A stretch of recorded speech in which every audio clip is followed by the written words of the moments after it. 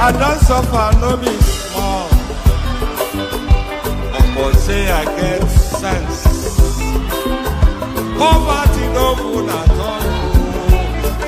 Now it make I join this business. For one night, no be it's once again.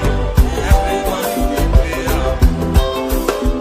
If anybody follow move, my brother, I go chop back. National airport,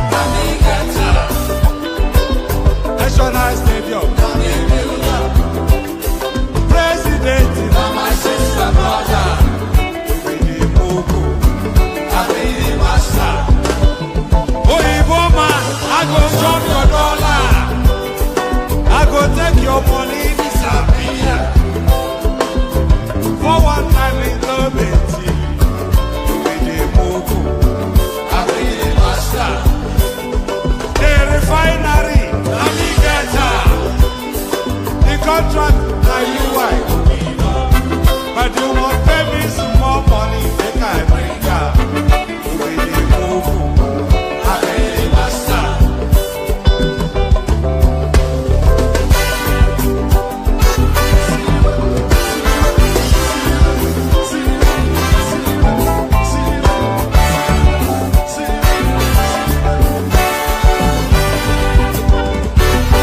When you won't pay why you then go say that you style. When countryman do you go, you know the shop. All I kill I die. Whatever you go find it, I say, I don't see them fire. That's why when they run enter my therapy, I go show them fire. National airport, National stadium, President, my sister, brother, you be the Mogo, I be the master. The refinery, the contract, now you why? But you won't pay me some more money than I bring up.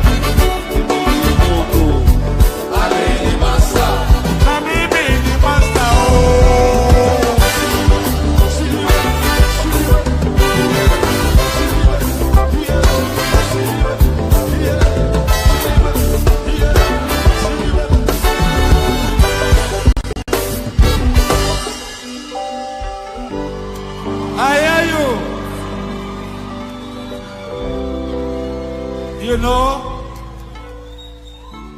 when I came here earlier for sound check, I didn't check the sound because I didn't have any interest in checking any sound. I know the sound will come.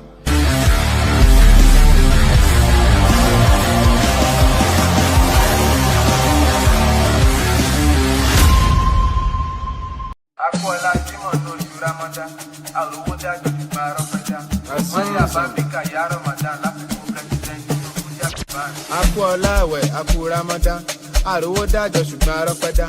Mọ́rí àbábíkà yá Ramadan, gbogbo ẹnu ló máa gbẹ bí àsìkò Harmattan. Olúwa dákun jọ gbẹ́bẹ̀ mi, benefit mo fẹ́ jẹ mi ò fẹ́ jẹ̀bi. Ẹni tó wà nǹkan àwẹ̀ kó má rí mi ní kọ́nà. Bíbẹ̀ kọ́ agba lámbà bí Olúwa bọ́nà. Báríkà yá Rasulullah, máàkì mi, pàdé lọ kí Jùmọ̀tì. Bẹ̀rù Ọlọ́run tákùlà, láìlà ìlàlà. Báríkà yá Rasulullah, máàkì mi, lọ kí Jùmọ̀tì. Bẹ̀rù Ọlọ́run tákùlà, láìlà ìlàlà. Àwẹ̀ tán ojú tajọ̀sán, Ọlọ́run ló mọye ládá 30 bag. Nothing should tamper with my ego, èmi mo lẹ̀sìn mi sẹ́ mo lè fi brag. Ẹgbẹ́ Ọlọ́run tóbi, Allahu Akbar. Ẹyọ̀ ń bá nábì, sallallahu alayhi wa sallam. Olúwa ló ń ṣọ́ wa, àwa ò ní ìdí àjọ.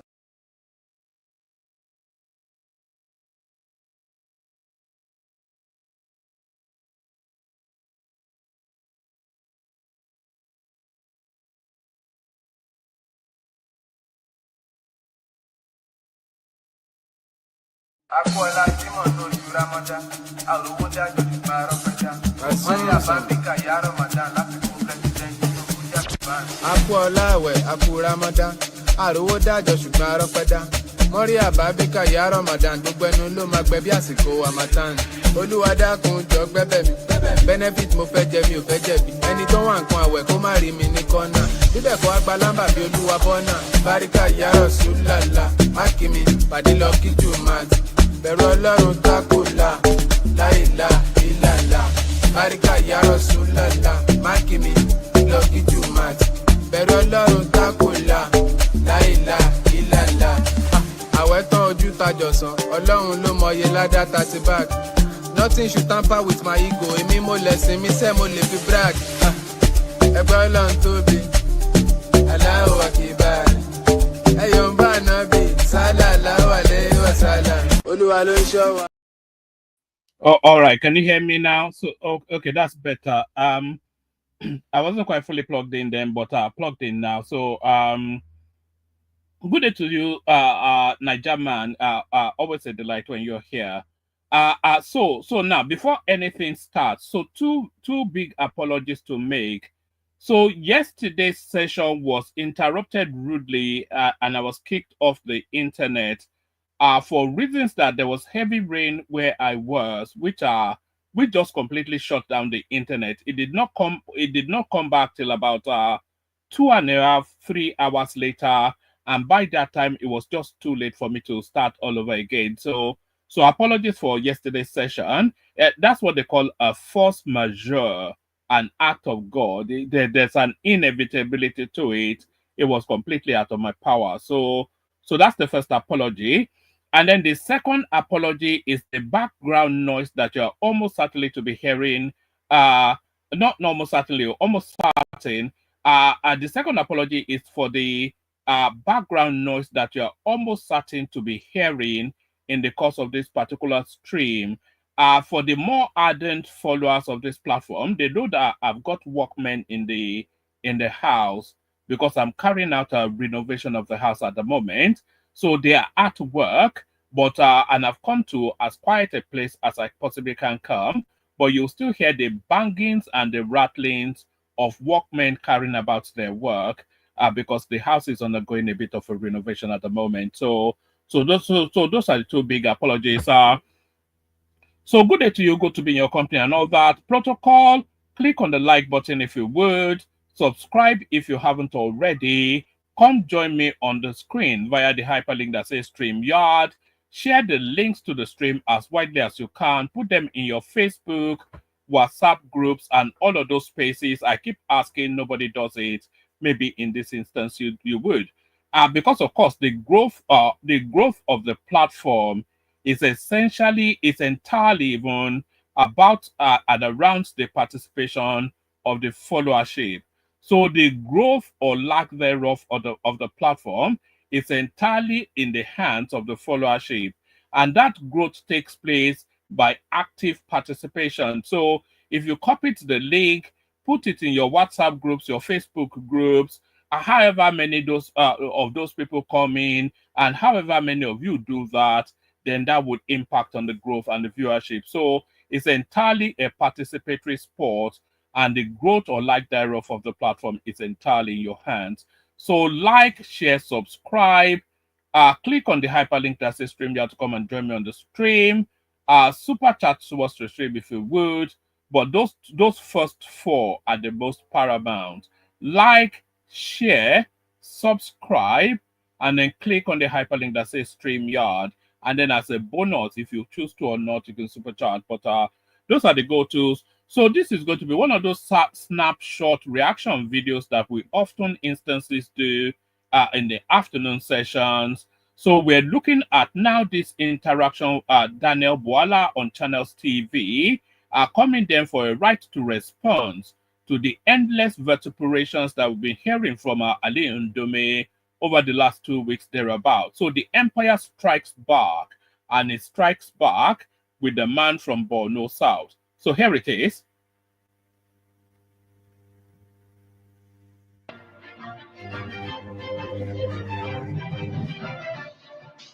Mr. Daniel Bwala, the special advisor to the president on policy and governance communication, is live for us. here in the studio. Thank you so much. Thank you for joining us tonight. Thank you for having me. You're a very good brother and friend. Senator Ndume came after you. I'm wondering what exactly, maybe both of you, if you trace it, perhaps maybe you have some blood relation. And no, you're from the same senatorial district, and your local government isn't too far from his local government. Yeah, so and I'm wondering what exactly the issues. But before we get into that, the reaction, and I know that the presidency has reacted to this issue. The court order was on Tuesday, relating to the records of the President Tinubu when he was in the U.S. in Chicago, and there are a lot of issues relating to the FOI probe. I mean, the investigation that those records should be released. If this happened, the court has granted these agencies and instructed them to do so.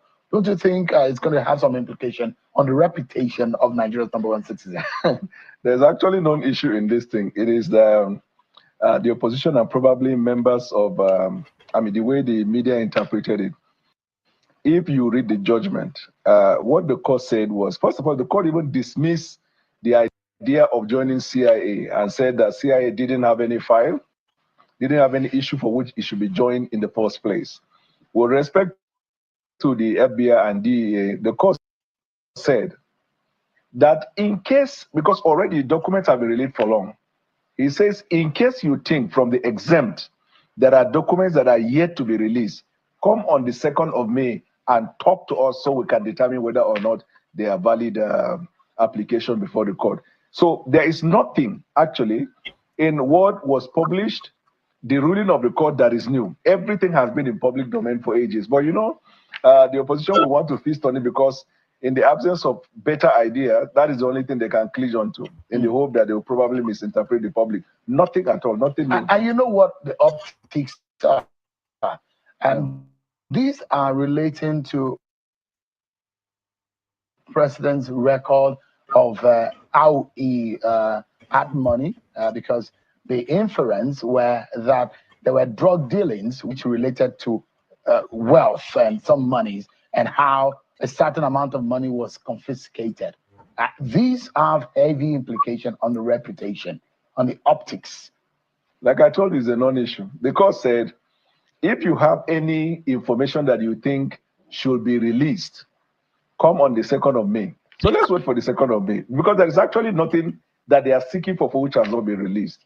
And it's a non-issue. I mean, it is intended to create unnecessary conversation as if there is an issue on the table. Nothing at all. So we don't want to. The reason why I'm asking the issue of optics, and because he's #1 citizen, and in any case, whatever that is done outside of this crime, the president has immunity. I mean, for you know, there's a thinking that actually thinks that this FBI files narrative actually lends itself to more to the advantage of Tinubu than anything else. So we're in the throes of we're 2 years from the elections now, and one of the key central opposition silver bullets, one of the key components in their armories, one of the potency of the opposition's armory is this FBI drugs narrative. So if that narrative is addressed now, 2 years before the elections, it does and blunts the potency of it. So these are FBI, Tinubu files, etc., it playing out now, it actually plays out to the advantage of Tinubu, because however it plays out, it cannot now be used as a potency in 2027. So it plays out 2 years ahead of the elections. It is dealt with, it is argued, and conclusions are reached. But then those conclusions then cannot then be taken to 2027 because the potency of it is being blunted 2 years ahead. So this FBI files now being discussed now is actually more to the advantage of the sitting government than anyone else. All the noise will take place now, but then you cannot then regurgitate them in 2027. So it may well be the shadowy hands of the evil empire that is the Tinubu administration actually orchestrating this? Criminal prosecution and all that, but the fact remains that this is the number one city. It carries the nation, the identity of this country. He's supposed to be the number one marketer of this country. If there are records from the United States connoting or inferring issues of drug dealing, issues of underhand dealings, monies through drugs, don't you think it's going to damage the image of the country? That's what I'm asking you. You know, you're an image maker. Yes, but it is fictitious, right? We deal with facts before the court, and we deal with substance. As of today, the substance of the matter is that the court dismissed the application to join CIA and say, with respect to the FBI, records have been released before, which you know. But if you think there is any other one that has not been released, come on the 2nd of May. And I can guarantee you can write it and then report it on that day. The court will come to a finding that there is nothing new. Everything has been released. It's not even a subject of conversation. I'm just being honest. What about the things? No, what about the ones that have been released? The issues that have been debated, which caused a lot of campaign matter. It was it was litigated, and the Nigerian people, after listening to everything, voted for him. Shaun, I came to reply to Ndume. Very soon you will say your time has come. Which we will do. Which we do. Of course, you know, when we invited you for a right of reply, these issues were not there. And I'm raising it with you because they are also very important issues. The other part that I would like you also to speak to is the issue of the campaign billboards. These are members of your party, isn't it? And I am not in a position to tell whether it is members of our party or not. I have even more reason to believe it can be mischievous. But for whatever it takes, we who believe in law and order, and we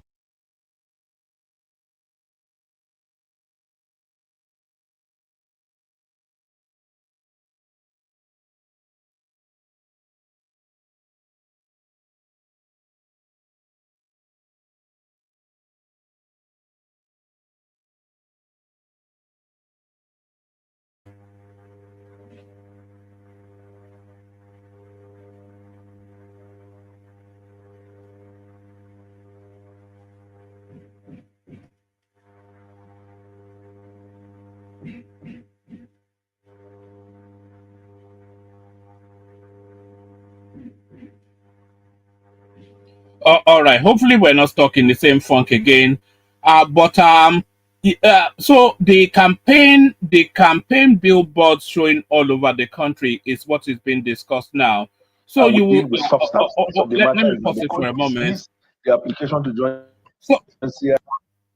So the campaign billboards that is being seen all over the country now is what's being discussed at the moment.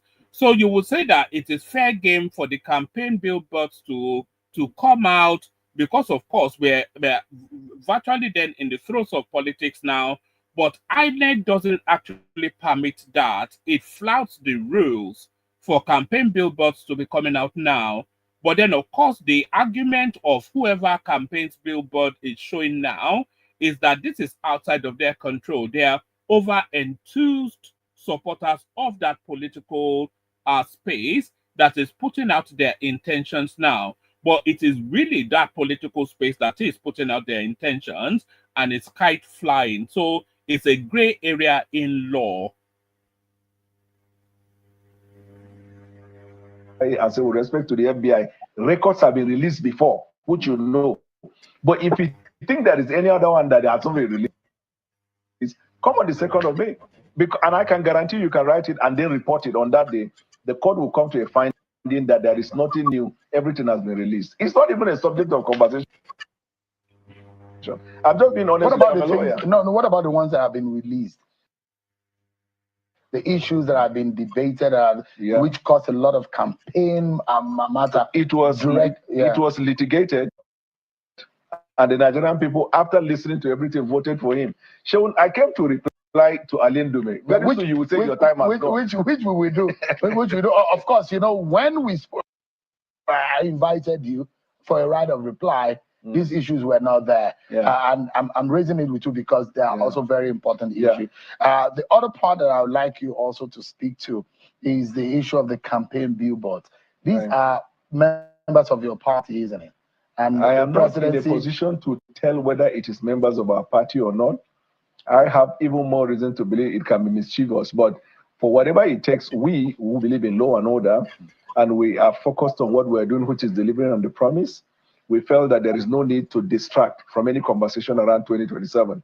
The only set of people that are busy about 2027 are the coalition for a wild goose chase. The people that went to Buhari and wanted to misrepresent their visit.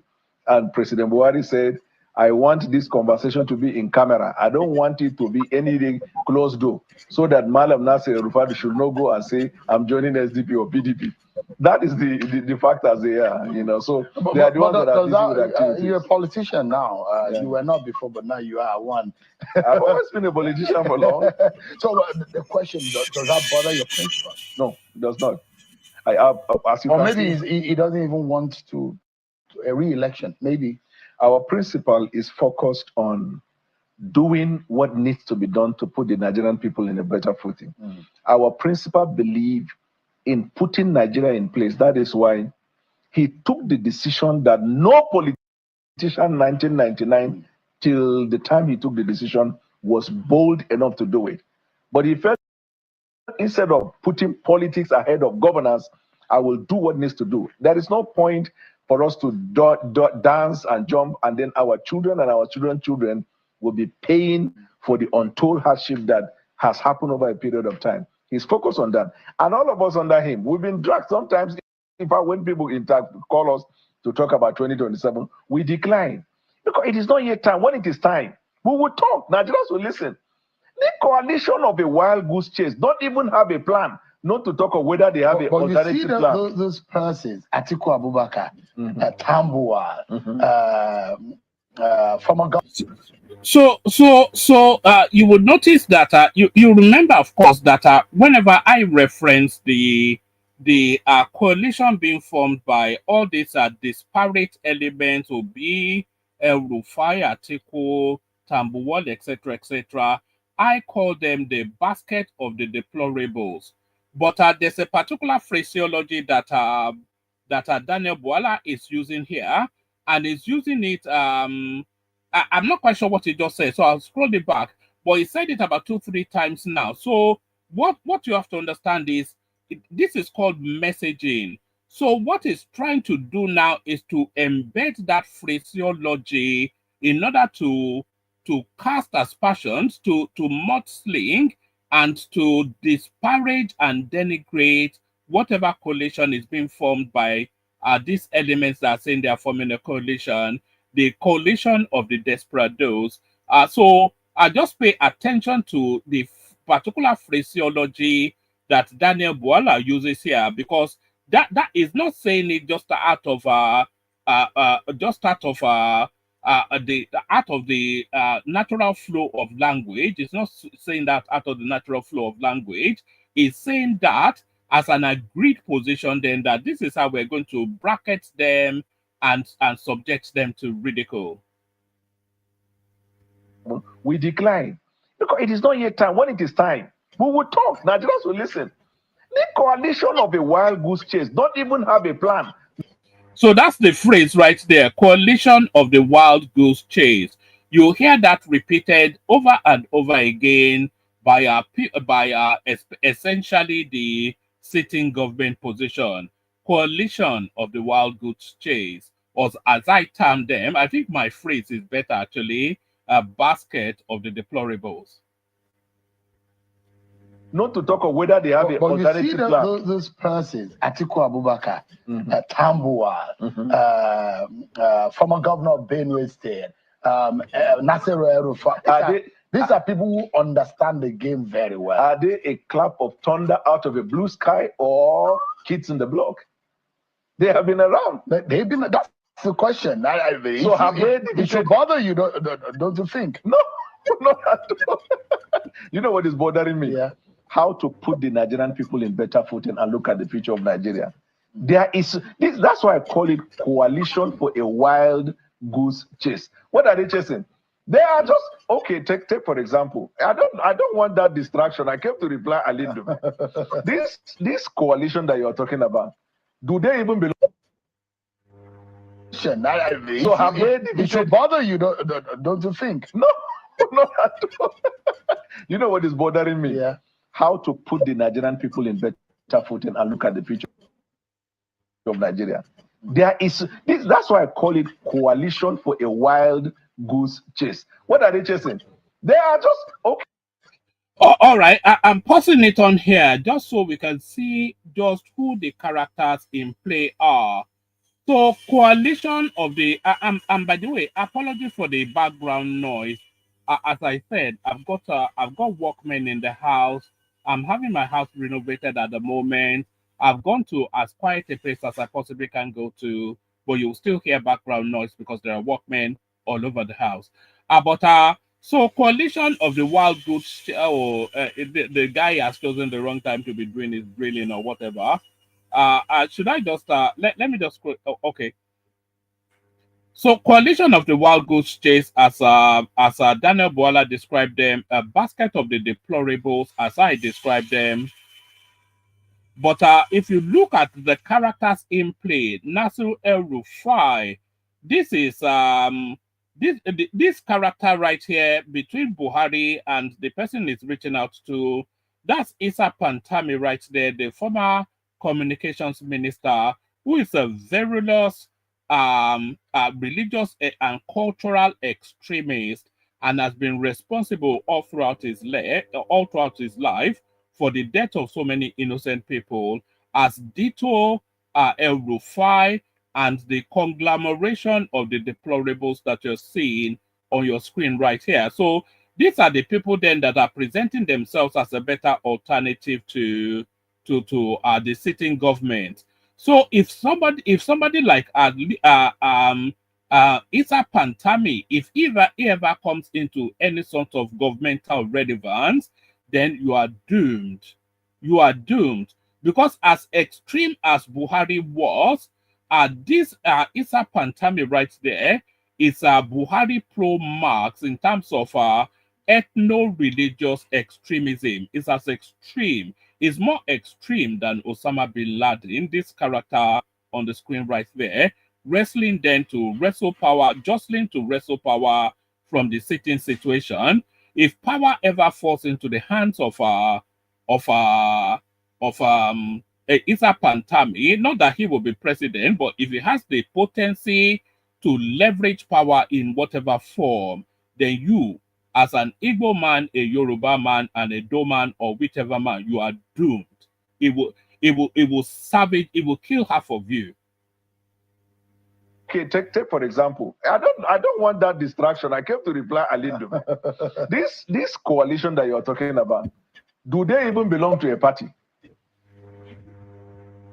If you want to make a full-time income from home working part-time,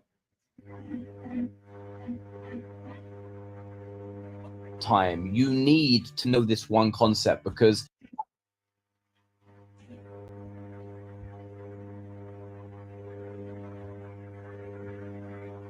this one say come to my own, this one say come to my own, this one say where this. That is why they are doing everything possible to clinch to anything that has to do with President Buhari, because they feel by doing that they will push an uptick. And I'm glad the way he gave them a pushback. Who else? Where else? Where are they going? Where are they coming from? You hear that the CDC bloc of the APC are considering an exit. Considering? Have they considered? They met with the president, the former president. They never told President. In fact, Buhari said, I am a committed member of APC and I'm in fully support of the government. But this line of the conversation came up. I remember that I had this conversation prior to the APC coalition that came into APC, became APC coalition in pre-2014. And that's how the PDP dismissed it. No, it will not. Yes, but I'll tell you the difference. Yeah. A pre-2015, it is the association of like minds with better alternative. What was the alternative at the time? They felt that there was waste in government that is need for redirection. The nation was ravaged by insecurity. Nigerian people were fed up with that government. So they came with a clear-cut mission, vision, and statement. This coalition is association to grab power. Yeah. That's why you see Peter Obi over there will say, so you see, You see, I'm not the only one that mocks Peter Obi's retardation. I know it is not form, it is not good manners to mock somebody's affliction, but Peter Obi lends himself to that the way he presents himself. So it is not only me that mocks Peter Obi's retardation, everybody mocks his retarded way of speaking.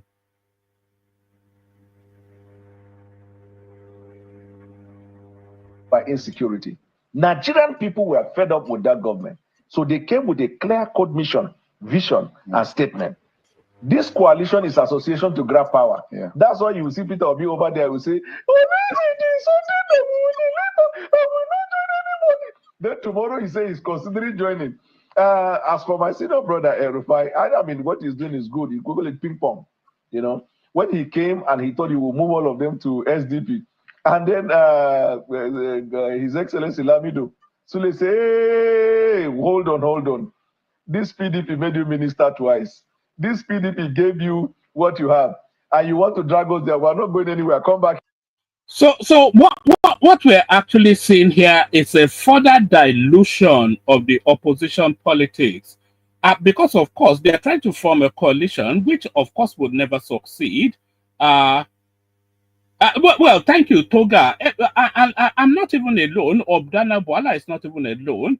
Everybody mocks Peter Obi's speech impediments, not to mock his retardation, but to mock the low IQ in function and the graduate what's it called? Shoyinka referenced all those months ago. So yes. So what is actually going on with this coalition that they're trying to form? What is actually going on there? It's still placed to the government space because it's a further dilution of an already weakened opposition vote. Because I'm saying an already weakened opposition vote because, of course, whoever is sitting in government would have scored more in terms of votes than the opposition spaces. So now, what you're seeing will be a further dilution of the opposition votes. The session I was actually looking to bring you yesterday, actually, there was a clip. Let me see if I have it, and I'll just play it just to make the point. Let me play you this clip by Bode George. Like as if it's a private fiefdom. Doesn't work. But George, let me quickly, away from the state of emergency. On one hand, Atiku Abubakar has met with, alongside Tambuwal, El Rufai, and a few other persons. Atiku Abubakar met with former President Buhari, and he confirmed that he's working and talking to other people for the purpose of a coalition or working together with other political parties. On the other hand, the governors are saying there is nothing like that. No merger, no coalition. Is it that Atiku Abubakar is on his own? But one will imagine Atiku Abubakar is the leader of the party as of today. No. If he is the leader of the party, he would have waded into it. All right? The fact that he was the presidential candidate at the last election, all right, doesn't mean is a bona fide fixated leader of the party. If he is running for his own private interest, it's different from the interest of the party. You don't think Atiku Abubakar could be the presidential candidate of the PDP in 2027? He cannot be. This is what I'm saying. That for 8 years in the north, there should be 8 years in the south. That is the dictate. That is the doctrine of the platform of PDP. I can't say he cannot contest. He can go to any party and take up because it's his constitutional right. But if Atiku becomes he's done.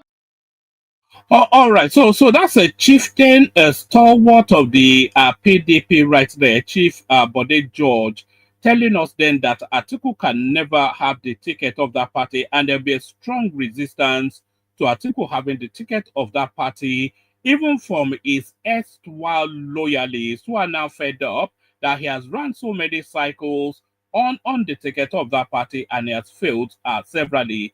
So Atiku unlikely to get the PDP ticket, but Atiku still, because this is his last chance of this desperate quest to be the Nigerian president, this is his last chance. So Atiku will be on the ballot, but is highly unlikely to be on the ballot of the PDP. So Atiku will be on the ballot. So he will have to search for another portal, another space to be on the ballot of, and it's unlikely he could go to the SDP and be Atiku. You know, there are kites being flown. Let me see if I can find that kite actually. There are kites being flown now of an Atiku Abubakar and a Rotimi Amechi ticket. So, but that kite is being flown, but they are not associating it yet with a political party. But that is to tell you then that Atiku almost certainly will be running as a presidential candidate in the upcoming election. So, but which party is Atiku going to be running on? That's the question. Let me see if I can find you that kite actually, because they flew this kite just a couple of days ago. Let me see if I can find you that kite so that you can see what I'm saying. Yes. All right. All right. Yes. So here is the kite right here. So you can see it says the comeback ticket Atiku Amechi 2027. It says Rise Up Nigeria Movement, Atiku Abubakar President, Chibueke Rotimi Amechi Vice President. So that's the kite that Atiku is flying at the moment. So that is to tell you then that Atiku will be running in 2027 as a presidential candidate, but it's highly unlikely to run on the PDP ticket. So you have an Atiku Amechi, Atiku Rotimi Amechi ticket, almost certainly to go under the SDP space. So you have that ticket. You have Tinubu, and one other, almost certainly Shetima. So that's another ticket. You have PDP, a candidate and a vice, so that's 3. And then you have the Peter Obi space, Peter Obi plus one other from the north. So that's 4. So whereas we had a 3-horse race in 2023, whereas we had a 3-horse race in 2023, we're going to have a 4-horse race now in 2024. It's almost certain that we'll have a 4-horse race in 2027. But where are those votes going to be taken from? They will take a little bit of votes from the APC. So votes will leave the APC because, of course, people looking to backlash against the government. So votes will leave the APC, but where will they go to? So those votes now are going to 3 likely spaces. The northern votes leaving the APC will go to Atiku Abubakar and the PDP, because the PDP almost certainly will present another northerner to counterweight Tinubu. So that dilutes them, whichever vote leaves the APC. And then whichever northern vote is coming to Peter Obi, that's diluted as well. So the opposition vote dilutes itself even more, whereas they won't hemorrhage that much from the sitting government. Do you see? So all these political formations is still aligning towards the APC. I hope that's not too convoluted for you to understand.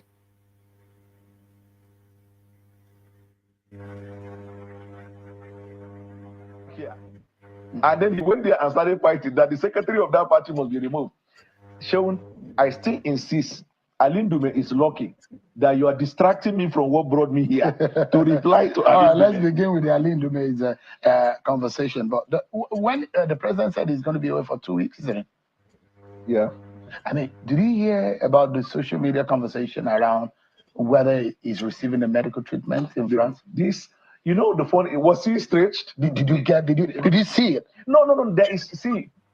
The social media is a presence. Sometimes in social media, somebody will be tweeting.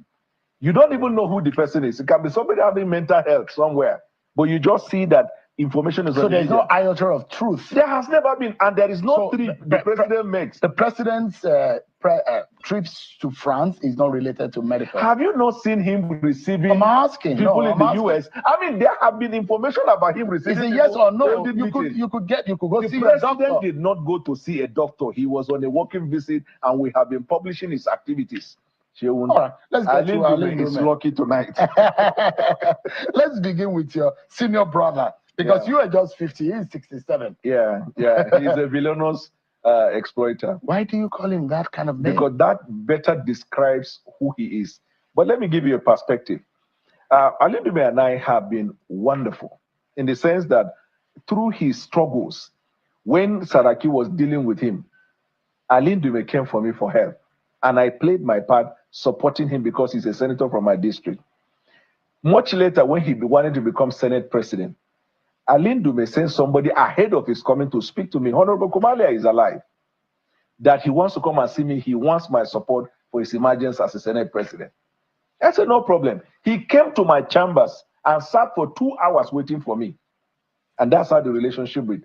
There is no record anywhere I've ever had problem with Ndume until 10th of January 2014, when I met with Mr. President. Everything changed. He started going about telling people like that they want to replace him with me in Southern Borno because he couldn't get access to see the president. He will go to the TV house, he will go to this one, he will speak about me, whole meetings and the rest.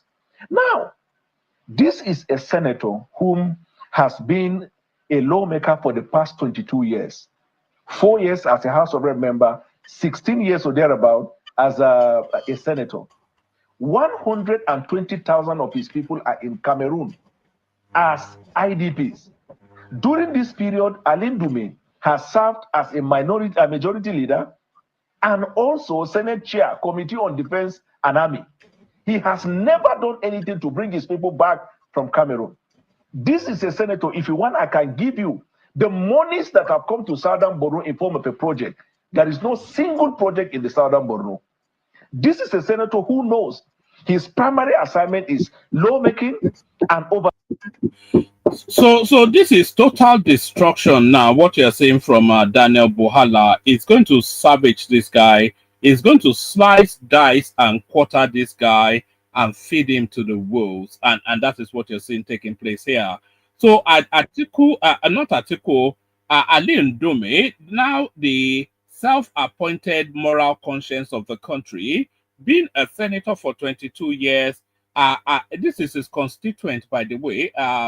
Daniel Bwala is a constituent because it comes from the constituency that Ali Ndume represents. So Daniel Bwala is a constituent of Ali Ndume, and he's coming back here to report that in the 22 years that Ali Ndume has been a senator, not one single project has he influenced to come into that space, or has he even funded to come into that space. 22 years. The place is a den of iniquity. It's a hotbed of insurgency. The place is like a desert because insurgency has cleared the people into our foreign countries to be refugees there, and he has not done anything about it. But what concerns him, though, our departments within the CBN being moved to Lagos. This is what it runs around the media house is talking about. Tinubu appointing people of his own ethnic stock as part of the broader mix of his government. This is what agitates Ali Ndume's mind. So his people's well-being, and it just doesn't matter. And for all of the monies that has gone into that space, none of it has gone towards the development of the people. Not me saying it, not a random person saying it. It is his constituent, Daniel Bwala, that is sharing this information. So sliced, diced, drawn, and quartered, Ali Ndume. Oversight. He has never had a bill passed. He has never. 90% of his bill. Yeah, 90% of his bill. They don't even get to reach second reading. They'll be dismissed. Not to talk of bringing it for debate. He goes about parading that says the bill that brought about the Northeast Development. Can you imagine that? A senator for 22 years has not had one single bill passed. Just pause for forget the partisanshipness of politics and reflect on that as just an appraisal of an employee. In 22 years, a senator who has been a leading figure within the Senate for a good abundance of that 20, it was in the Senate for 16 years, or a parliamentarian for 22 years, not had one single bill passed. But what agitates his mind is the amount of Yoruba people in Tinubu's administration. Development Commission, he was one that sponsored, and it's a lie. It is Senator Yako. This is a senator. If you go to Southern Borno, there is not a single thing he has done. I mean, single in the literal sense, not even. But would that be fair for all the years that has been National Assembly? That's what I'm telling you. We've seen him tour that senatorial district. Let me even tell you, reaching out to the people. Reaching out, doing what? Look at all that has come to his constituency. The pictures there. Okay, look at. So is that going to visit people there? Is that a project? Monies have gone to that place in form of a project. I can forward them to you. Not a single one. Even the borehole he said he opened, the boreholes are dried. This is a senator who's stuck in trade. Is to cause strife and division. So this is what he does. Anytime he's going to be called upon to account for his time in the National Assembly, he will look for a national issue and distract by trying to portray himself as a populist, as somebody who is an advocate for the people who are going through trouble. Have you ever seen Ali Ndume in any protest? Have you ever seen Ali Ndume participated in any activity that suggests he cares for the young people? That's why I say it's a villainous exploiter. Look at that definition. Wicked manipulator. That's what it means. And look at National Assembly, for example. For all of this period he has been in the National Assembly, he has not contributed anything. He has served in positions that he had the capacity and opportunity to do good. He has always been a nuisance to any Senate, whether 9 Senate, 10 Senate, 11 Senate, whatever it is, he has been a nuisance. He was the Director General for Senator Akpabio. Few weeks after Akpabio emerged, he wanted. So he has always been a nuisance to at whichever Senate that he's ever had a presence in. So, so a professional idiot, not my words, the words of his constituents, Daniel Bwala, a professional idiot. There's something he didn't get. He became a persona non grata in the National Assembly. This Senator Natasha, she's not up to 2 years. But what she has done in her constituency is more than what Ndume has done for 22 years. But I challenge him to come and tell you what he has done. Mr. Bwala, you wanted to be senator, the same seat that Senator Ali Ndume under the SDP, but you lost, and he said, look, you don't even have that. You are a paperweight, you're a featherweight when it comes to politics in Borno State. First of all, that you have your eye. I mean, he says, look, your matter is not something to discuss.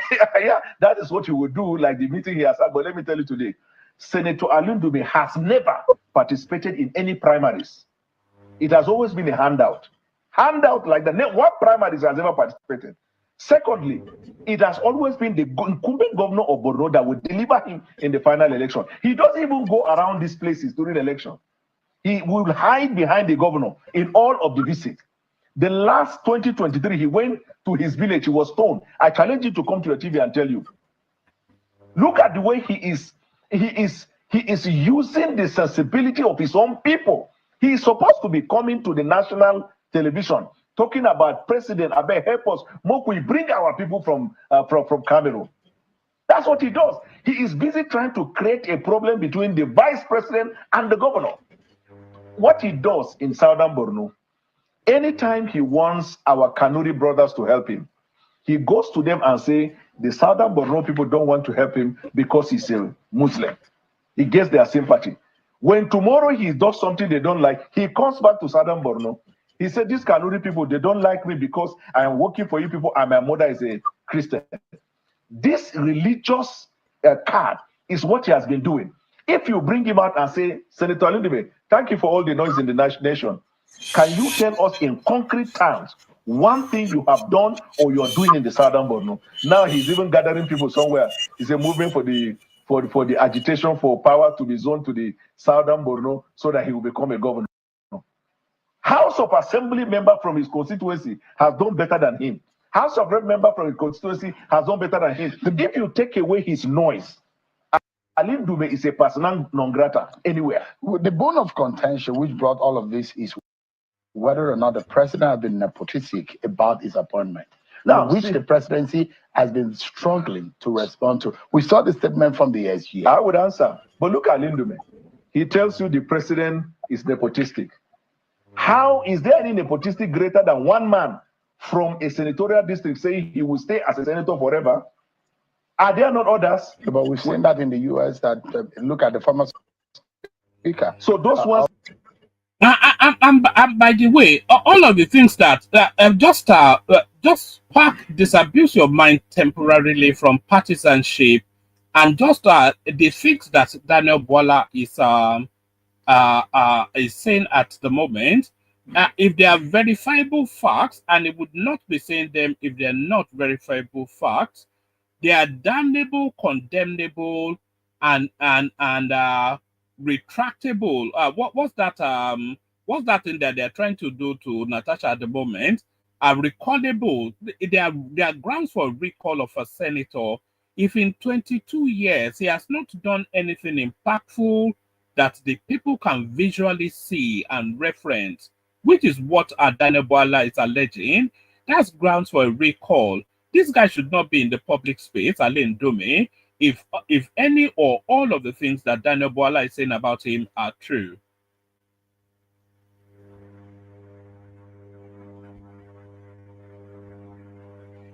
Are impactful.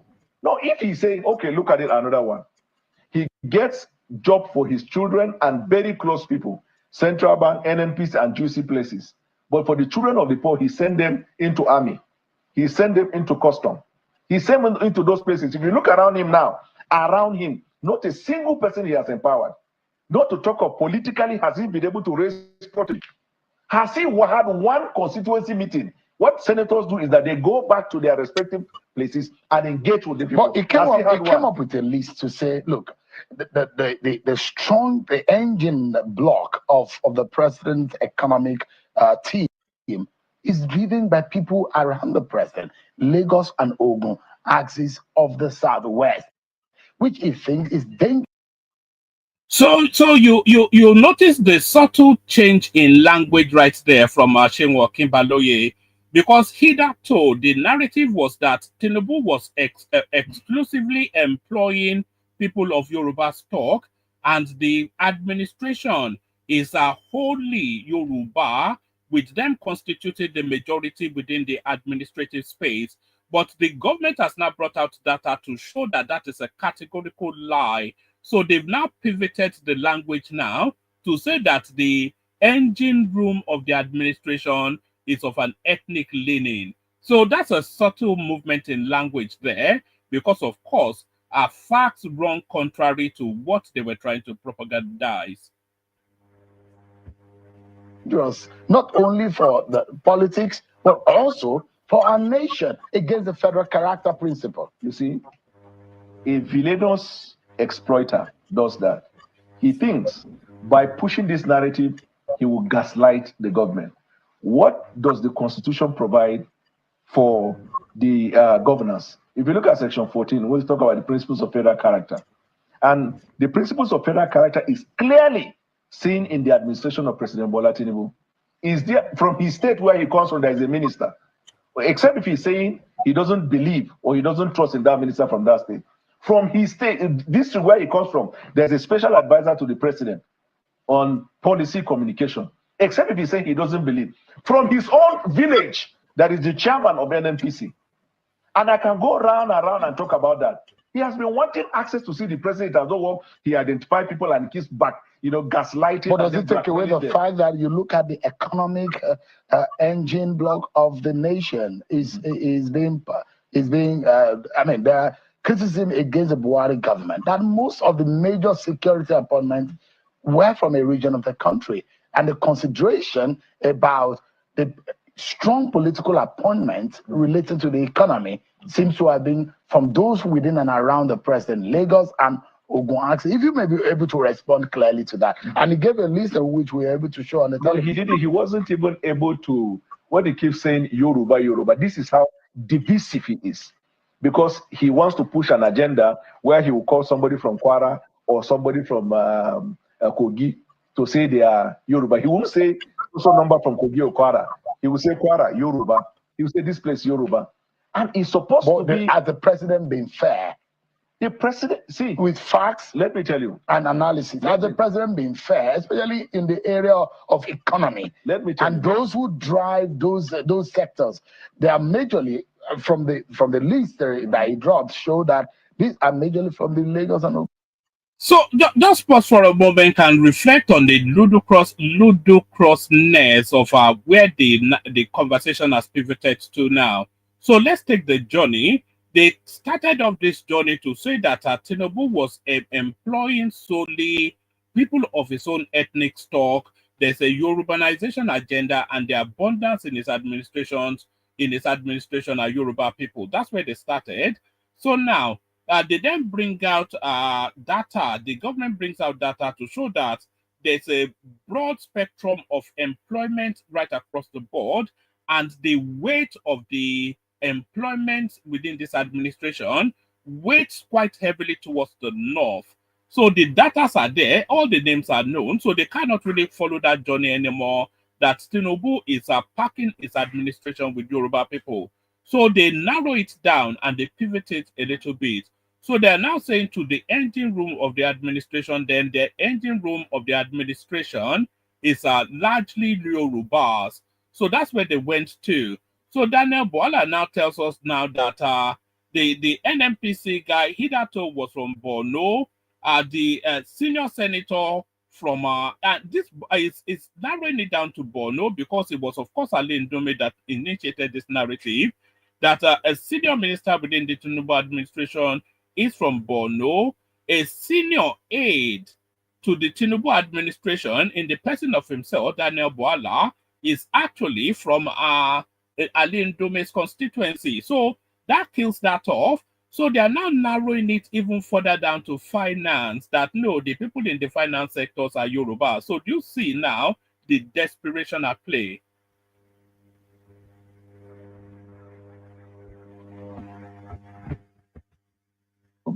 So if he's saying that, go and check the list of appointees under Buhari. On the economy, majority of them are from the Southwest. So his talk go to no issue. So you're saying that the president is right to have, had more people within that sector. In one. Let me give you a good scenario. Where in this country is most. And by the way, it's a misnomer. It's a misreading to say that the appointments in the financial sector are from the Southwest. That's a lie. That doesn't. The facts hold contrary to that, because when they're talking about the financial sector, they're essentially looking at the narrowness of two appointments: the CBN governor and the coordinating minister for finance and whatever. So they're essentially speaking to Wale Edun and Yemi Kadoso, but the CBN and that ministerial position is not the Nigerian financial sector. We have an abundance. We have the Security and Exchange parastatal, which is a key component. We have all manners of financial related parastatals that handles the finances of Nigeria, and you'll find that not less than 10% of that particular sector is actually of the Southwest stock. But Daniel Bwala, maybe he doesn't have the information to hand, but he's not tackling that. He should take that on frontally. The financial sector you cannot narrow it to two spaces and say it's only Yorubas. No. When you're not an obedient who's not able to think. Was hit by insecurity. The Northern Nigeria. The Chief of Defense Staff, the Minister of Defense, substantive, and the Minister of State, where are they from? It's strategic.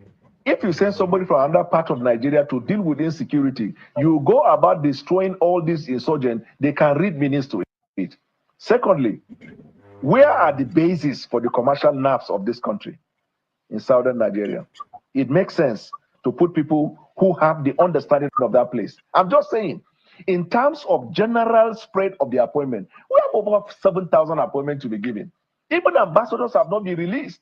Many more people are going to come into government. Your colleague Sunday Dare pushed out a few lists, but there are errors in it. Yeah. And it's been withdrawn, and he said he was going to release an updated one. Well, we've not seen any updated one. It will be released. Which show that this government needs more clarity and transparency. I'll give you an example. In the manner in which the communication. There are appointments that comes from the office of the SGF. There are appointments that ministers make. There are appointments that comes from the presidency. And there are certain appointments that even come from agency heads. If you are going to have to collate them together, you need time.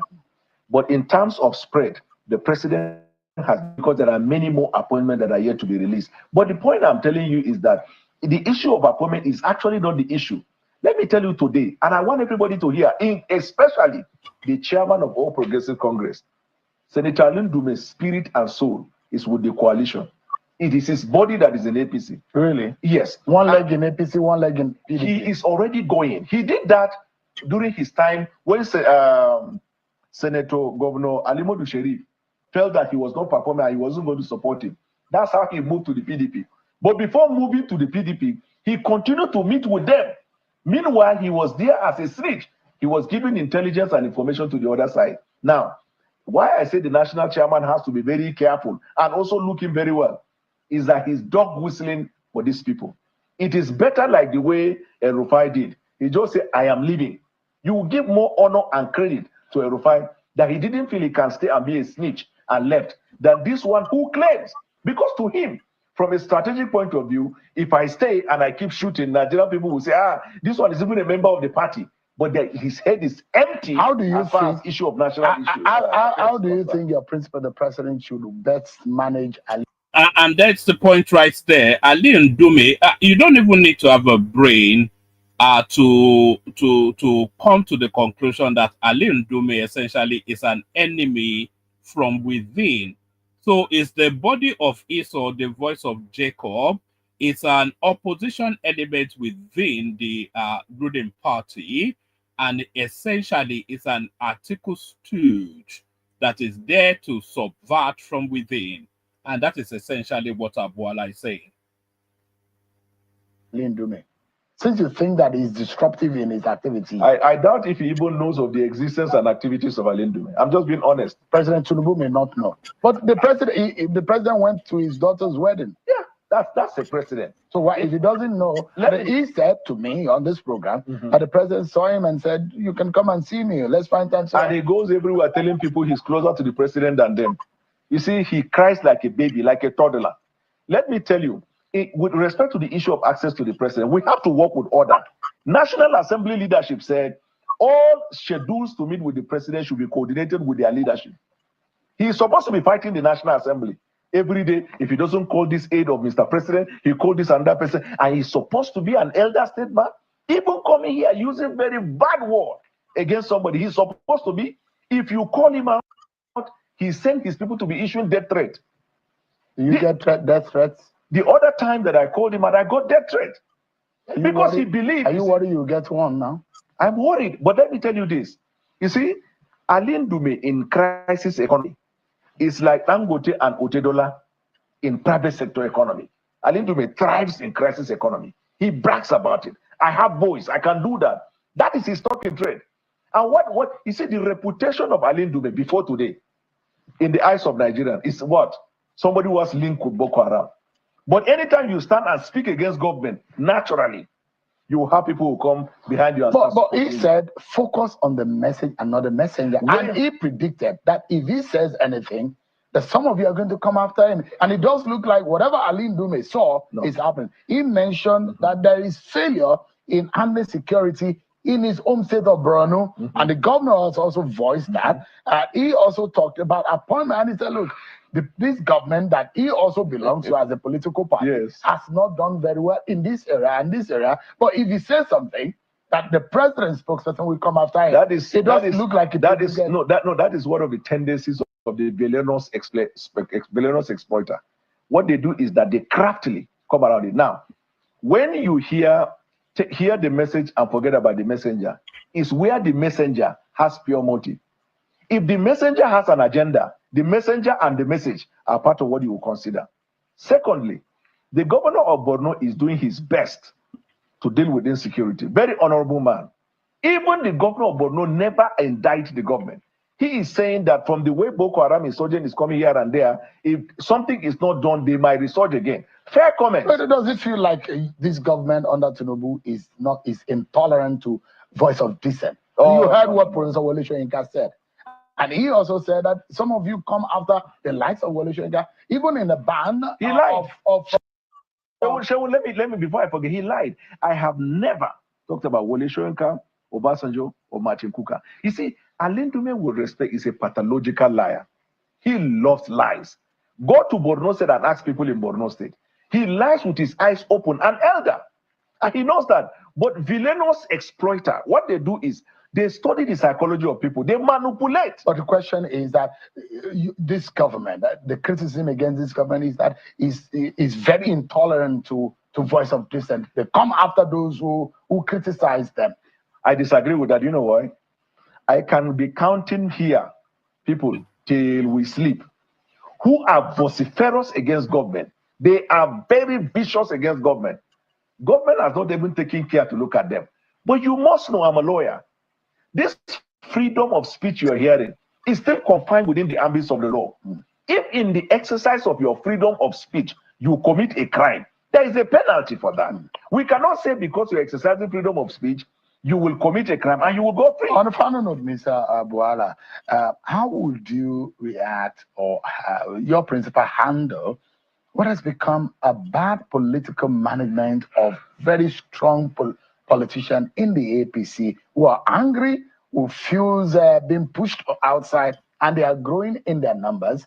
And we're getting into the second year of this government. In the next 1.5 years, it's going to be more difficult for this government to be able to politically stand on its feet, considering the heavyweights who are angry on the inside. It does look like there's an implosion in the APC. On your final note, the party has been busy listening and dealing with cases as they come. Very mature and responsible people in the party who express their grievances are being approached and talked with, either directly by the party, leadership of the party, leadership of the National Assembly, or government. The president is a collaborator. He believes in dialogue. The president has not taken any step, has not said anything that will invalidate the wishes of the people. But you must understand that a political party of numbers and people, all interests cannot be the same. Sometimes, if you're also considering others who've never been considered before, people might feel bad. So, but look at all of them who are very mature in the way they're handling issues until the villainous exploiter came and decided that he would be their vocal cavity, jumping from one TV station to the other, when he should be dealing with constituency matter. And let me tell you, on the last note, recently, our people, Southern Borno, talking about issue of whether I have grassroots or not.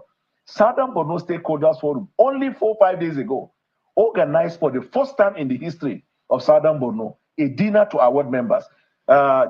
Justice Ibrahim Auta, retired, former Justice, Chief Judge of the Federal High Court, General Buratai, Betara, distinguished people from our place were honored. He didn't make it because they couldn't see anything in Southern Borno to point at. He couldn't make it. Did you make it? I was honored. So you think you are seen in better light than your senator? Exactly, because we are looking at meaning and quality, not name. Would you run for Senate? I'm not interested. That's what I'm telling him. If your principal asking like a dog, if your principal asking you to run, would you run? The principal is not talking about election. He's talking about governance. All right, Daniel Bwala, thank you so much. And there it is right there. So that's Daniel Bwala, of course. The topic, Ndume, sliced, diced, drawn, quartered, ravaged, and savaged. So that is Daniel Bwala then putting the death nail in the political career of Ndume. So we're lucky to have the presence of the elegance that is Baba T. Always a delight when Baba T is here. And the elegant man himself, man of prestige. There's the prestigious man himself. So good to see you, gentlemen. Thank you for your patience. So to the conversation, then that is there's one thing that rankles me. All these people now, they run around, they go and make these outlandish commentaries on the national space, and haven't made these outlandish commentaries. They'll say, look, the government is going to send their attack dogs after me. No, if you make an outlandish comment, then of course it is embedded in that the response that will come swift and fast. So forget all of that nonsense. And when did Ali Ndume become the champion of the people? His name used to be linked with Boko Haram. His constituencies are hating him. They've always been rigging him in under the covers of whichever the sitting governor is in that state.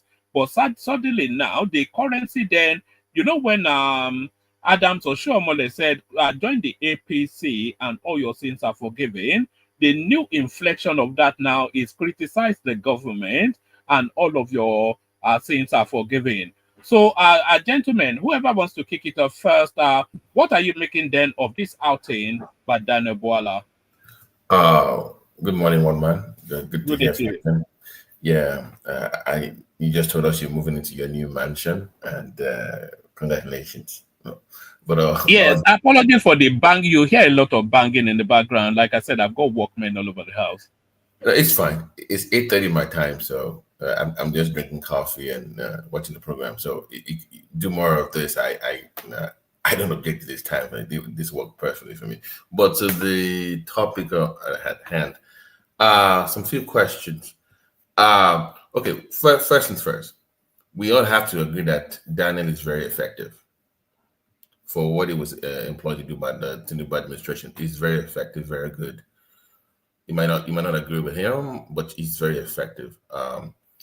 And I'm going to have to do my own research because he said Ndume hasn't passed a single bill in the past, is it 12 or 14 years in the Senate? 16. Can you imagine that? Yeah, that one man. If that is true, that's grounds to recall him, actually. Yeah, that is god awful. So the question is, how did you win the second term then? So I would like to look more into that. What Daniel said was that he hides under the cover of the sitting government or the sitting governor in that space, and then he uses the aura of that governor to rig himself back in. Which is troubling. So, and he did say that there is a more, I mean, clearly we can say that there's a more than the APC is really working for the opposition. Now, I don't know which opposition. I mean, you said Atiku and the so-called coalition that probably would be in the SDP. Most likely would be in the SDP. But you brought up a name earlier that I was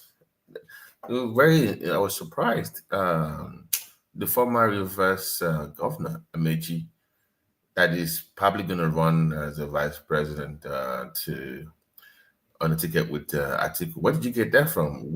How did you come up with that name, man? And why?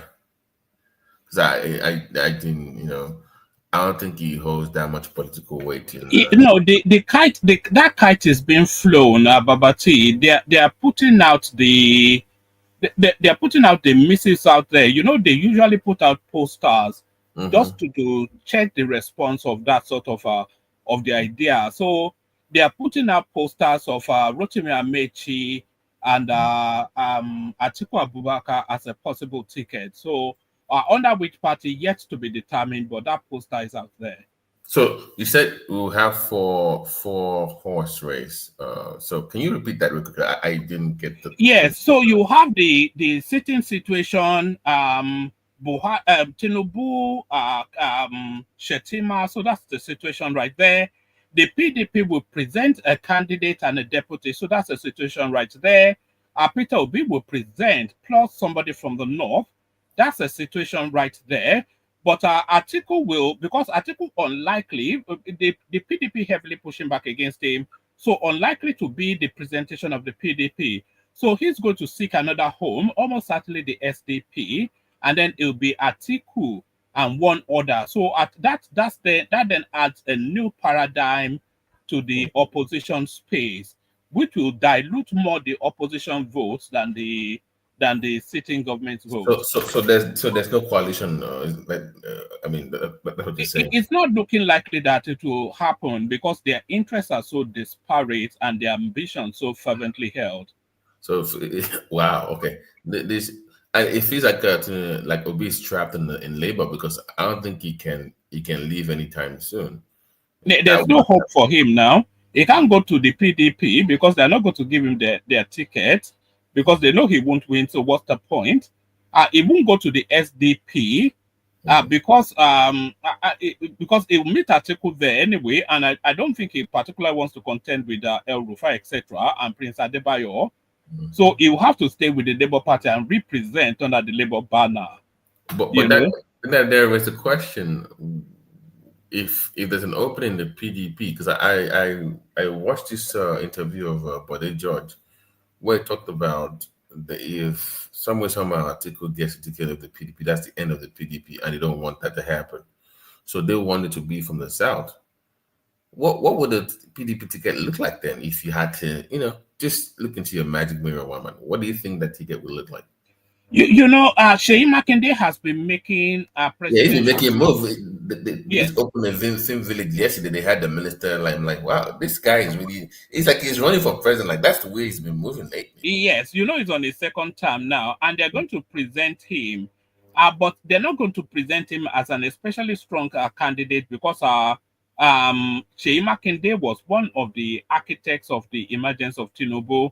So they're going to present him to remove the PDP northern candidate and then to dull the votes of the PDP.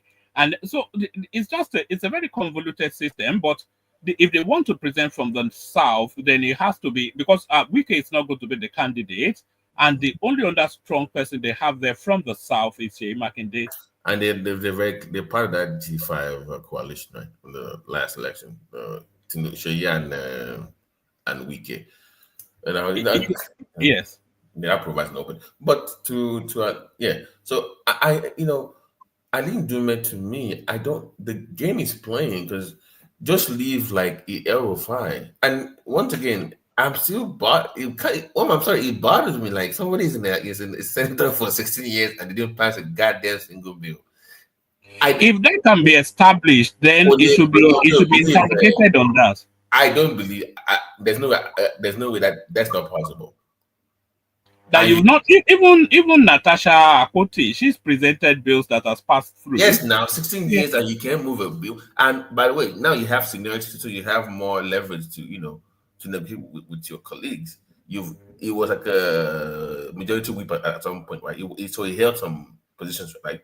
So you still can't leverage it to get things for your people for 16 years. I don't want to believe that. But the race for 2020. But what's even more damning is that he has no constituency projects in 16. Exactly. Years. And what? No, I mean, if I believe, I'm gonna look at it myself. I'm not gonna until I. Daniel Bwala would not say it if it's not very. It's from that constituency. Can I come in a minute? Yeah, of course, yes, come in. One man, when we come here, we just made a claim. This Daniel Bwala, spitting all this nonsense, just for political gain. And, we know who he's supporting. I mean, everything he said, particularly when it comes to Alain Ndume, I'm not an Alain Ndume, fan. Go Google it, fact check. I mean, this man has sponsored several bills. And you believe in this, moron coming out here, No, it's not sponsored. I have it here with me, one man. It's not a debate. I have my fact check. Yes, no. Can I read it to you? He's just lying. Before you read it, just be in alignment with what's being said. It's not said that he has not sponsored a bill. It said that he's not yet had a bill go through. He said all of these bills. He has. They've not gone lying. Through. Okay, what bill has he put on the? He's lying. He has a Peace Corps bill that was established that passed through the Senate that he sponsored. I mean, several of them. This man has made. I'm not. None of them is. I'm not. None of them is my fans. We know how politics go now. Come on, one man. Don't believe it. President, I raised that point. So can you be more specific? Just give us 2 or 3 bills that he actually pushed through. Because I want to know. Just be more specific, please. Okay, the state has sponsored several bills, including the push through. No, not sponsor. No. The one that went through, passed. Okay. Yeah, through the Constitution, and it went through the Peace Corps bill. It went through. The Electoral Act Amendment. The IDP. The vote that went through. I mean, that man has done something. I mean, he has been in the assembly for 22 years. not 16, 22. I mean, can you just come when somebody makes such an utterly, nonsense claim? Can you even believe it? Man of prestige, let me ask you. Bwala, when Bwala just a few months ago, when he was supporting Obi and he was speaking for Atiku and everything, you are busy scaring me up. Anything that I said that time was true. You don't This even same know I me. do. Why would you Let say me something finish. like that? You Well, let don't me do know me. what I'm saying. What you are accusing them of. You are notorious for it. When this same Ndume, when he was championing Akpabio that time to become the senior president, I know what people are saying about him. Why would Now you it's say your what mistake. you? Why not say what I said? Why not say what I said? Don't come. Now, he's a good man. He has sponsored so many bills that has I'm not passed through. saying. Calm Agree? down, brother. Calm down. I'm not saying he's a good man. I'm just trying to point out the fallacy that man come here to portray. Somebody that has been in the assembly, in the And National Assembly, Prestige, before for you even go 22 on, years. He you need has to not respond sponsored any to. bill that Hold went on, through. That's why hold when I on, did my Prestige. fact check, Prestige, hold just to on, see please. if there's any atom or two to what he said. I mean, I don't care for any one of them. Why do I care? But I'm just trying to let you know that this is politics. Everybody does it. Let me no, hold on now. Let me ask you one thing you said on this platform, and we have you on tape. Remember when the Lagos Calabar thing issue came up, and you said that first kilometer was not real; it was AI generated. Remember when you said that on this show? Yeah, I said that. Do you still I said it. do you want to put that back and apologize to people, or you still want to stick by that they see AI? Well, I've not really gone into to see what they have done in it, but I had a party of completely. No. But up to today, I still call it as an Hold on elephant now. project. Hold on now. So to you now, it's still AI is not real yet to you.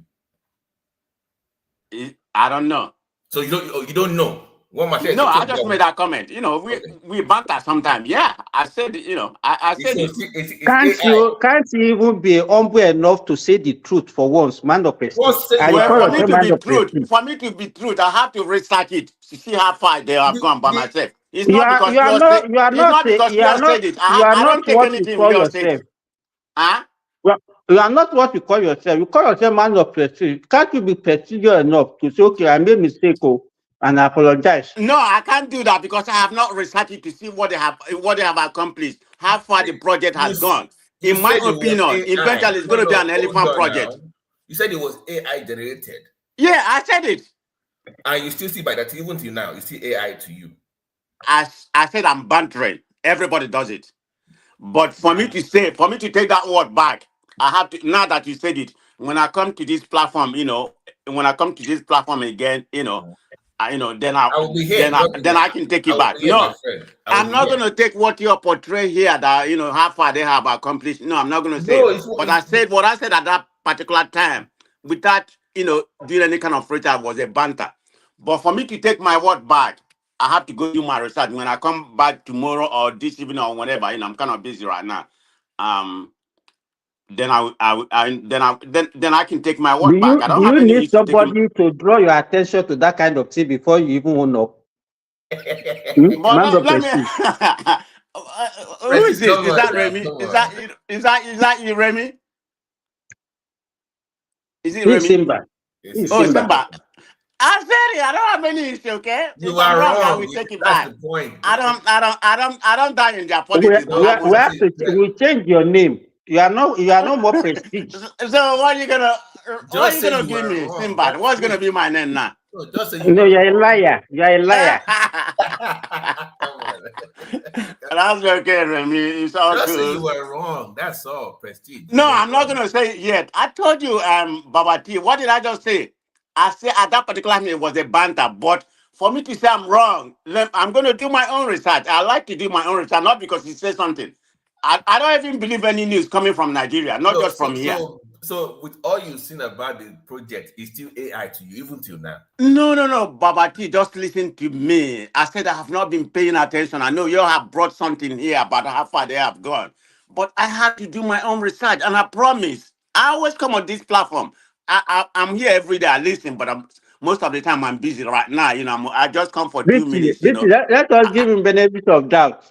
Yeah, give me the benefit of that. I'm I about to hope leave. I'm you'll be drinking a humble coffee. enough to own up. Baba T, I'm drinking a coffee like you drinking it.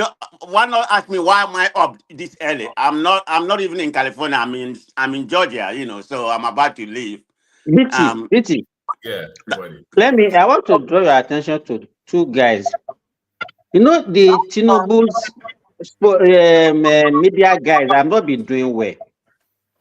But with this Bwala, and even Reno, what Reno is doing more work for Tinubu than what even his media aides are doing. Yeah. And I don't know why, because most of them are just too quiet. They don't even, it's only Onanuga that talks occasionally. And I don't know what those guys are doing and why is he looking at them? Because they don't, it's like we're back to the Buhari days of where he does a lot of things, but we don't hear about it until like years later. Like, wow. You know, BT. There's something in what Simba just said there. You see, a lot of these media aides, they're good at the politicking of it, but they're not good at front end engagement, like Bwala, Reno Mokri, etc. If you've ever heard that Bayo Ononuga, if you've ever seen him come on TV to try and explain, he always struggles. You know that some people are not just they're not good under the glare of the headlight of the spotlight. Then get somebody that can get then get somebody that can do the job. Yes. Then get somebody. Bwala is the only one really that can engage So with the media. somebody that can do the job, somebody that come on national TV and be lying. Everything he said is like a hogwash. No, that's the best person. Hold on. Propagandist. Hold on. To the highest level. My brother, hold on. I just said, one man said, some of them are good with the politicking, but we're discussing actual achievements of the government. It's not about propaganda now. We're not discussing the part. I'm saying, in terms of, like, look at what happened with the Lagos whatever project, where even people online, all this Bwala one guy on YouTube were doing a better job informing the public about even than the federal government. People get more info about those projects from YouTube than the FG. That's bad. That's terrible. That's the point that we are making here. That you, as a federal government, need to do a better job of getting. There's one guy that the Freeds used to invite. They call that guy Bongolese. This guy stays in Canada. If you see the way this guy talks, Simba, Bongolese stay in Texas. I know Bongolese. Okay. Yeah, I just want to correct you. Okay.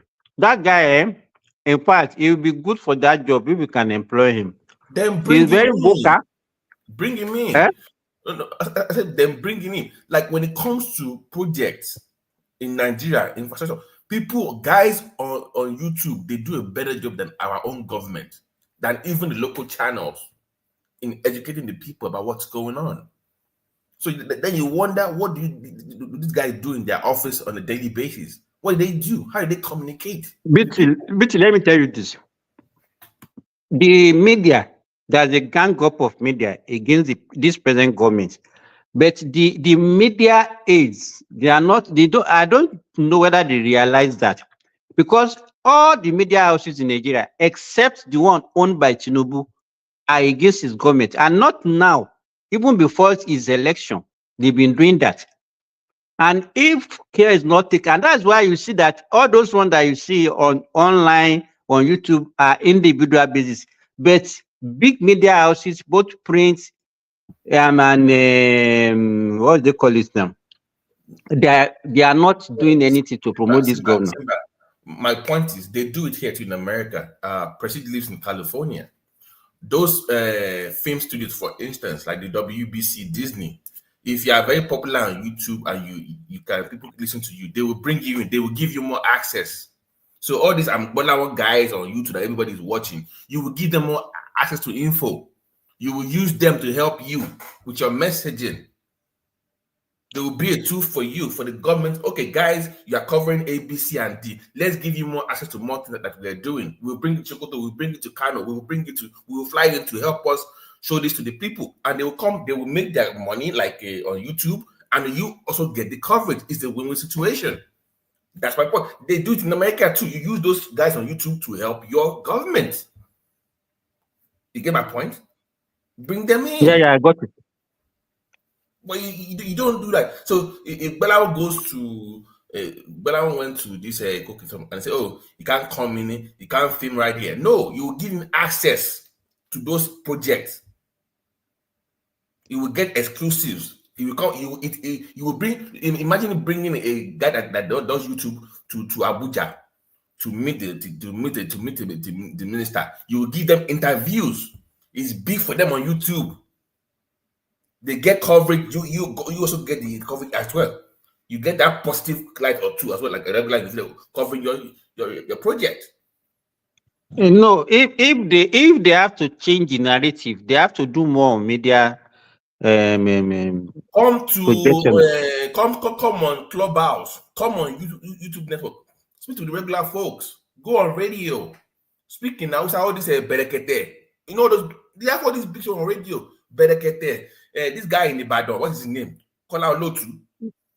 Oh, those and guys. Then and that guy that was arrested with on his wife. They are big names locally. It's not about going on all this speaking grammar stuff. Go on those YouTube channels or just those local channels that speak local language. Speak broken English to the people. Stop going and went to going and speaking grammar up and down. What now? Mr. BT. Hello. Yeah, morning. This is where the problem came from. From the beginning, the guy coordinating from chief of staff, that guy is zero, bro. I have been looking at him. What is his name? Bajabi Amila. That job is not his job. He's struggling. In my own view, they should have used someone that is more better than him. He is doing nothing. He's not coordinating the government the way the government should be coordinated. Tinubu is old. Tinubu is no longer young. That he can coordinate everything. But this guy should be the one stepping in. But this guy is doing nothing. The government is just like their policy is not well coordinated. They are doing things, but it seems like they are doing nothing. And when government are doing like that, the masses will think that these people are not doing anything. The positive from the government is that the opposition are not doing what they should be doing. That is why it's still helping. That is why I can say that Tinubu will win the next election, because the opposition are not doing what they should be doing. But in my own view, the second time, this man have to drop Bajabi Amila. Bajabi Amila is not connected anything. Seriously, that guy should be going for his House of Rep or Senate. They should try. He should move from being chief of staff. I know he did something good during the campaign of Tinubu to being the president of Nigeria. He has done a lot of things, but I think he has to move. He has to move. Find a way. Like if Fashola can come in, Fashola have this experience, or Fayemi got something. Somebody that knows something about government. No, don't commit suicide, though. I can't be mentioning Fayemi. You know, that was the panel's choice on this show. Because in my mind, we thought he was going to hit the ground running day one. You get my point? That was what we wanted. Nobody on this show was Babati. Yeah. Hello, No, Kenny, we can't. Your device is not. I don't know. Sorry, can you come back to him again? Okay, I'll turn it off. I'll turn the come back in. One man, you know, on your show, who was our choice for? It was Fashola now, and it still remains Fashola. The longer Bajabi Amila is there, the more he highlights that it's Fashola's job. So, Femi, to your point, go ahead. That was who we were waiting for. But that is what I said. People are complaining a lot. Like people are complaining. People that have interest in this government are complaining a lot.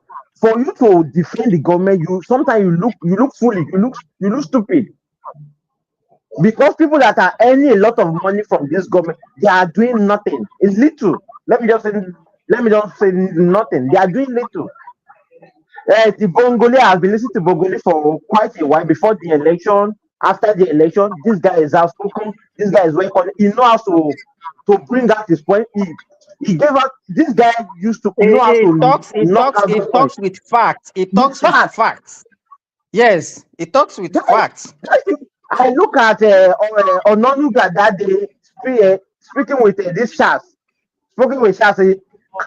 This guy look seriously. His communication is not getting out to me. He's communicating to me, but I'm not getting the information. That's How the many issue. has it gone on any podcast? People don't watch podcasts anymore. They listen to podcasts now. Oh man, even Bwala one that is on YouTube. I was watching DW stuff on that European TV show, whatever on internet. They are using his videos. They use their videos. They are that big globally now. Get their audience, God damn it. I don't know, man. I don't know. All right, BT, are you happy for us to move it around a bit? Take it in the direction of our prestige. Yes, please. Go ahead. All right, prestige, the floor is yours. We're discussing Daniel Bwala. He spoke about the Tinubu FBI files that the obedience space are feeding on at the moment.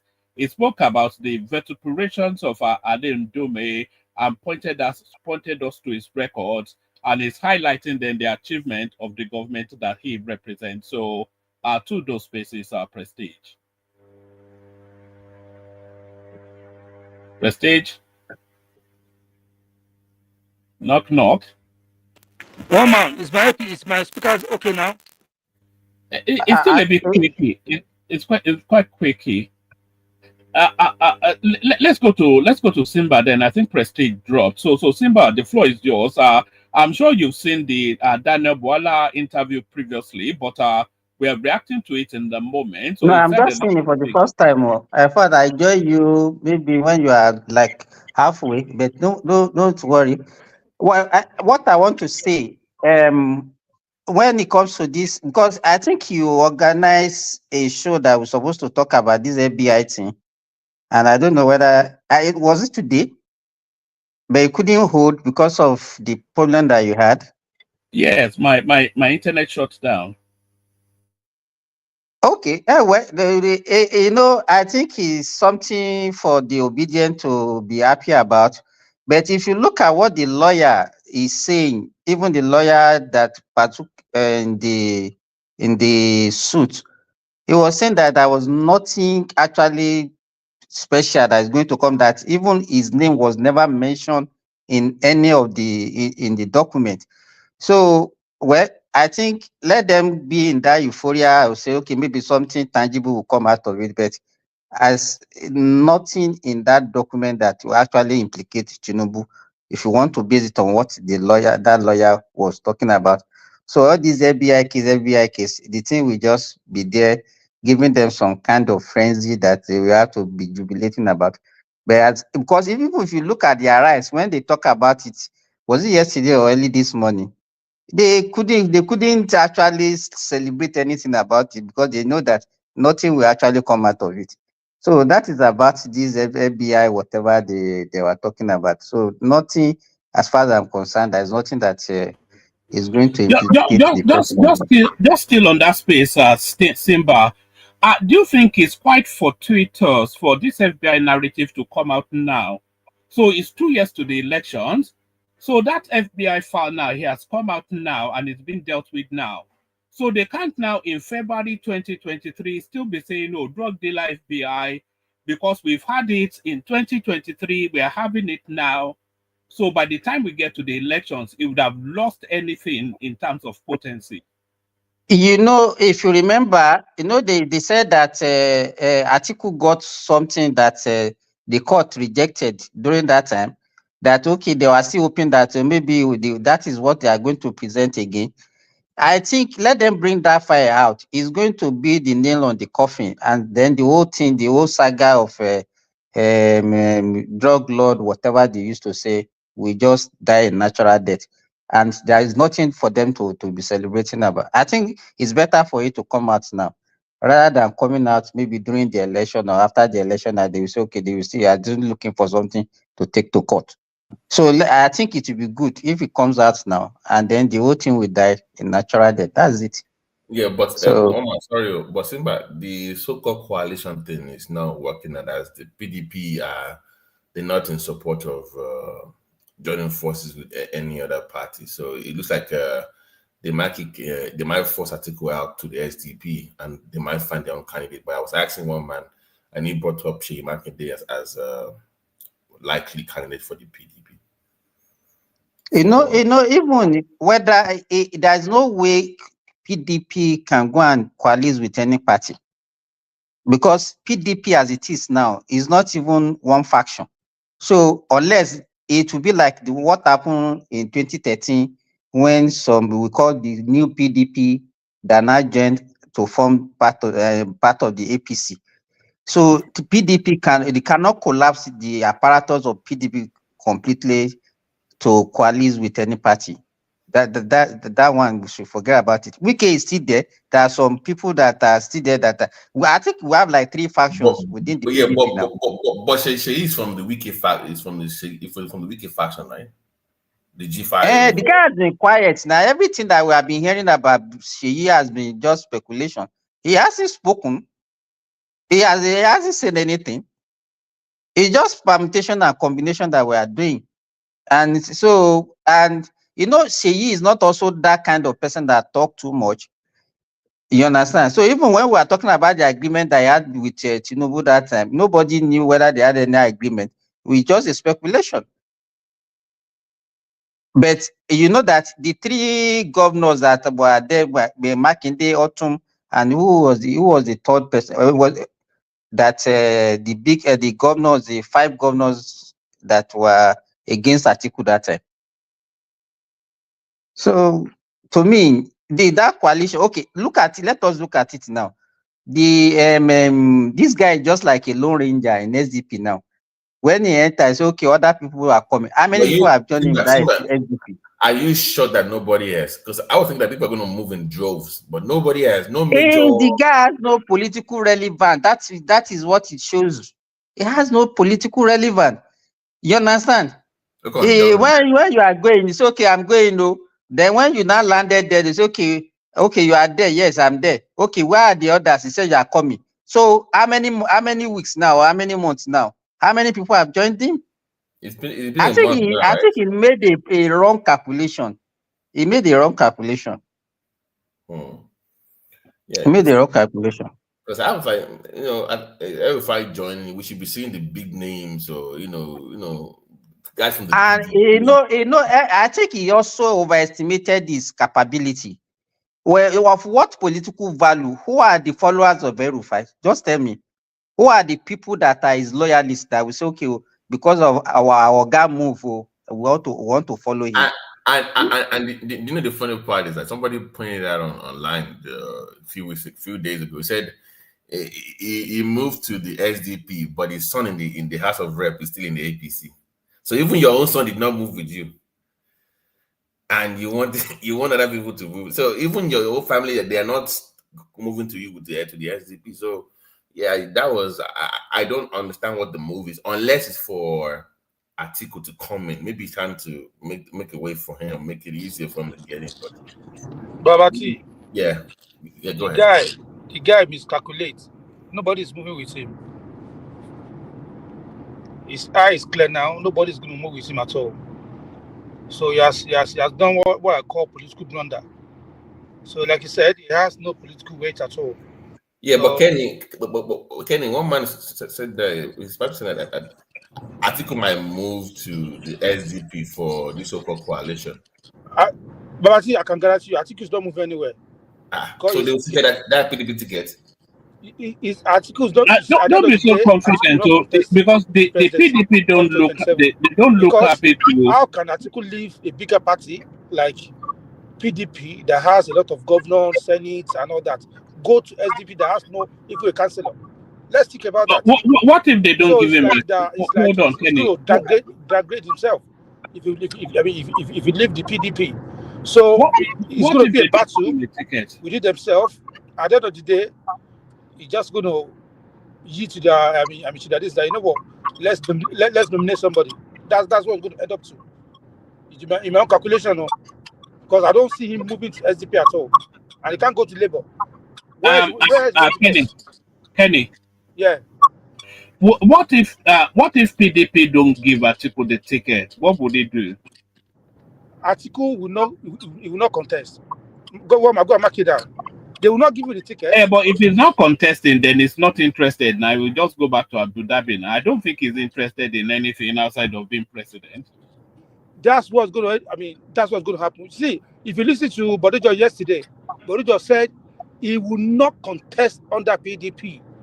And that's the force of majority of PDP. Yeah, but it's not up to Bode George now. Bode George is a blow hard. He's always blowing hard on. Why is Bode George? Bode George, just like Erufai, doesn't have any political weight. What are we talking about? What I'm saying is, his voice is the force of majority among.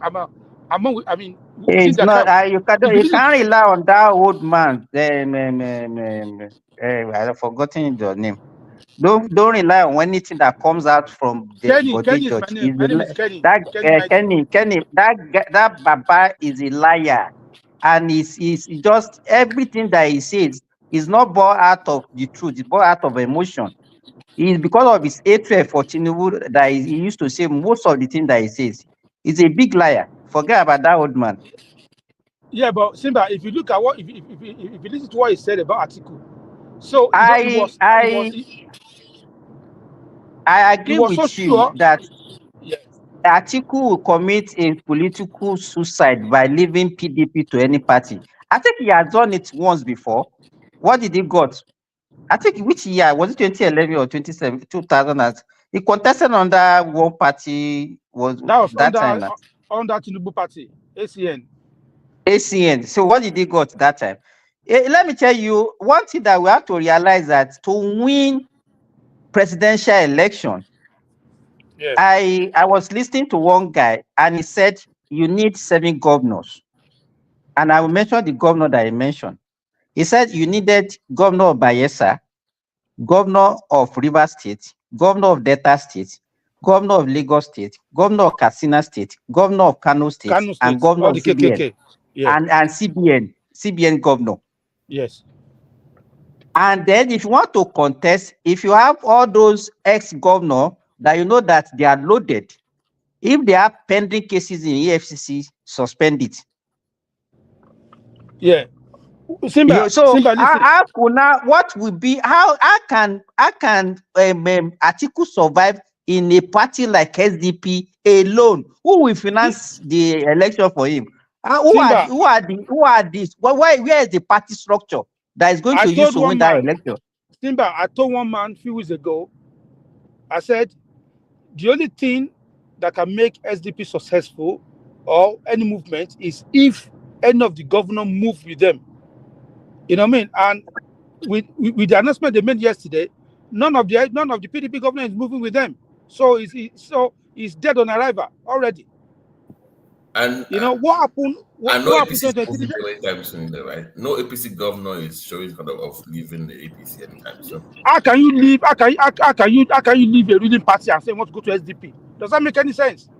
Well, that's a good point.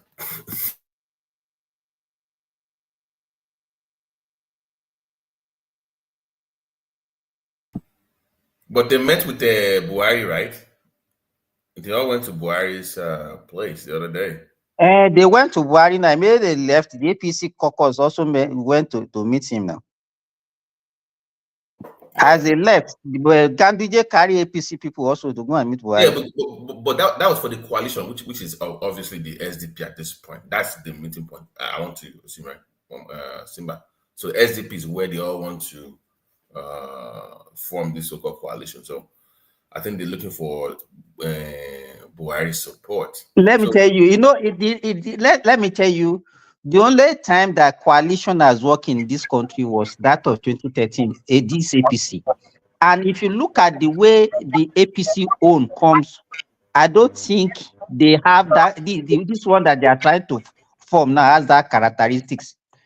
For example, Because look at the nobody's players. Look at the that's the problem. Nobody's you must be able to peel out from the ruling party. You know the thing that make the APC thing work is that two big houses came together. That is what I want to say. You just took it from my mouth. One man. Okay, good.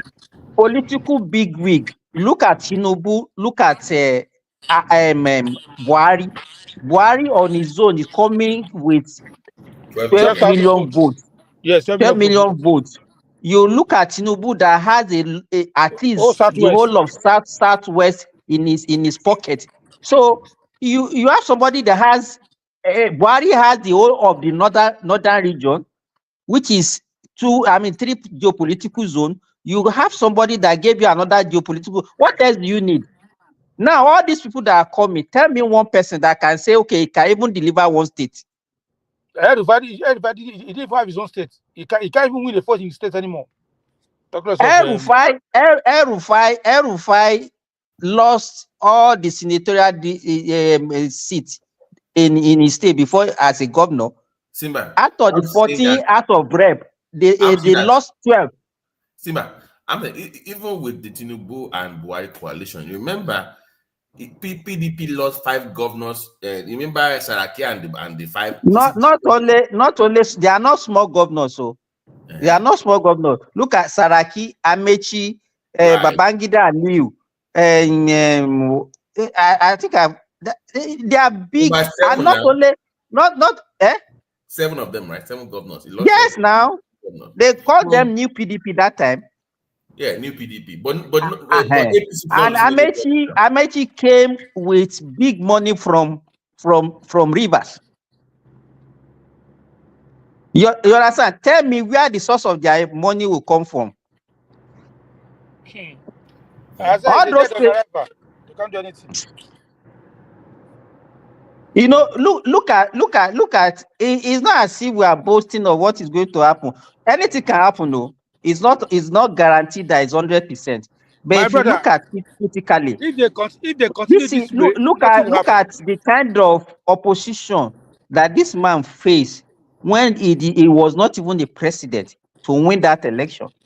Now that he has all the power, and you say that the kind of coalition that will bring Tinubu down will be very massive, unless they are able to take half of the people that are presently in APC.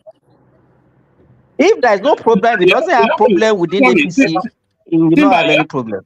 Simba, you have to add to that as well the fact that he will be choosing the new INEC chairman later this year. So the next INEC elector will be a Tinubu appointee. So I think a lot of people will go to the Supreme Court again and then tell us stories about that Supreme Court judgment that favored that removed this guy from the chairmanship of Labour was designed to keep Obi in Labour.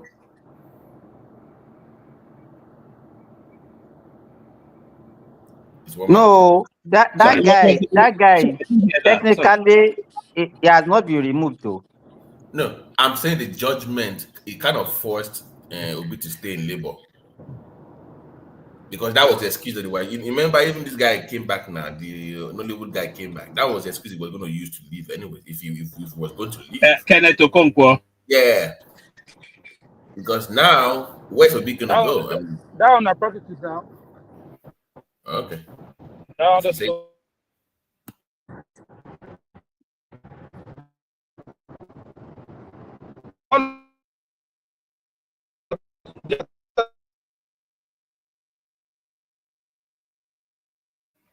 Man, Kenny's mic is. Kenny, it's not good. It's not good. We just can't hear you, Kenny. Let's hear from Talk Now. Who also joins us? We can hear you, boys. I think you are driving. That's the sense I get. So I think you are flitting in between. Yeah, I'm driving. Yes, I'm driving. Yeah. That's what we're getting. So and you're on Bluetooth as well, which is never a good thing for streaming. I've come from Bluetooth. I'm using the phone speaker now. Yeah. All right. I do you want to speak to us then, and then after we hear from Talk Now. Woman, because of my distance is not good. If you permit me, I just want to say that my album is out. please help me to share to my people and let them download and listen to it. It's a good song, please. I need all your support. If you can hear Yeah, me. no, I tried to play your thing. I told you the last time, and your management copyright struck me. You know, but if you send me the link to the Spotify, I'll put it in the comment section. But I can't play it because I think they've embedded copyright on it. Your No, no, no, music. no. There's no copyright anymore. I've removed it. Okay. So, but just Kenny Mighty right here. Let me put you high on the screen. So Kenny Mighty right here is one of the most exciting voices coming out of the juju music space, which is creating a lot of ripple within that particular genre of music. Highly sought after. His album is out now and is fast tracking up the charts. So in the course of either this session or the later session, we'll be seeing if we're able to give you a little flavor of Kenny's music. His artistic name is Kenny Mighty. So go look out for him. One of the exciting new talents coming out of the juju music space. The link is on the comment section as well. I'll put the link on the comment section. Thank you. All right, brilliant. So that's Kenny. So let's hear from Talk Now then, who hopefully has a better connection. Talk Now on mute, speak to us. We're speaking about Ali Ndume and Daniel Bwala's outing today. Oh man, good morning. Good morning. Good morning, everyone. Simba, Kenny, B1. Good morning, everyone. Ali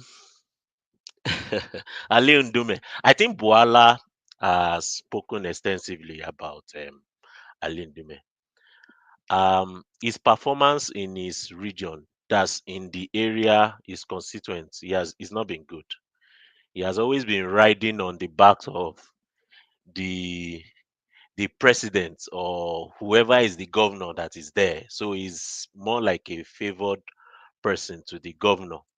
That's what it is. Now, do you think that maybe because of the backwardness of his people, why should somebody be in the House of Assembly for 22 years, for God's sake, as if they don't have any other people in that their constituency? 22 good years. Yeah, the truth is he is always supporting the ruling party in that state. That's all he does. You know, it's more like, okay, this governor must be my friend. Whoever is there, he just aligns. So he knows. So what is going on is that I think he's trying to do a calculation.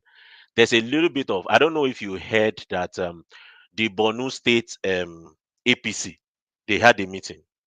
I think it was yesterday, because of the noise he was trying to make. I think they had the speaker, they had the chairman of the state, they had the governor, some of the other senators from that state, and the House of Rep from that state. So I think they sat together and they all aligned, and they said they are still supporting the president, just to give an assurance to APC, because what he's trying to do is to distort the space, and nobody is with him. The truth is, he's out of alignment already. He's trying to realign himself. You know, Ali Ndume, he can't control himself. If watch him when he's talking, sometimes he will have said some things. He says some things loosely, and then he can't withdraw it. Once he says it, he can't withdraw it.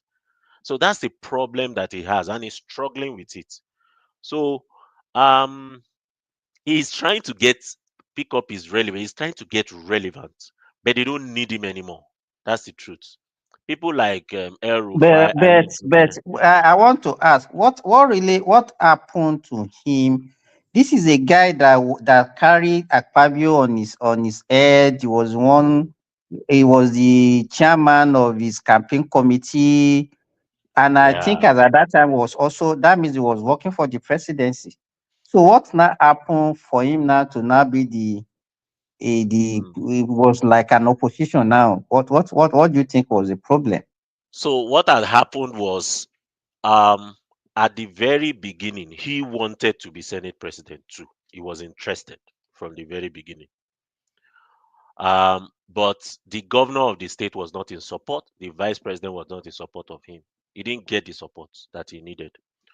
So the best he could do was to see which direction are they going. They knew the person is either the Abia State House of Rep, which is what's his name now? That House of Rep from Abia State that was the ex-governor, Oji. No, that's it is Senate, not a rep. It's a Senate. Sorry, in Senate, Oji or Akpabio. So there was a tussle between either it's Oji or it's Akpabio. So he saw the green light and he just went for it. And being in the Senate for a while, they just give him that leverage. But it was Femi. Was he not chief? Sorry, was he not chief whip? Right? It was chief whip. Yeah, he was chief whip, but they've always been removing him from positions because of his mouth. Okay. If you check it historically, he has always had an uncontrolled way of talking.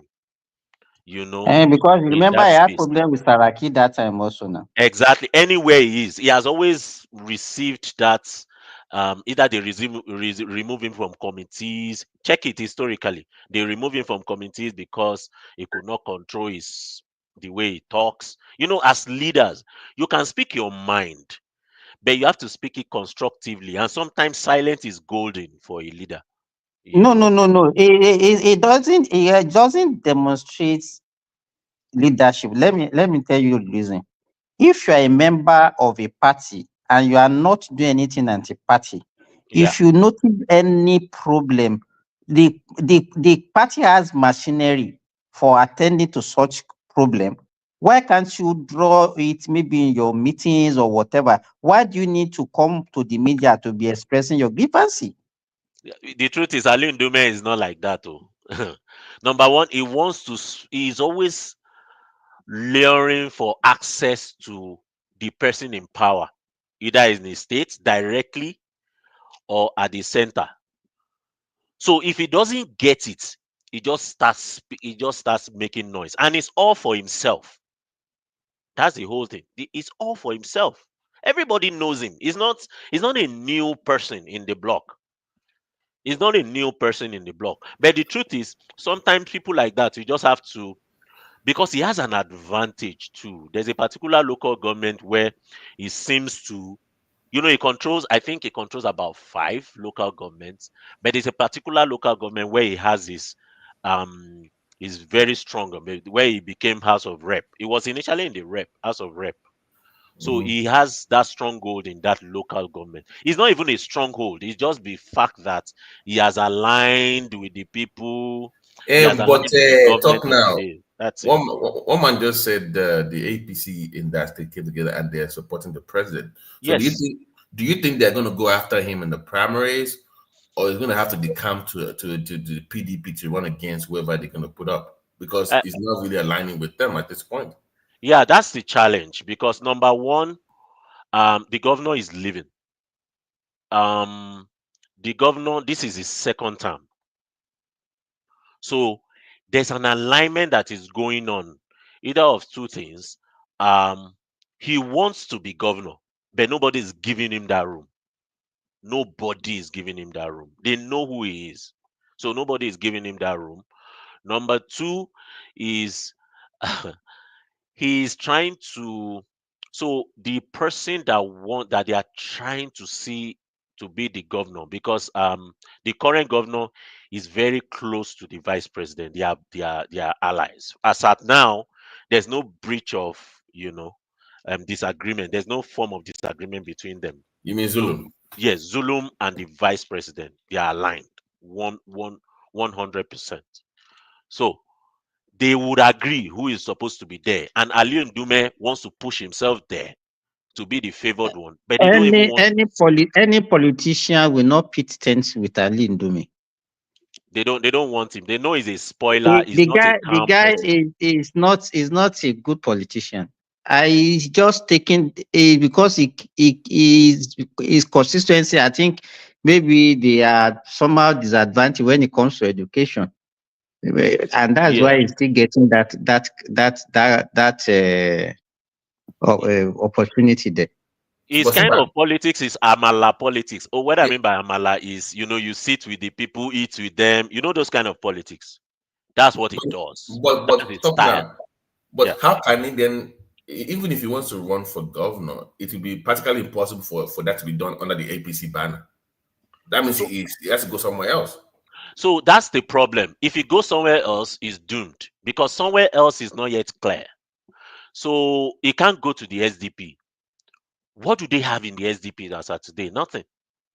Because the alignment they are thinking about, the truth is, whether we like it or not, they thought there would be an alignment. But guess what? APC himself, Tinubu is not a small player. He's not a Goodluck Jonathan. Tinubu's eyes is on all the political parties. So he's putting the sand in their whatever. There is sand, there is stone in their whatever they are doing. So he knows what he's doing. So he's creating problems within those parties. Okay. So the problem he has is he's stuck between jumping into the hard ground or the rock. So either way he dies. So he has to just stay where he is and keep making And that noise. is why I said he's not a good politician. He didn't make his calculation very well. I think he has committed a political blunder that will actually consume him. I think maybe this might be his last opportunity of holding any political office. Believe me. Yeah, but they need his local government though. They need at least 2 of his local government to be able to get him out. I feel the governor can do it. No, it's not. He's not getting out. He will finish he will finish his tenure. We're contesting again. That is the question now. Yeah, that's what I mean. Getting the primaries to throw him out. Once you throw him out, APC might most likely lose 2 local government because Ndume is not someone that will just align and keep quiet. You want to put up a fight. Talk now. Yeah. Don't forget what happened to Saraki. Remember what they did to him too? Yes. So they're gonna go all out just to get him out, just to make a point. Yeah, that's possible. But there will be injuries. That's the thing. I mean, it's worth sacrifice. I'm talking about you have to sacrifice. Let me. If which injury are you what I mean is that they might lose one of. They will not lose anything. They will not lose anything. That guy has no political relevance as far as I'm concerned. Forget it. What they need to do is to focus on his local government, pump more money there, and that's all. Yes. If you know the kind, let me tell you, which injury happened when they removed Saraki.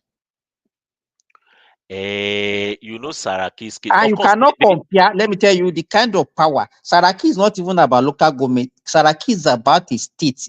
Even he has a national appeal more than Ndume.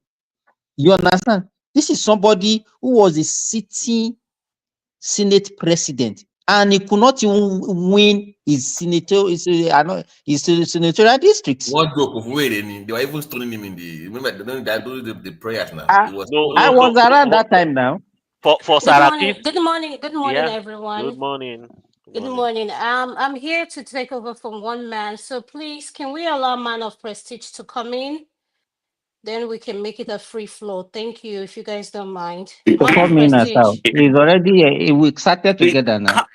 Come on now, Simba, give me a break now. You just after me this morning. What are you, brother? Why are you using Adama to come and intimidate us? Why? Who asked you to go? We are all talking. You left. They call you. You are nowhere to be found. So why are you not saying Adama should be begging for you? Let me give you my excuse. I'm using my phone, and I told you I'm not at home right now. Actually, I'm in Georgia. So pardon me for that. Okay, come on now. Be nice to me this morning. Okay. You are not a woman. I will not be nice to you. You are a man. So why can I be nice to you? Don't even explain anything to him. Simba, sure, this morning. All right. Let me begin. Adam, I'm on your neck of wood. Are you in Georgia? Because I'm about to go to Macon right now. Are you in Georgia? Yes, sir. Okay, I'm in Savannah right now. I'm about to go to Macon. So I'm having a lot of projects. But anyway, thank you very much for having me early this morning. I was there earlier. One man called me, but I was on the phone at that particular time. So having said that, I'm gonna come here and debunk some of the narrative because it has been a one-sided narrative going on here, So, but it's all good. So I'm gonna debunk some of the narrative everybody's painting here. Let me start from where Bwala has been talking about what's going on in Nigerian space. We talk about Tinubu, about what they just announcing about the FBI is going to release his file. Yeah, like he stated, there's nothing new about it. It's old news or something like that. But we're going to find out. I think on May the 2nd. That's when the whole file is supposed to come out. Is it going to make any difference in Nigerian landmark? No, definitely not. But it's just going to confirm what the Nays have already been saying about his drug dealing. Not necessarily that he was in drug dealing, but he laundered about 460. I think about 460,000. That was found in his. That's part of money laundering at that particular time. This is in the early 90s. So we're talking about millions right now. Whatever happened at that time. So he was involved in kind of drug trafficking, whatever that may be.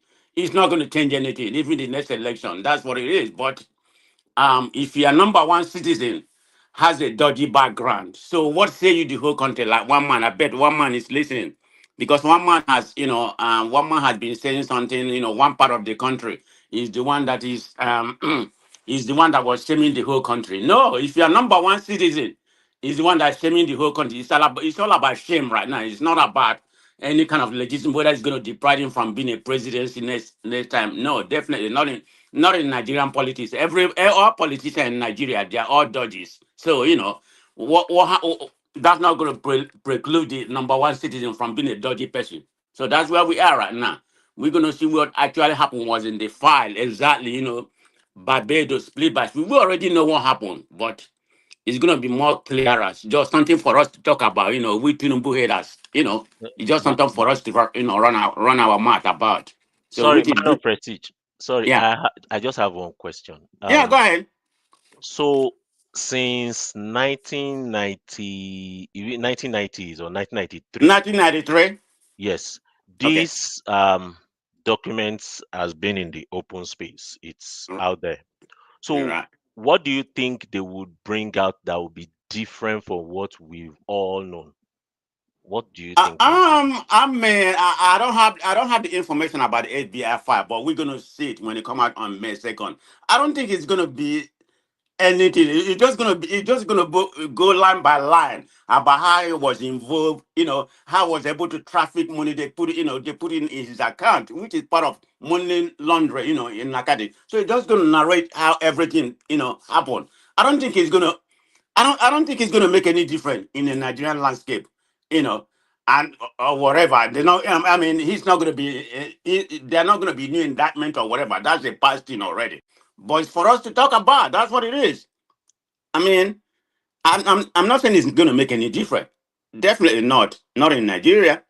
But it just get to confirm that we have a dodgy president as the president of Nigeria. That's what it does. Okay. So whatever people believe, it kind of reaffirm what we believe already. I mean, I always believe that Tinubu has a dodgy past, like most politicians in Nigeria.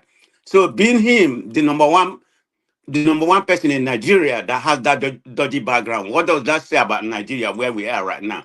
So as a president, the number one citizen, there should be a transparency. If there has to be a transparency in any way, it has to be the president of the country. His file has to be open for us to just talk about it. I don't see anything wrong. So it's coming out. It is what it is. It's not going to make any difference. That's the bottom line. So let me come about all this nonsense, Bwala.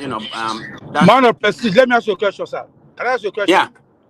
Yeah. Okay. In regards to what you just said, I just want to ask you this. For instance, you live in America.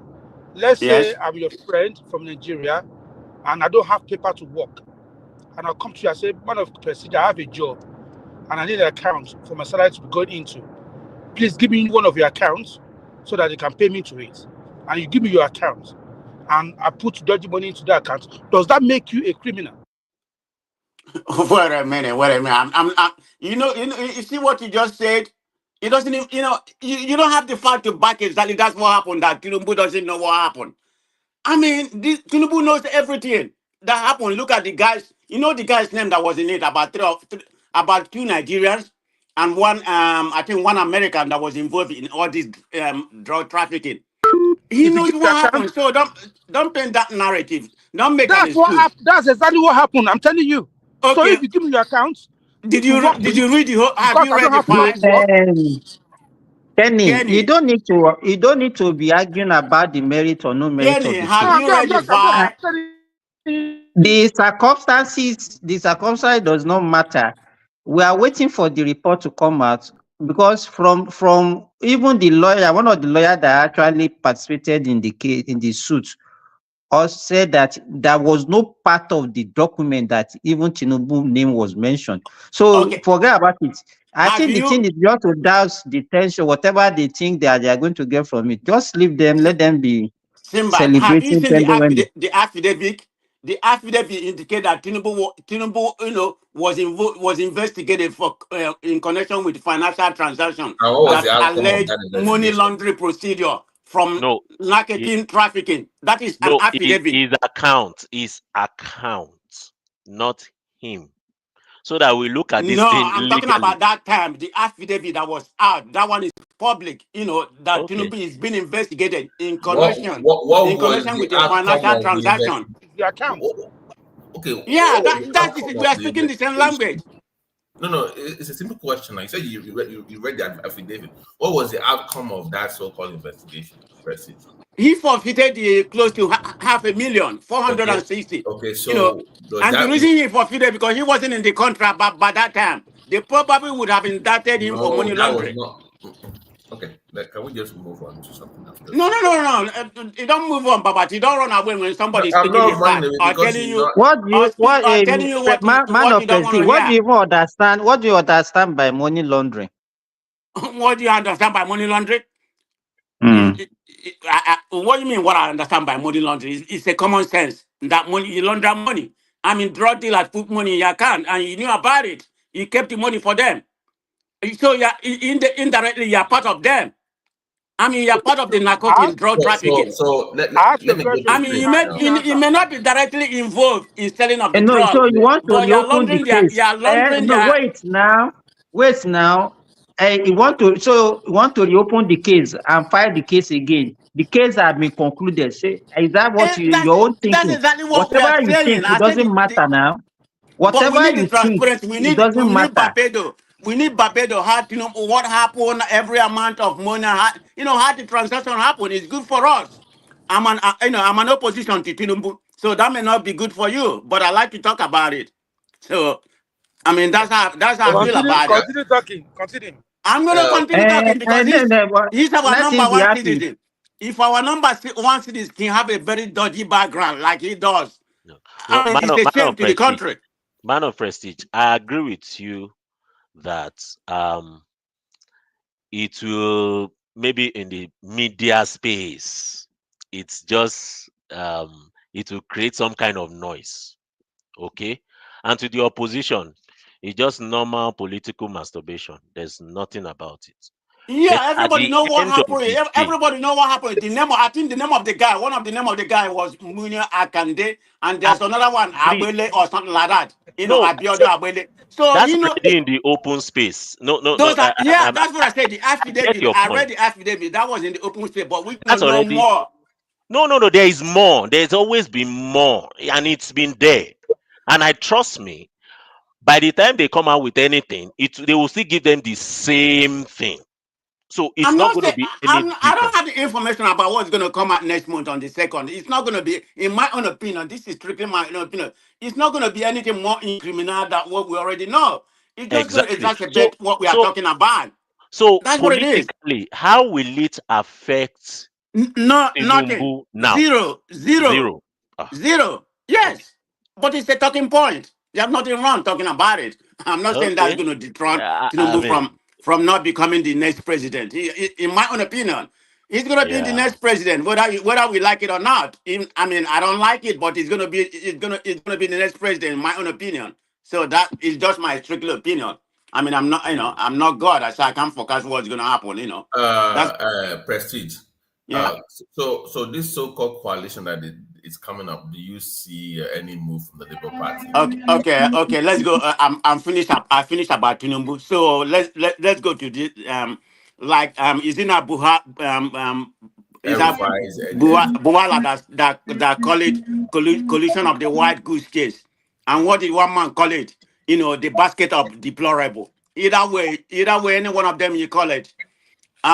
Yeah, it's gonna be a challenge. It's gonna be a challenge to Tinubu because of the predicament the country is right now. But up to what far can they succeed? No, And like I said, hold on, because one man called it a 4-horse race. Did you listen to his? He made a list. He said Tinubu, of course, with deputy. Then he said Peter will be in the Labour Party with his own deputy, and SDP Atiku might move. Then also PDP is going to also present somebody. So most likely a 4-horse race. So that's the question I'm asking you. Well, if that's the case, that's even favor Tinubu more because he may not need the Northwest. I mean, all he needed is the Southwest, maybe somewhere in the South Side. If Obi contest, definitely Obi is going to win the whole Southeast. Maybe Tinubu will pick up some South Side. Then in the middle, right around in the middle belt, he brought up Amechi as a likely VP too. Amechi doesn't have any political capital. Come on, let's call it away. I'm only asking you because one man brought that he might run with Atiku under the SDP banner. If he doesn't how many times Atiku is going to run? Atiku, to me, Atiku is not just relevant. It's just going there to spend money. The man is going to run until he dies. That's just the man political capital has already been damaged many years ago. I mean, long time ago. This man run every year. So I don't really see, I'm just going to call it how I see it. I may be wrong. I hope I'm wrong. Tinubu is going to win is going to be the next president, by God's grace, if head keep him alive. That's just the way I see Nigerian politics right now. Unless there's a strong coalition, unless all of them bind to become one opposition. If they fragile it to be 3 or 4, it's not going to help any one of them, and they're starting very late. But President, that's the problem. Like when El-Rufai went to the SDP, we were all expecting this massive movement from APC, PDP, Labour into SDP. That never happened. So that's the only way. Nobody is going to the PDP for any so-called coalition. Nobody's coming to Labour for coalition. It should have been SDP, but nobody's making any move to the SDP right now. Sorry, B1, man of prestige. Can I just say something about it? Yeah. So it's just the calculation is still on. So what had happened is that before El-Rufai moved to SDP, if you can remember clearly, they met with Atiku. Okay, so they met with Atiku. They had agreed that here's the strategy that they will move first. You have Kaduna, assumption in their head that he has Kaduna and the Turaki vanguard. Atiku controls his political base is the Turaki vanguard all the way from 1993. He's been. What does that mean? Can you explain that? Vanguard, in the north there are different groups. Okay. There are different groups. So Atiku controls a group called the Turaki vanguard. They just they are within the northeast, northwest, north central zone. Just groups. They have groups within political parties. Okay. So it's just like Buhari controlling the Talakawas and some, some of those folks. He has different groups that are under him. So they have groups that they all control. So the Turaki vanguard, they have some anywhere Atiku. If Atiku should contest anywhere, he will have some votes.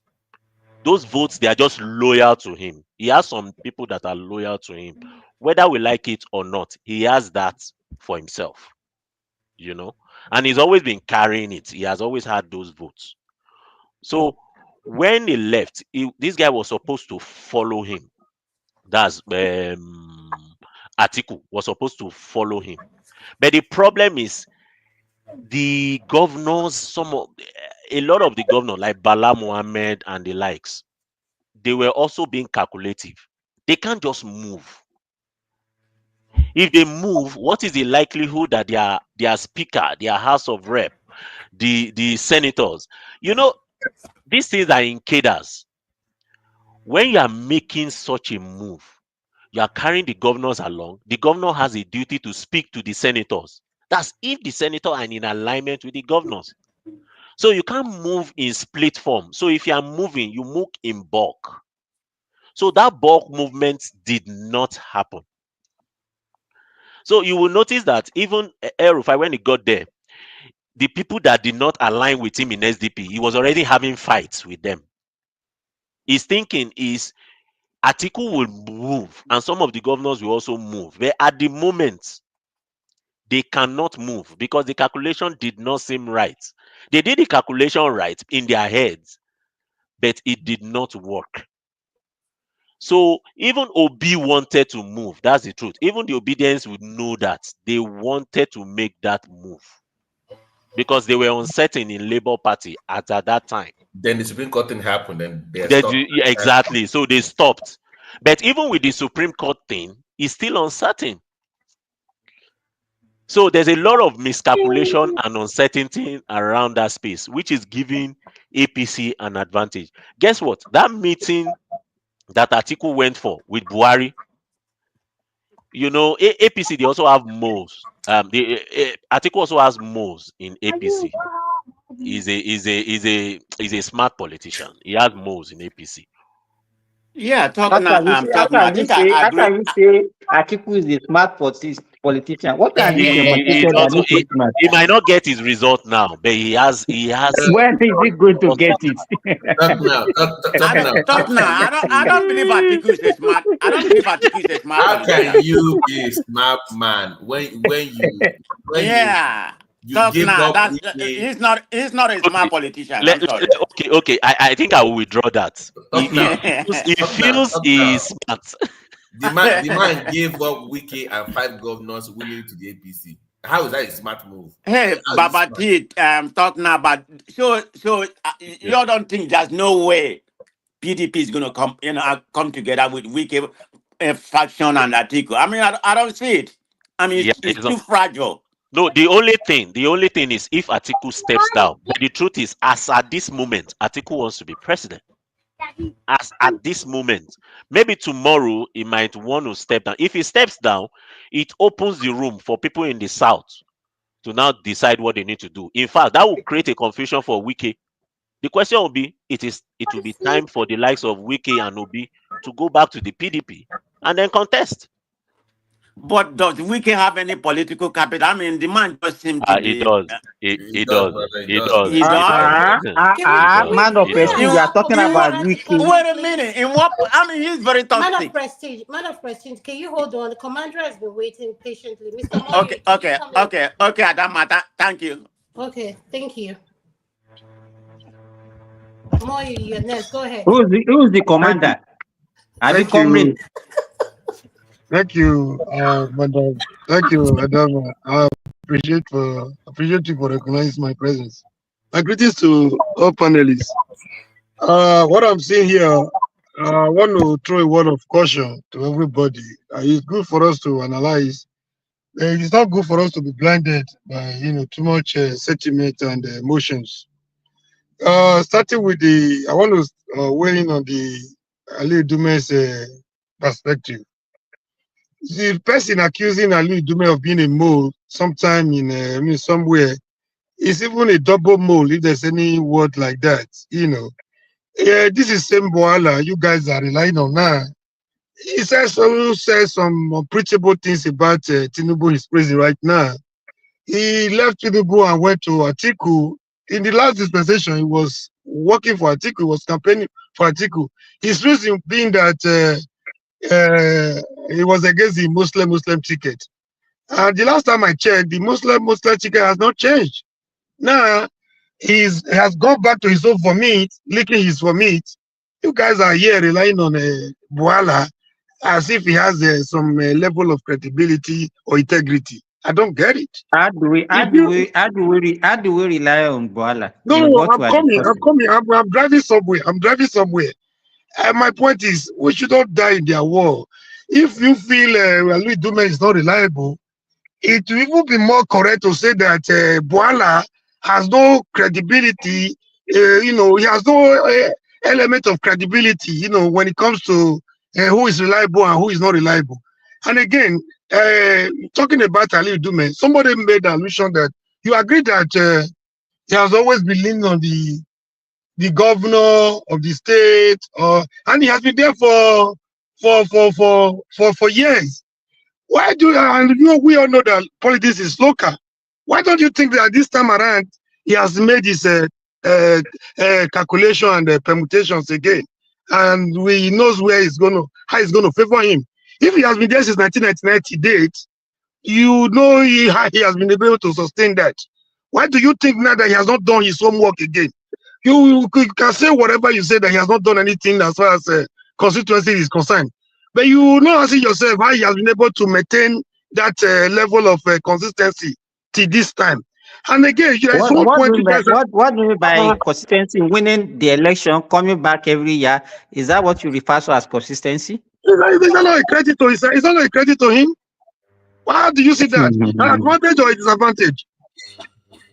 Yeah, my question is, if he has been doing it back to back till date, why don't you think he has made his own local? If you remember, if you listen to when I was talking.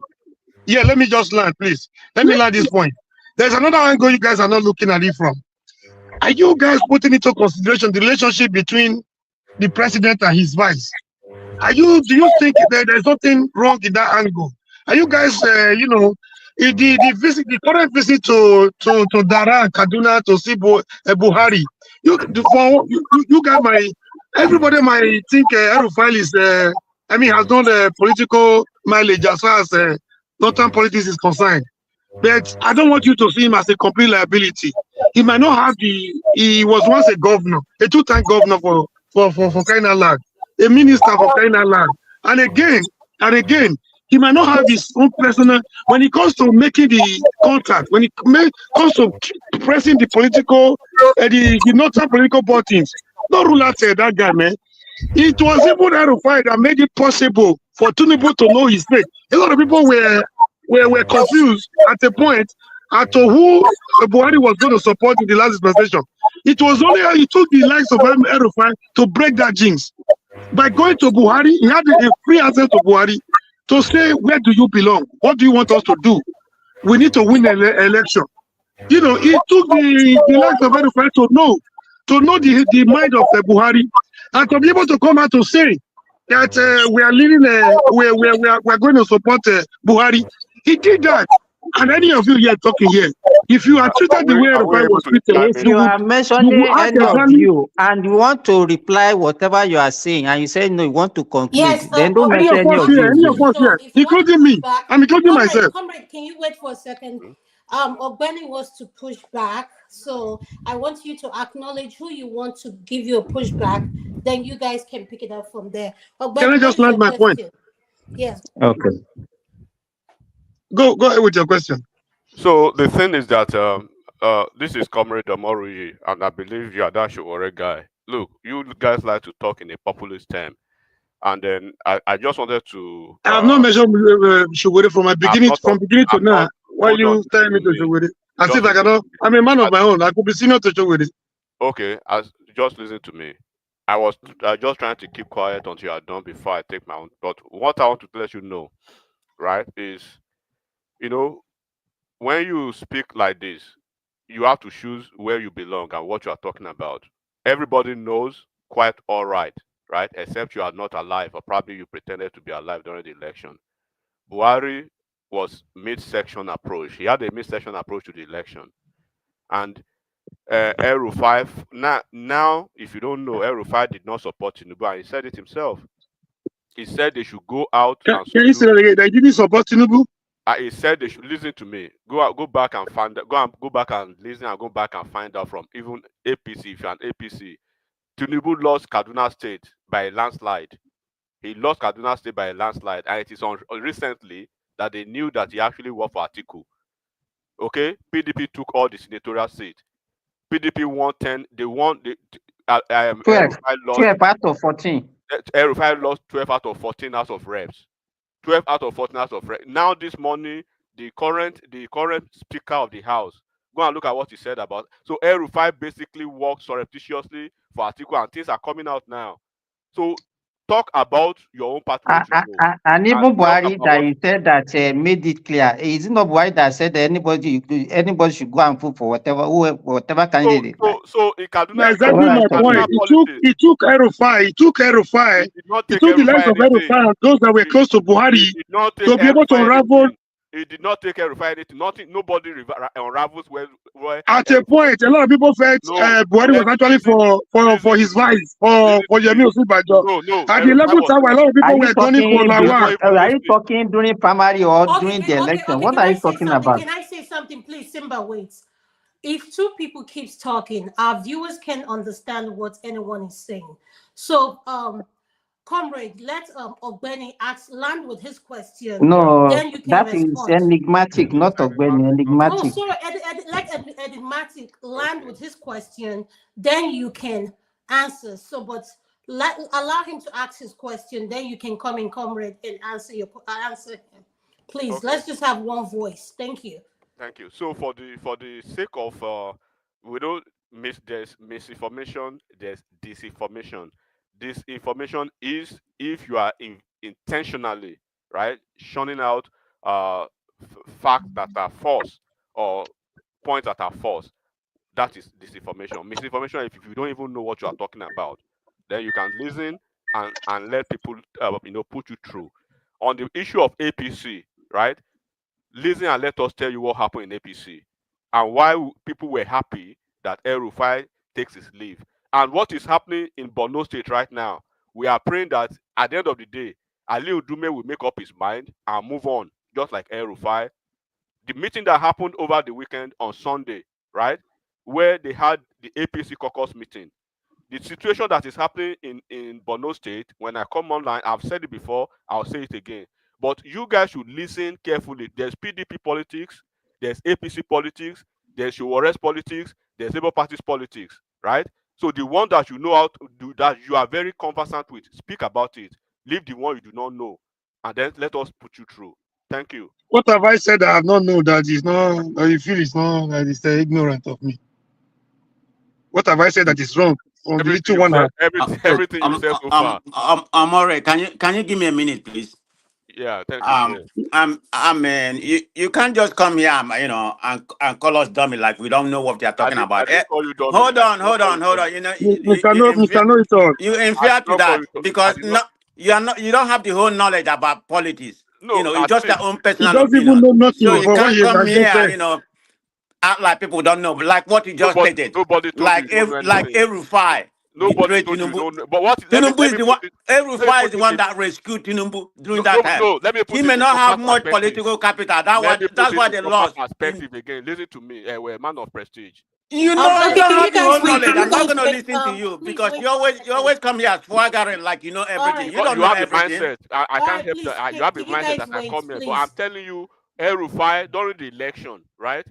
Once again, listen to me. Once again, during the election. Arithmetic, can you please wait 1 second, please? Okay. Olajide, you're asking for the link. The link has been posted. All you need to do is click it, and it will bring you into the studio. I see you in the comment section. Thank you. Thank you, Mark. So now today, right, Abbas, the Speaker of the House, he said he mentioned those people that did not support him becoming the Speaker of the House, right? He actually said a lot today, and over the past 2 weeks, a lot has been going on behind the scene in the APC. The CPC block of APC that did not support Tinubu, which actually formed the Buhari's cabal, right? They are making some surreptitious move now, which El-Rufai is leading. He's been trying to move them to SDP, and they are not really achieving the numbers. So they are kind of stuck a little bit. Then on the issue of El-Rufai and Kaduna politics, it was on record, and it is very clear that El-Rufai was very ambivalent. He did not support Tinubu. He did not go against Tinubu. He said during the delegate election that elected Tinubu, right? During the primaries, he told the delegate from Kaduna State, exercise your right, go and vote for your conscience. And he worked for Amaechi on record. It was on record. El-Rufai worked for Amaechi. The governor of Kaduna State won Kaduna State by less than 10,000 votes. Number one. Kaduna State House of Rep, right? APC lost 12. APC lost 12 seats out of 14. Number two. Number three. The House of Assembly, out of 26 seats, APC lost maybe 14 or 16 of them. Number three. Number four. The House of what is it? The Speaker of the House, the Senate. We lost all the Senate. So APC had PDP took 2, Labour Party took 1. So coincidentally now the guy in Labour Party has moved back to APC, right? And PDP they are moving back to. So and all the guys that El-Rufai kicked out, including Shehu Sani, Suleiman Hunkuyi, Abdullahi Yero, and all of them, the ex-deputy governor, all of them, they are back into the APC fold in Kaduna State now. So now they found out all the things that El-Rufai did during the election. And I'm saying it again, during the election, in Yobe State, for instance, APC has never lost single vote in APC in Yobe State. Since 99, since the creation of APC, we've never lost a single seat in Yobe State. But guess what? During the election, Tinubu lost the presidential, but top to bottom, right? From councillor down to the gubernatorial, they delivered for APC. It happened in almost all the states and then they now had during the update that all the guys that were supposed to be working on ground, they work for Atiku. Go and look at the numbers in the southeast. All right. So hold on, enigmatic. So what you're saying is that everything that El-Rufai did, to rescue Tinubu, during the Naira redesign was just a mirage. No, Is like that what? you're saying? Like what? Mention it. What did he do? If that's what you hear, but he did not rescue Tinubu. I tell you, you cannot say you are rescuing somebody behind the scene. You are working against the person that you deliver. I'm not surprised at all, because when I heard you using we as a member of APC, I'm not surprised at what is coming out from you. And again, can I correct? Can I correct one thing? I'm not here to play politics. You started by stigmatizing me. Telling me to. Can you let me say something? I get you time to speak. Go ahead. But you listen to me. When you were talking, everybody was listening attentively to you. I cannot say you are stigmatizing me if you call me Tinubu's guy. I'm a Tinubu person. No, I'm not like that. You can't tell me to. I'm not here to play politics. I'm just here to add my own. I'm here to add my own, talking. If you are accusing El-Rufai for what he did, or making Tinubu to lose Lagos, was El-Rufai also responsible for making Tinubu to lose Lagos, Abuja, and Rivers? That's on one side. And again, Lagos is the backyard. It was already in the pocket, has been in the pocket of Tinubu since 1999. But he lost Lagos woefully. I'm not even here for that today. I'm not here to play politics, like I said. I want to ask you, you made a general statement that the CPC wing of APC did not work for Tinubu. That you are also including Buhari in this equation. And if you not put, if you say El-Rufai has no political mileage, El-Rufai is a political liability, you are including Buhari. And somebody made mention of here, this was the same Buhari that came, CPC and Buhari and his CPC that came into APC with, 12 million votes or something like that in their pocket. That made the merger a formidable one. Now, because they are not dancing to your tune, you want to just switch them off like that. I think you'll be making the greatest mistake, the greatest political mistake of your life. If you wish away El-Rufai, you include Buhari like that. You think even Shetima. I asked you a question that you have not been able to answer. What's the relationship between Shetima? I wanted to learn from you as an APC member. I'm not playing politics. I'm just asking you some questions based on what you guys were analyzing. Can you tell us the current relationship between Shetima and his boss, Tinubu? And if what I'm saying is anything to go by, that's just a rhetorical question, though. If what I'm saying is anything to go by, don't forget what happened to Jonathan. Jonathan was the city president, and Sambo was his deputy. Jonathan was not aware of what was happening until they took a campaign to Kaduna. When they shouted the PDP, the people responded in a PDP support. That was when he realized that it wasn't going to be business as usual. So you guys should be careful. I'm not saying the court case, what is coming from America is going to worry about your own party. Don't he worry has a about lot of us.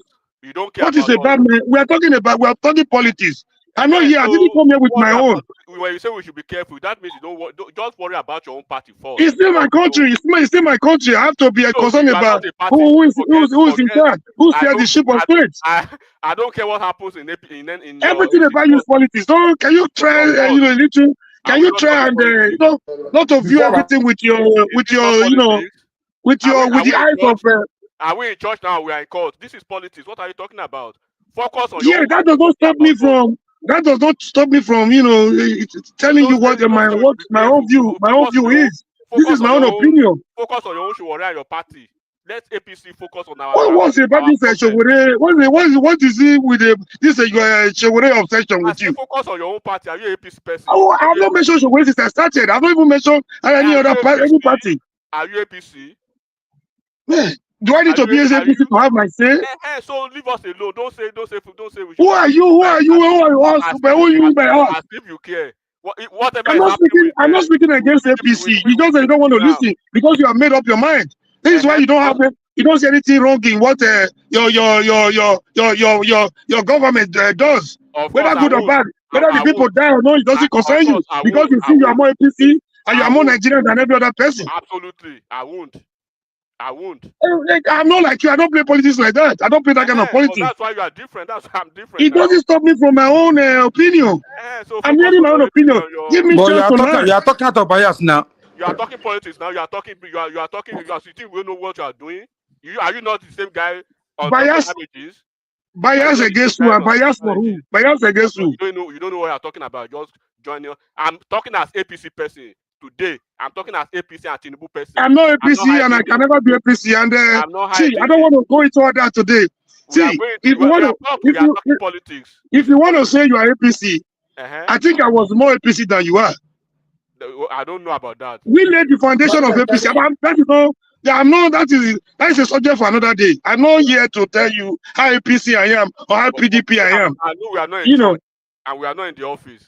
We are not. Yeah, I understand that, but don't stampede me. Allow me to hear my own view. Even if I'm not APC, so I cannot say something about what I'm seeing. I'm hearing my own view, not your own view. This is my view. Don't say what you don't know. All those your echo chamber talk. You can leave it there. Don't say it here where we have APC people that we can. What do you mean? What do you mean? What have I said now that is not true? That is wrong. The platform that will set you straight with the fact, not just rhetoric. You don't even have any fact. You play everything about you. Even when you want to bury Nigeria because of Tinubu, so long as Tinubu is in charge, you don't care. From what is coming out from you. Now. APC will come and go. Just the way Action Group, ACC have come and go. Why we are here? Why we are here? Everything about Nigeria is not APC. Why you so myopic in your views and your? Tell them the truth, my brother. Tell them the truth. Why you so myopic and so pedestrian? When Showore become president, too, you too. I'm not saying anything about Showore. I'm not here for Showore today. You be Showore guy. Be proud. Is it a crime? Is it a crime? No. Okay. Can I say something? Can I say, Enigmatic? Can I say something, please? Okay. Let's do this, please, Mr. Comrade. Could you please finish your submission so that I can go to Enigmatic so that he can talk? He just came in. Yeah, so I want to round up. Thank you, Adama, for protecting me. It's not a war. We're not fighting. It's not personal. Yeah, let's allow people to add their opinion. Yes, I want to conclude by saying that. Tinubu has a lot of political capital as far as 2027 is concerned. Yeah, he could see somebody mentioned that he will bring in Heineken Hasbro very soon. He has the police, Betoku. He has a lot of things. The army, his state resources, everything is working to his advantage. But of what common good is it to the people? You guys have to be very careful that you are being APC does not mean you are more Nigerian than every other person. Thank you. Please, Adama. Thank you so much, comrade. Please, Adama, hold on. Be mindful of enigmatic time because he's gonna want to take up the whole time. Please. Calm down. We know how he is. He's a lawyer. You want to monopolize. I'm here. I know. Yeah, please. Calm down. Make we enjoy our time. Now we did. No worry. Calm down. All right, Edmatic, over to you. AY just came in, so when you finish, I have to go to AY. So go ahead. I'm going to give you your. I'll give you. Let me be nice. Let me just give you 10 minutes. Okay, Mama, thank you so much. Look, doctor, you be medical doctor. When you did that zone, you are doing the medical thing, right? So when we did our own corporate thing, we do corporate thing. Don't try to bother that lady because she has given on you now. plenty of time. Okay, you two, man of prestige. When you do your own level, that place, you did. But now we are talking politics, so nobody should say well, everything's. Yeah, everything is politics here because we are talking politics. Look, as it is now, I've said it. I think I've said this since maybe February. I think February, yeah. That 2027 is done and dusted. The politics you are seeing now is 2031 politics. And if you don't know that, then you shouldn't be discussing politics any longer. Are you not seeing it already? Right? The fulcrum of any political party, they are the governors. When Tinubu went to France, people were saying, hey, Tinubu went, and this is the thing about opposition. Tinubu will create his own narrative for you. He will hand it over to you, and you run with that narrative. You go into the gutter with that while he's doing his own thing politically. He went to France. In that France, 4 PDP governors were there. Sheyi Makinde led all of them there. Right? He was in France still doing his things because he thought that maybe they could stretch it further to the end of the year or maybe early next year before they start politics. But opposition, they show their hand early enough. They want to play politics early. Okay, if you want to go there, let's go there. Right? Now, look at the PDP's governors forum yesterday. Look at their message. That is very instructive. If you don't understand that message from the PDP governors forum, forget talking politics. Go and talk another thing. Right? Now, Bala Mohammed's son came out 3 days ago before they made that thing in Badon, the governors forum. He said 2027, should underline it, 2027 is going to be a payback time for Atiku. Imagine Bala Mohammed's son calling out Atiku on social media. Because eventually, what happened eventually was that in Adamawa state that Atiku comes from, his home state, he does not control that state. Fintiri, who is his governor, he's not in the same camp with Fintiri because he supported Fintiri's opponent. Fintiri's opponent was Binani, right? Binani was supposed to be APC candidate, but Binani wasn't even supposed, during the primaries, it was Binani versus Nuhu Ribadu that had the primaries.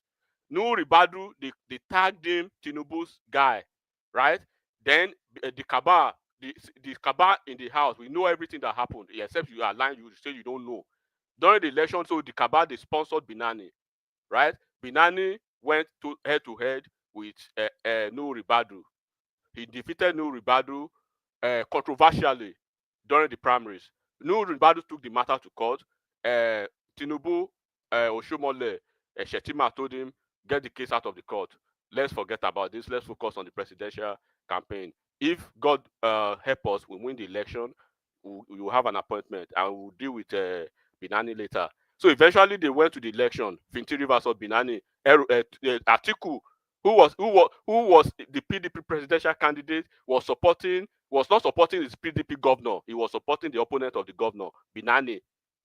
So eventually Binani lost. Fintiri retained his seat. So of course, you know what happened from there. Fintiri is not on his side. Bala Mohammed is not on his side. On the issue of Bala Mohammed, once again, Atiku did not support Bala Mohammed. He supported Air Vice Marshal Sadiq Mohammed, right? Sadiq Mohammed is the husband of that woman, that humanitarian minister, that Fulani woman with the embezzle money where that was her husband that Atiku was supporting. Imagine you again, presidential candidate of your party, supporting the opponent. So Atiku lost Bala Mohammed, Bauchi State. Atiku lost Fintiri, Adamawa State. And then Sheyi Makinde is not on your side. And now when you see all these governors in PDP, they've been ambivalent all over the time. But now they are coming out to let you know that Atiku in PDP, they are not going to give him the ticket again. And they know that El Rufai is a poster boy for Atiku in SDP. They know that for a fact, except you don't know politics. So El-Rufai jumped the gun, believing he had some political capital. He jumped straight to SDP, expecting maybe Peter Obi will join, maybe some individuals will join. Then he went to SDP. Nobody went with him in Kaduna State. His governor went the other way. The speaker went the other way. No member of House of Rep, no member of House of Assembly, no member of the Senate, nobody. He left single-handedly. How do you want to make a coalition? Coalition must be at the party level. When CPC and APC merged, it was not just that only Tinubu moved. Tinubu moved with the entire body of ACN. Buhari moved with the entire body of CPC. Rocha Sokorosha moved with the entire bodies of his own ABGA faction. This man from Abia State, that may God rest his soul, Ogbonaya Onu, right? He led some part of the defunct AMPP, and they moved and they created one solid party called APC. And before they even formed APC, they had a presumptive candidate in Buhari, and all their efforts, all the capital, all the energy, all the money, all the consultation was focused on only one person, Buhari, to make him president. Are you seeing that here now? Atiku is pulling on one side. Obi want to be president. Kwankwaso is not on board. They are all of them, they are scattered. And you are not saying, and then you are seeing yesterday a major political party with almost equal party structure, national party structure, as APC. PDP came out with their major organ, the major organ of the party, PDP. The governor's telling you they are not having any coalition, and shortly after that, less than 2 hours, Chibode just came out that anything that will make Atiku become the presumptive candidate of PDP, that is the end of PDP. And you guys are not connecting the dots, and you say you want to talk politics.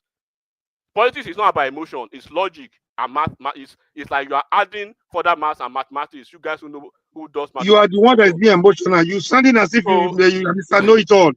That's your problem. You see how we listen to you attentively. It's not as if we have nothing to counter you with. But we gave you the audience. But you don't have that patience. But the thing was that, okay, hold on, Mr. Omori. The thing was that I've listened to you very well. But some people, when they come to this platform, the essence of this platform is when you speak from Sowore angle, I want to learn from what Sowore is doing, or how is it going to shape the narrative. Did I even mention Sowore throughout my submission? Hold on. When we have people from obedient group, right? We want to hear what is happening, so that what we know, we put it to the table, then we reconcile and then adjust our position. But now we are talking about the general politics of Nigeria going to 2027 election. That the opposition group now, they are not ready to take power. If they are very ready to take power, they would have had a presumptive. Do not forget that by June, the quarter 2 of this year, any serious political party that has not had a presumptive candidate is just playing. And when you say merger and acquisition is quite different from coalition. Coalition or merger will have to be done through from the party hierarchy. Arabambi still said it yesterday. You want to do merger, you are not carrying your party along. Atiku is not carrying PDP along. Because if Atiku wants to do a coalition, then he must have reconciled different factions in PDP. He must have reconciled the Wike faction. He must have reconciled the Governors Forum faction. He must have reconciled the Southwest faction. The Southwest told him, look, we must have a presence in PDP. They do not have it up to now. So, and in Labour Party too, Obi must have reconciled all the factions and put them under one unit. We are having the Apapa faction, we have Aburi faction, we have Obi faction, 3 different factions. And you are talking, the only political opponent that we see that has a semblance of a unit is Showore's APP. What's his name? What is the name of that his party? ADC or whatever. And Showore is busy doing a lot of. What did you call it? What did you call it, Mr. Noiton? ADC or APC? I don't. Because the party is not. You see how sentimental you could be. We go kill you for this platform, Mr. Amori. Just calm down. No, I don't blame my politics like this. Is my problem. I want my analysis to be balanced. When we have a discussion like this, I came in so that we can have a balance. I'm not here to preach or to. I'm not here to campaign. You know what they pay me. You know what they Yeah, pay I me. need a balance analysis so that our audience can benefit immensely. But you know what they pay me? I hate make opposition they pretend say. No, it's not pretense. I don't like one-sided discussion. No, this is why it's called a dialogue. It's not a monologue. No, be one-sided. I'm telling you, the opposition should give us a fight small. I wasn't even fighting you. The question I threw in was I wanted to have a balance. I kind of, I wanted to get a reaction from you. Mr. Amori, I asked a question till now, you've not answered me. What's the relationship? What's the current relationship between Shetima and his boss, Tinubu? Okay, let me explain that to you. Very perfect. Very, very perfect. And let me give you the stuff. They had, I told you, if you listen carefully, they had a marathon Borno State APC caucus, statewide meeting on Sunday. Go and check it out. Fact check everything I say on Sunday. So they've been having some skirmishes behind the scene, and I think I've said it before, Madam Ada. Adama, I said maybe two or 3 days ago. There have been some wedges. There have been some moles, so to speak, that has infiltrated the Borno APC caucus. Why? They are sponsoring some people to find a way to embarrass Shetima and discredit him because they want Tinubu to drop Shetima for a Northwest VP candidate. Because this is the politics of the North is very different now. The dynamics is that they know that if Shetima is on the ballot for the second term of Tinubu, they are thinking maybe Tinubu is going to take the presidency to the minority North. And if the Northwest do not want that, particularly the Fulani, the hegemonic part of the North. But Tinubu is very solid. Do not forget, Tinubu his relationship did not start in 2023 or 2022 with Shetima. He has known Shetima for over 15 years. He has known Wike for over 15 years. That's what people do not know. Shetima and Tinubu they've been together for over 15 years. Do you know Shetima's corporate godfather, Jim Ovia? Jim Ovia, go and check Tinubu and Jim Ovia's relationship. So, and Shetima is a Lagos boy. They do not have any problem, but they needed to create problem for Shetima from his home state, that they will say, that we are thinking, for instance, you could be the presumptive candidate in 2031 and you do not have full grasp of your home politics. How can we be sure that we can trust you with leadership qualities? Because all of a sudden, Zulum is misfiring on one end. We know Ali Ndume is unstable and erratic, but Ali Ndume is misfiring on the other hand, on the home turf of the VP. So they've had several meetings in the past. They've hashed it out, but all of a sudden, please, just a quick one. It says Zulu still the governor of Borno State. The last time I checked, is he still the governor? Or is just still a -2? He's still the governor. Thank you. Carry on. So there's a power dynamic going on in Borno State. Ali Ndume, they are trying to make Ali Ndume, they are trying to replace Ali Ndume, right? Do not forget the last time it was the governor that actually prevailed that they should let Ali Ndume run for the last time. That you've been there for 21 years. You cannot be the only one. Let somebody else take this position. So Ali Ndume is playing towards the coalition, and then the governor is trying to have his own successor, which shouldn't be so. Because the political leader of Borno State is Shetima, and all of them should be under umbrella of Shetima, being the VP. But Ali Ndume will always be having the explanation that he got into politics before Shetima, that is older than Shetima in age, is older than Shetima politically. Even Alimodu Sheriff was telling him, look, even I am Shetima's older brother. I was a governor before Shetima, but Shetima is our big brother now. It's our boss because he's the VP, number 2.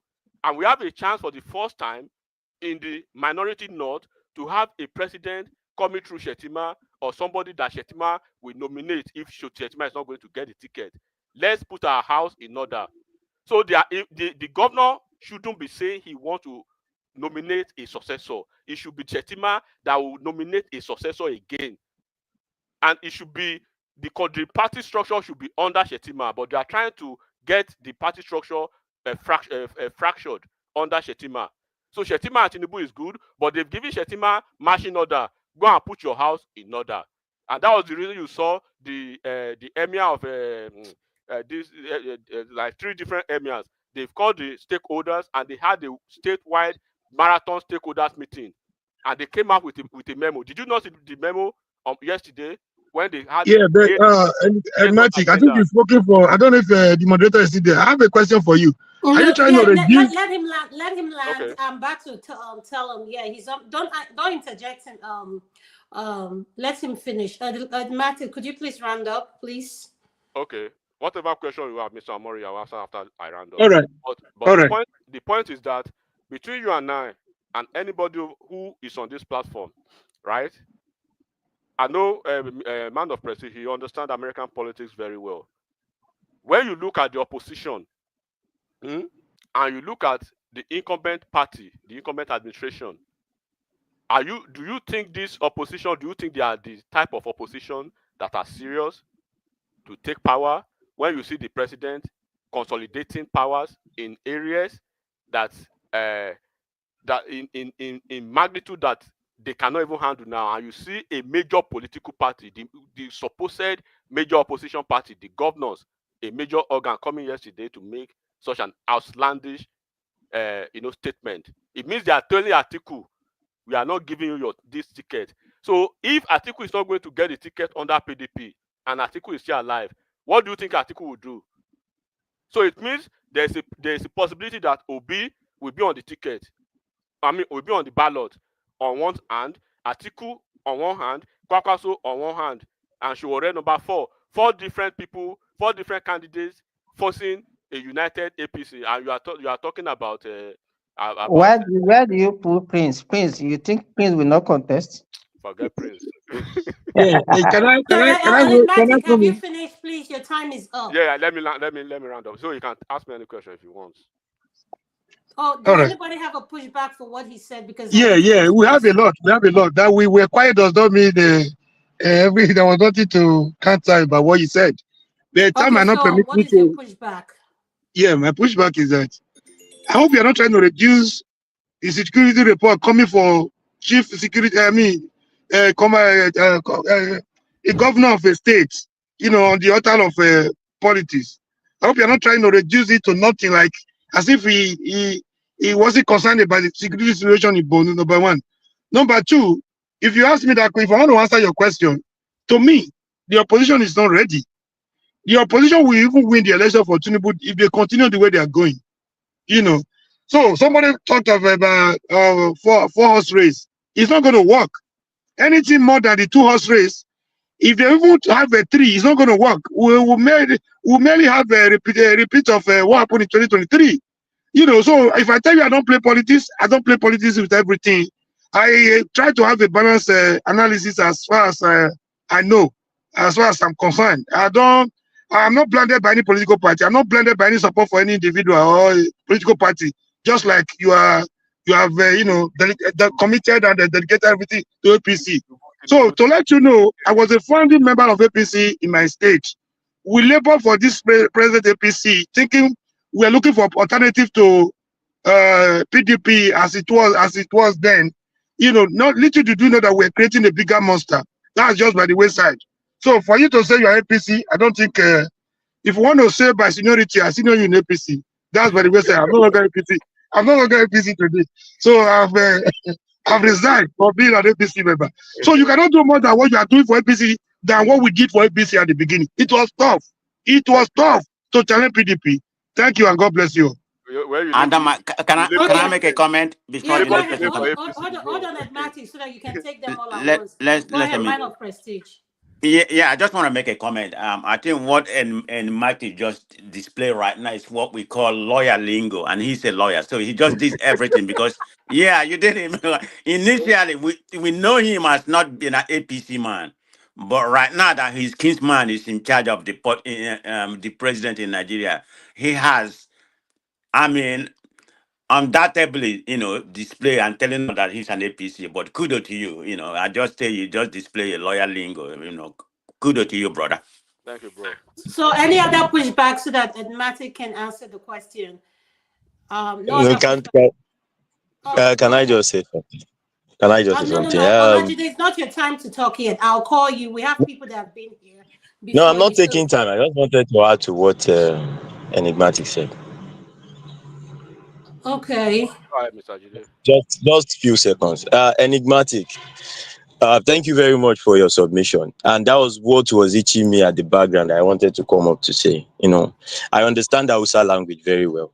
And I do watch Shetima's speech whenever he goes back to Bronu to address his people. And this man has always been advocating for what you're saying. And he's pushing for a united Bronu so that they can get that minority presidency from the north, which is what the Fulanis are shooting against. So if anybody is insinuating that Shetima and Tinubu are at loggerheads, that person doesn't know politics. Shetima is just trying to keep calm. Already, that's what will make them happy. That's why they are insinuating it. Exactly. So that's just what I wanted to say. That's what I wanted to say. Yeah. Okay, thank you. Edinmati, go ahead, respond to it. I'm giving you 2 minutes, 3 minutes to respond so I can go to the next person. Thank you. All right, thank you. So on the issue of Mr. Amari, that I shouldn't shoot the governors a lot of insecurity down to politics. Yes, bro, take it or leave it, right? We all live in Nigeria, particularly if you are from the southern part of Nigeria. We've predicted this. If you've been very conversant on this platform, and that's why I say this is quite a unique platform that everybody speak their mind. We know that at a point there will be some things will spring up, right? And this insecurity thing is happening almost increasingly now. Who doesn't know it has to do with politics? It's just because that is probably the highest level of the political tool that they have in the north, particularly when you have a non-northern president. They used it effectively against Jonathan, right? They are using it against Tinubu, but the problem they are having is that now they know their pattern, right? If you want to burn yourself to ashes because of politics, by all means, go and do that. Tinubu will do his best. Your son is the NSA. Your son is the two ministers of defense. They are your sons, right? The CDS is your son, and you have security votes. Your security votes has never been denied in each of the states, and you have triple of your allocation. Nothing that is guaranteed to you as a state is being denied. And then for the past 1 month, they've increased some other subventions to some critical areas of Nigeria. So we cannot continue to use other wealth that comes from other parts of Nigeria to sponsor to feed your insecurity or your penchant for this type of a political thing. And why they actually called the meeting, as you know, I said the governor was pulling on one side. Do you remember that this thing started like 4 or 5 months ago? You remember the first salvo that people was like saying, what's happening to Zulum? Zulum was supposed to be a loyal guy to Shetima during the tax reform bill. Go and look at what Zulum said as against what Sule, the governor of Nasarawa, said almost on the same day that they had an interview. So the guy went in a very different tangent, and then all of a sudden you are amplifying the Boko Haram thing, as if Boko Haram just started 2 days ago in Borno State, as if this same Ali Ndume was not linked to Boko Haram, right? So we can say it is not politics, but we know it is politics. Any southern president that becomes president, even if it is Peter Obi, right, they will use it against him because that's the only tool they have. So, and then they've seen it now. That's why Tinubu told them, you go and look at, they've addressed them. You are the governor. You have all the tools. You have the support of the federal government by virtue. So all the insecurity situation in Nigeria is all politics. No, it's not. It's not all politics. But The kidnapping, hold on. We have skirmishes of insecurity for the past 10 years. But when all of a sudden, do not forget that for the past almost a year, things have been very calm. Even in the north, they've been able to tame everything. They've been going steady. But why do you think there's a sudden spike up in Plateau again, in the axis, in those axes, Zamfara, Benue, Plateau, Borno? Why do you think again that it is spiking up? And that's why the governors yesterday, they told them, look, the government will support you. The NSA is on ground, is taking care of the situation, but you governors, you have to be responsible too. So they are telling the governors now to be responsible. You are the chief security officer of your state. You have, during the last election in Ondo State, I believe you followed the election, they asked this stupid governor of Ondo State, what have you done with the security votes for the past? Can we see the audit? Can we see the account of the security votes? Do you know what the guy said? He said it is classified. I cannot provide it. Imagine a governor telling you that security vote is classified. And what they do with the security vote, quote and unquote, because it is subconvention, it's a subvention fund. They don't need to account for it. They can say you spend it on to buy mosquito net for security guys, then you put it in your account. So when you have governors like that, and that's why they're pushing back to them. When you have the NSA that has approved some budget, some money for you to do some extra things, and then you have the CDS, all of them doing the necessary, and you are coming to amplify the situation. They tell you, are you not the chief security officer? Because when you want to deal with your political opponents in the state, you know how to use that power of your chief security officer to get everything done. Go and get it done, and we'll support you from the federal as it should be. So that if you don't know by now, Mr. Omoruyi, that the North will continue to use insecurity for political tool, right? Then I think maybe you should not be talking politics, and I will leave it at that. Thank you so much. Thank you. AY, are you ready? Could you please? Comrade Amor is an updated politician. Ada, good morning. Good morning, everyone. Good morning. You literally gave somebody 1 hour to talk, but please, you just got to stop people from interjecting people, right? That's what I would prefer. Yeah, good morning, everyone, again. The reason I joined the program, I've been listening to you guys, you know. Somebody was trying to bully Omoruyi. Adamori was actually saying a lot of the right things because of emotional sentiment. Our mind is screwed towards a political party. We don't want to accept the truth. One of the things I observe is, for example, when they were discussing the issue of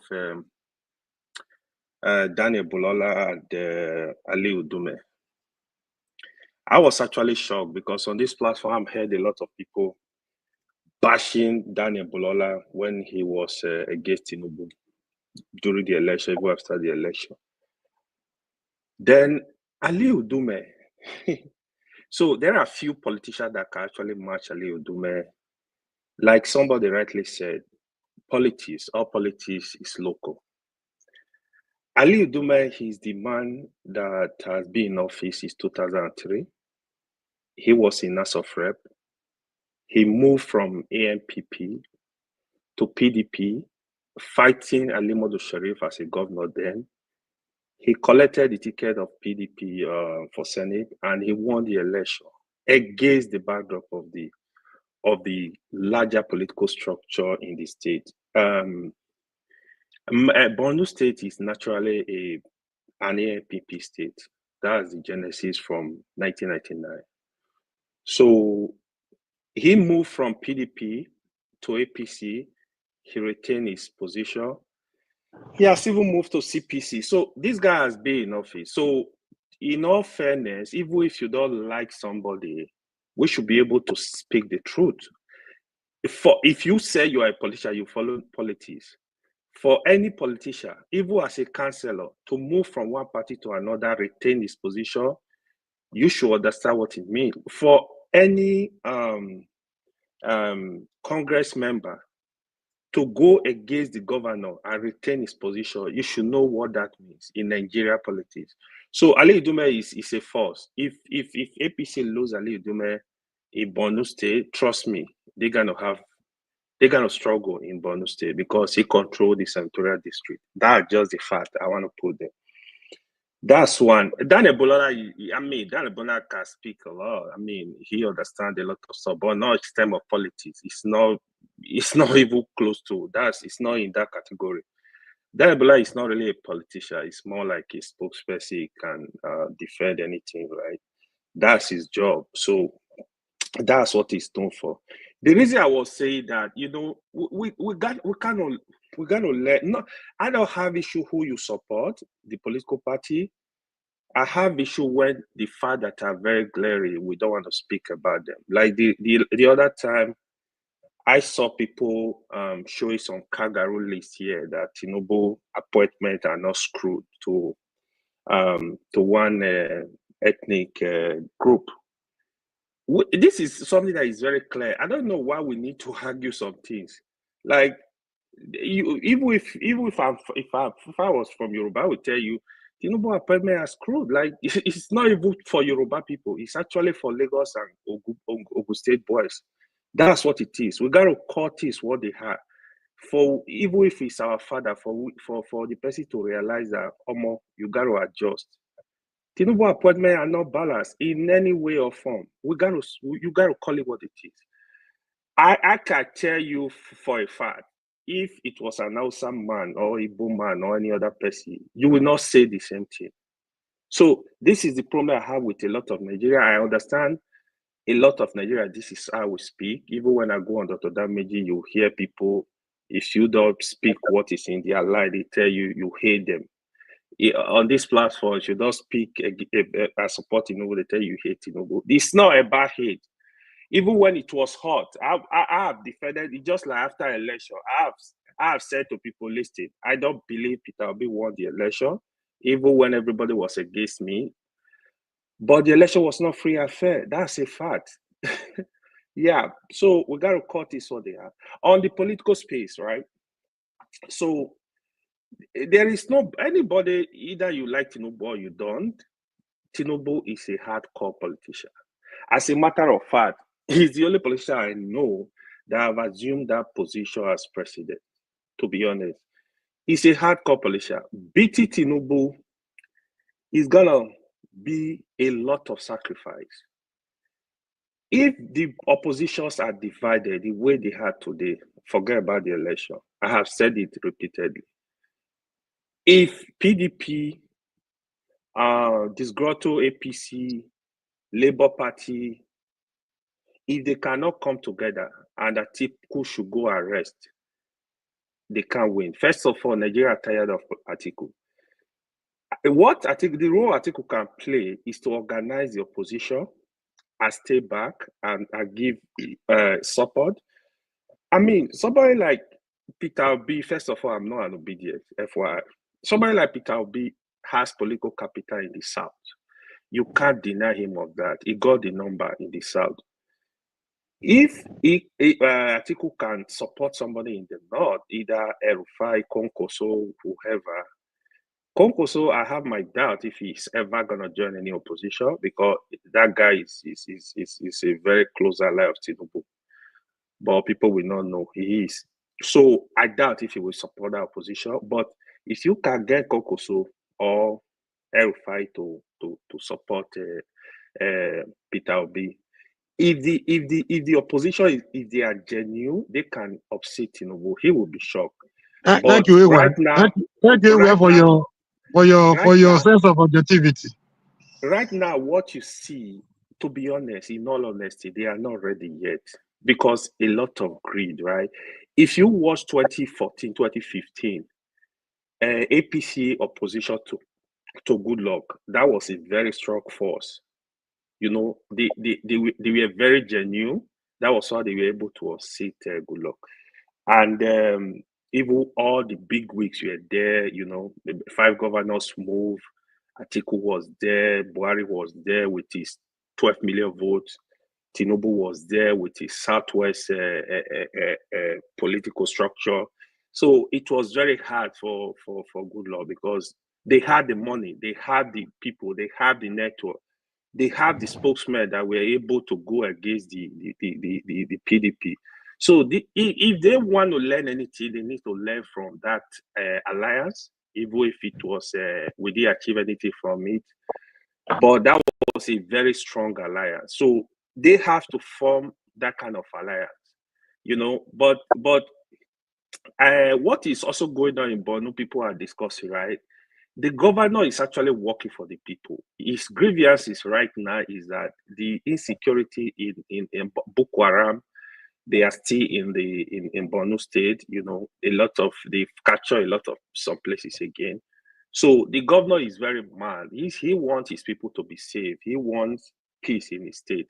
So I don't think he's really against Tinubu. I don't think he's even ambitious about becoming the president or whatever. He's just hungry with his people. So some of these people, there are politicians you cannot, even if you don't like them, they hold their environment. That's just the honest truth. There are politicians in Nigeria that their environment, they have control. You cannot, even if you don't like Kokoso, you will not say Kokoso is not a force in Kano. Even if he moves to a Mushroom Party, he's going to control the state for now, at least. We have politicians like that can control either a central district or either a state. It's not like every time we believe that, oh, they rigged the election, yeah, but some politicians have that force because of how close they are to their people. Politics is local.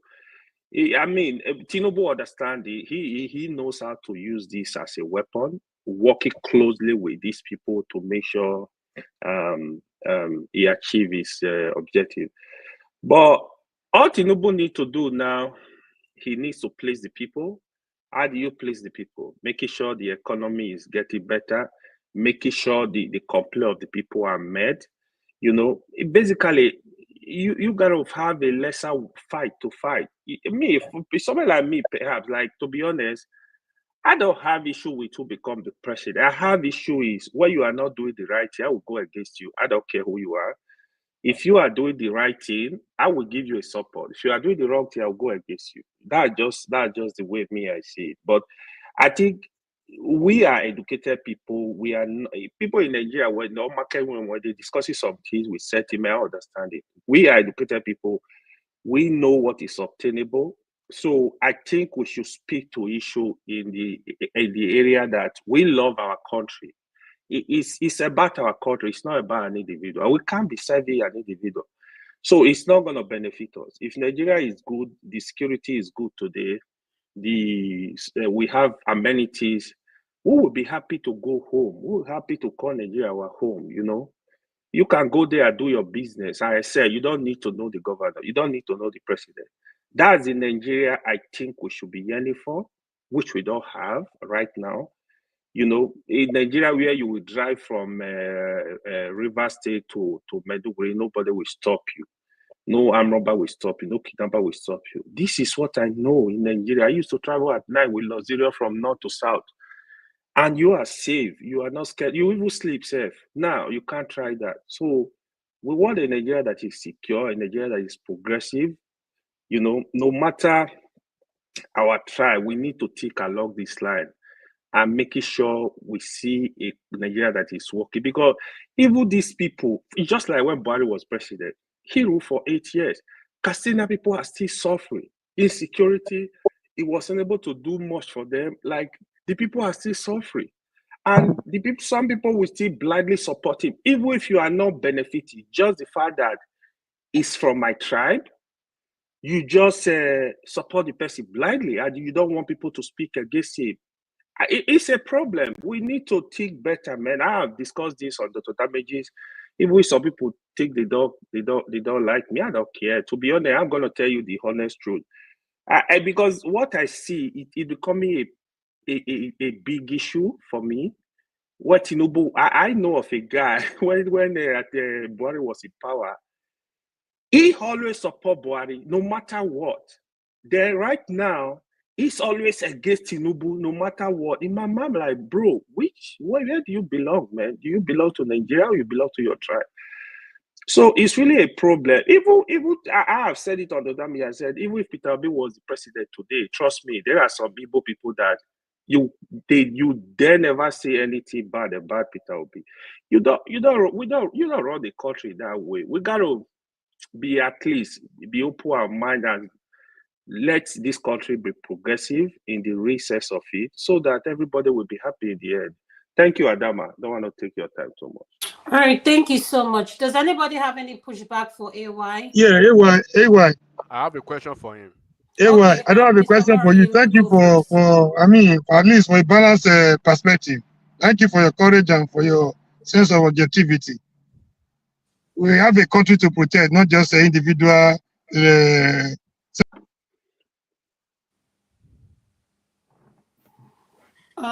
I think we lost Mr. Mo. I can't see him.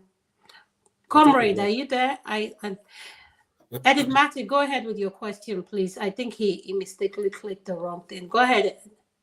Okay. Since we know we are talking politics and we know there's no morality in politics. So if you want morality, you either go to church or the mosque. So now we have the opposition, right?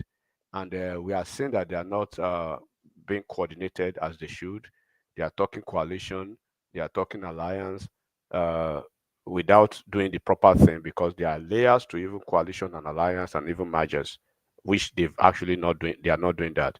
So to AY now, right?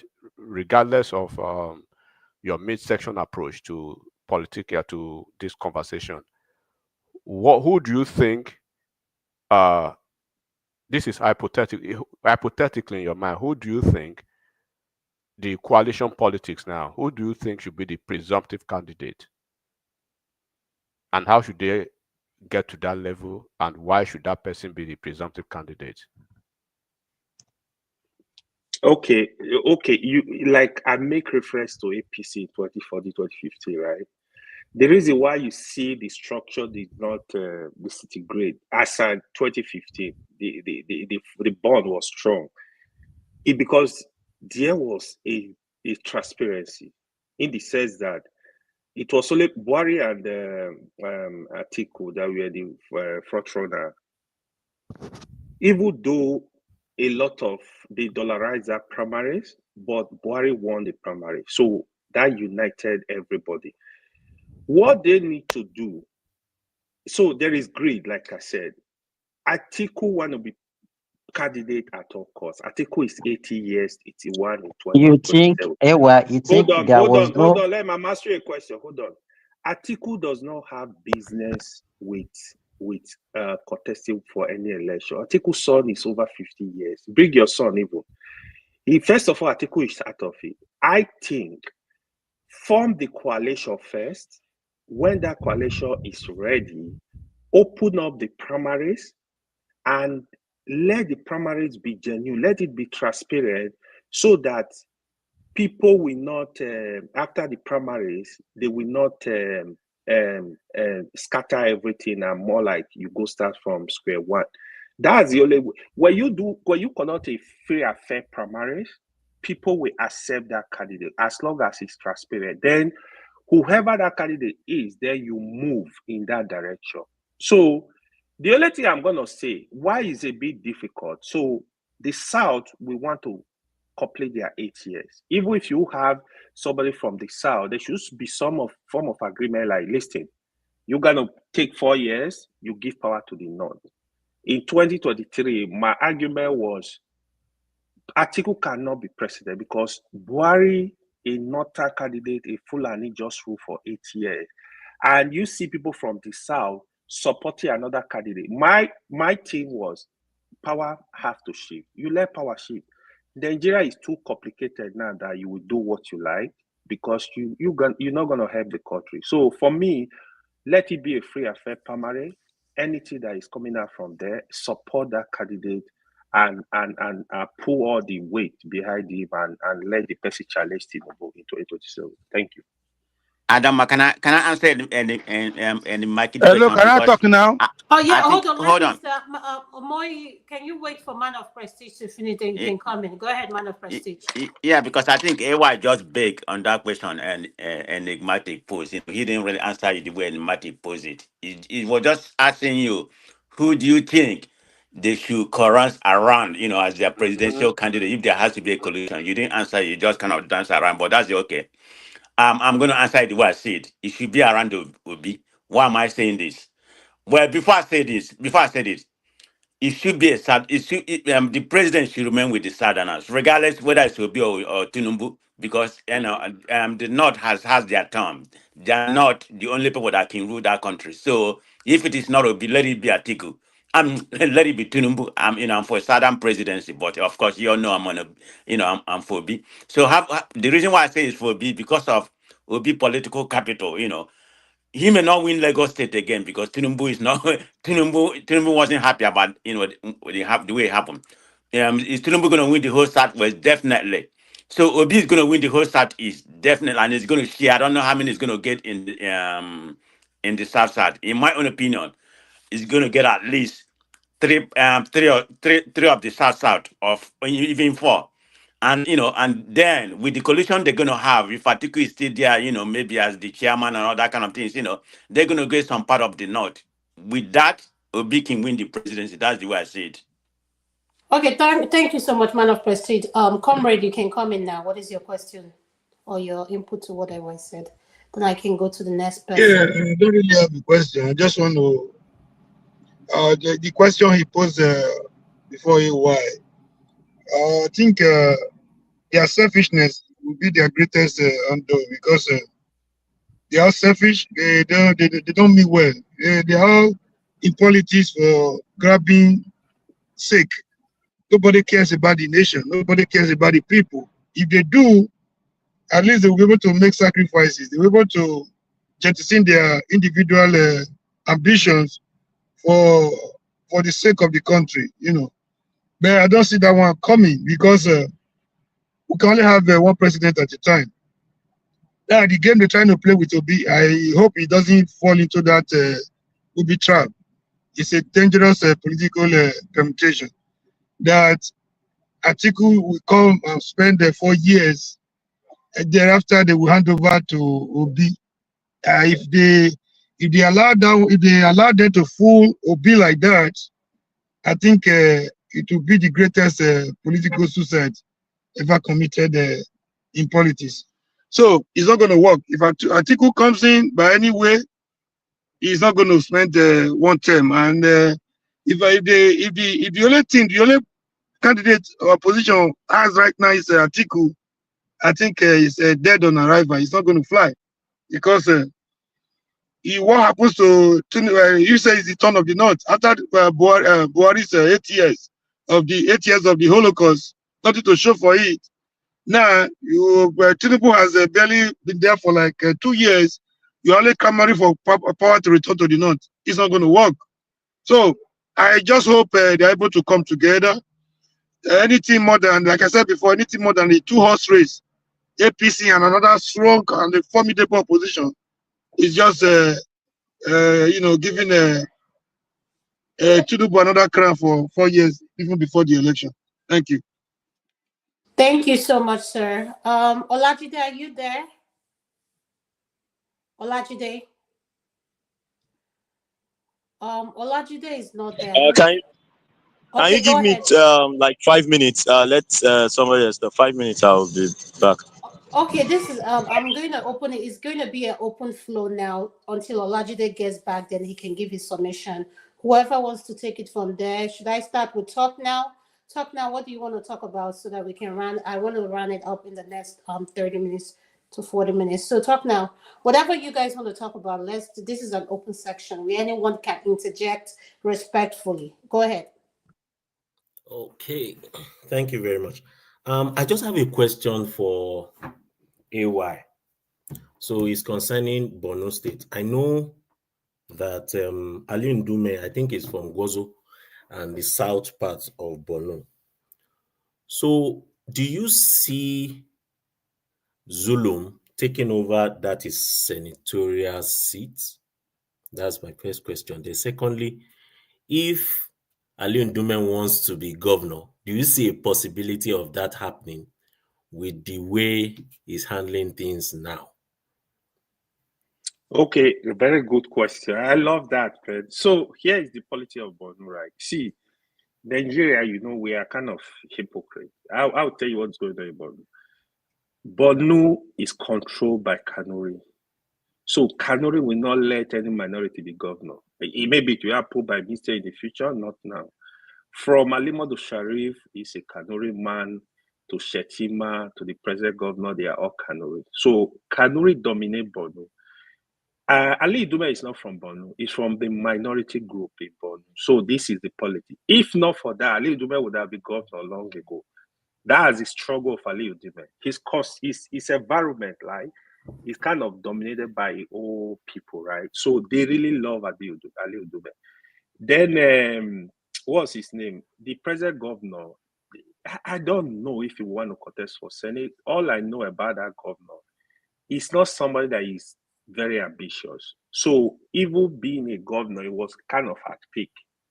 He's actually a very silent person. The way you see him, even as a governor, you will see him walk on the street, you will think, is he this governor? So that's it, who he is. He's just like Buhari. Buhari, no matter what you will say about him, he's not a materialistic person. There are people that are just like that. So if he is going to contest, he might not want to go against Ali Ndume, trust me. But we will see. I think that is open. But as regards the governorship of Borno, Kanuri, they are tougher than Afulani and Hausa. They love their team. They are very, very like they love their own people. Trust me. Even if you understand the North, a Kanuri man, just because of tribe, he will not marry an Hausa woman. So they have this struggle in the North. If you don't know what's going on in the North, you will not know. Even that's why you see, even Shetima, a lot of people were against him. They are still against him because it's from Kanuri. They would not want Shetima to be the president. Hausa Fulani, they will want their person to be there. So that's the condition they might tender to Tinubu listing. If you don't pick somebody from Hausa Fulani, you're going to have issue. So it's going to be interesting in 2027. That's just a little about it. Yeah. Like, Tinubu consulted very widely. He has to appeal to the Hausa Fulani, the Northwesterner, for them to accept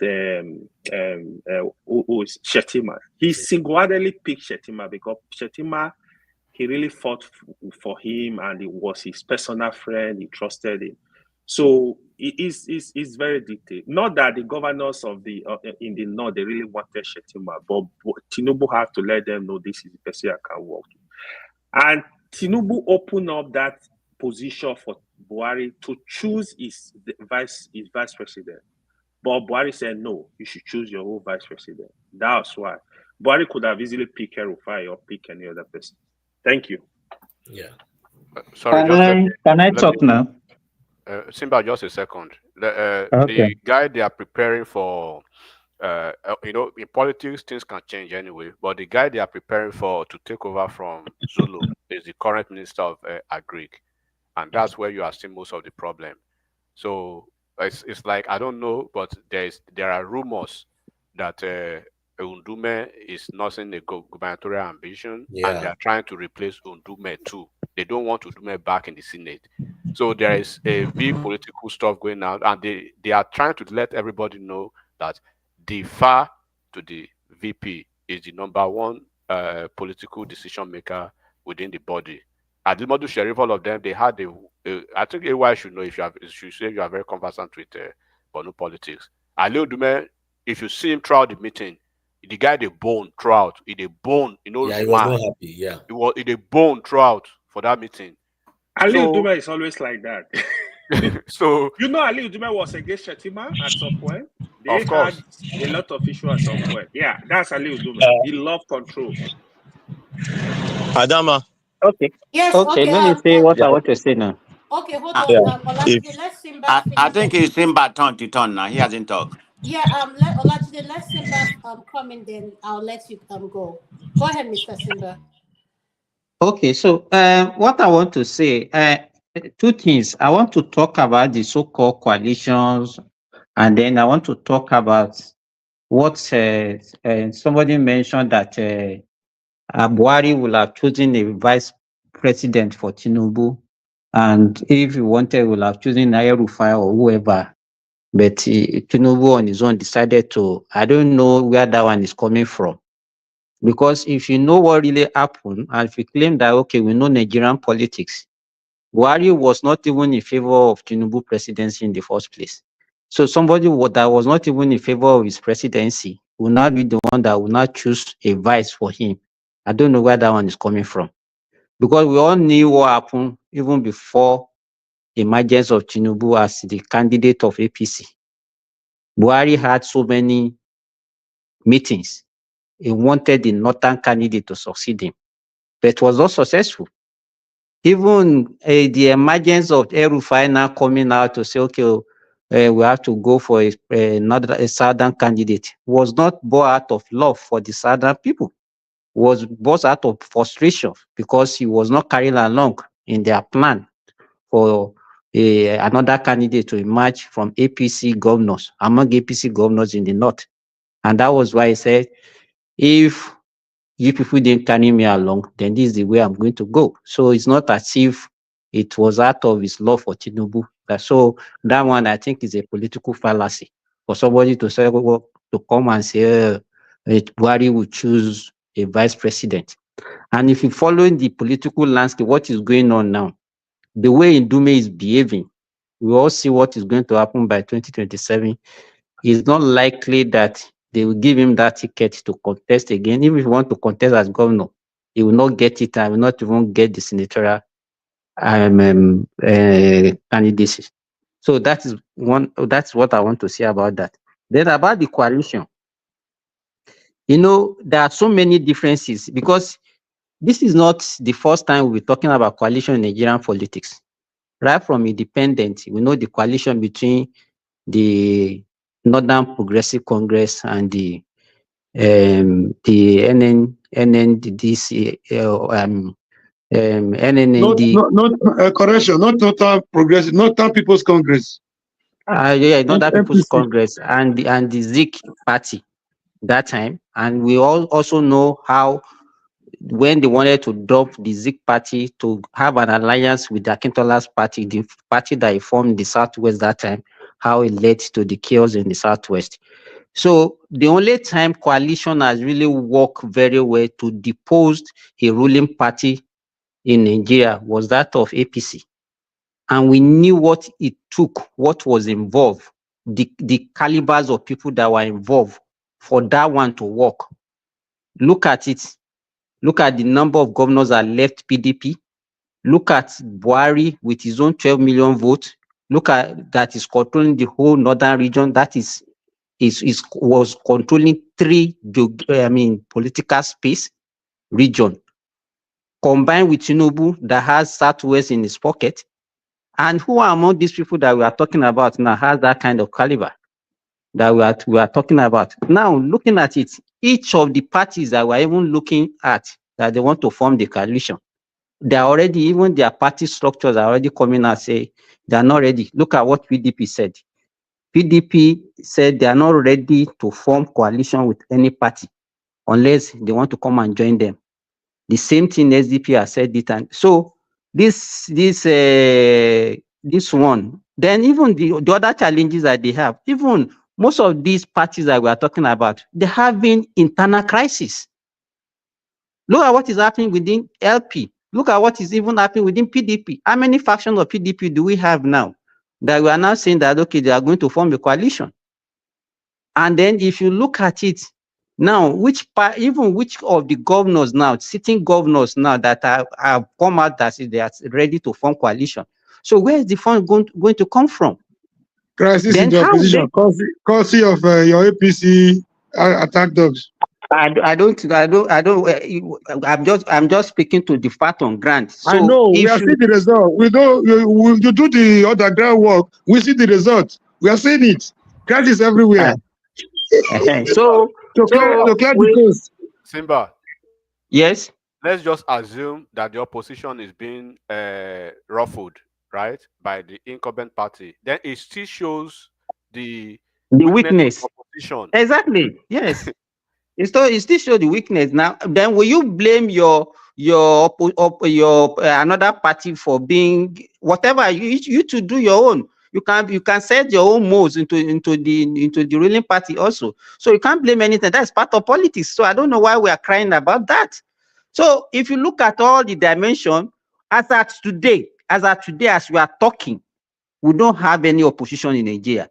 Tomorrow, another thing can happen, though, but with what we have on ground now, it's just if you are just deceiving yourself that we have something that can actually be an opposition. We are joking for now. Simba, whether PDP said they're not going to work with somebody, they want people to work with them. It's almost the same thing. It's just a question of identity.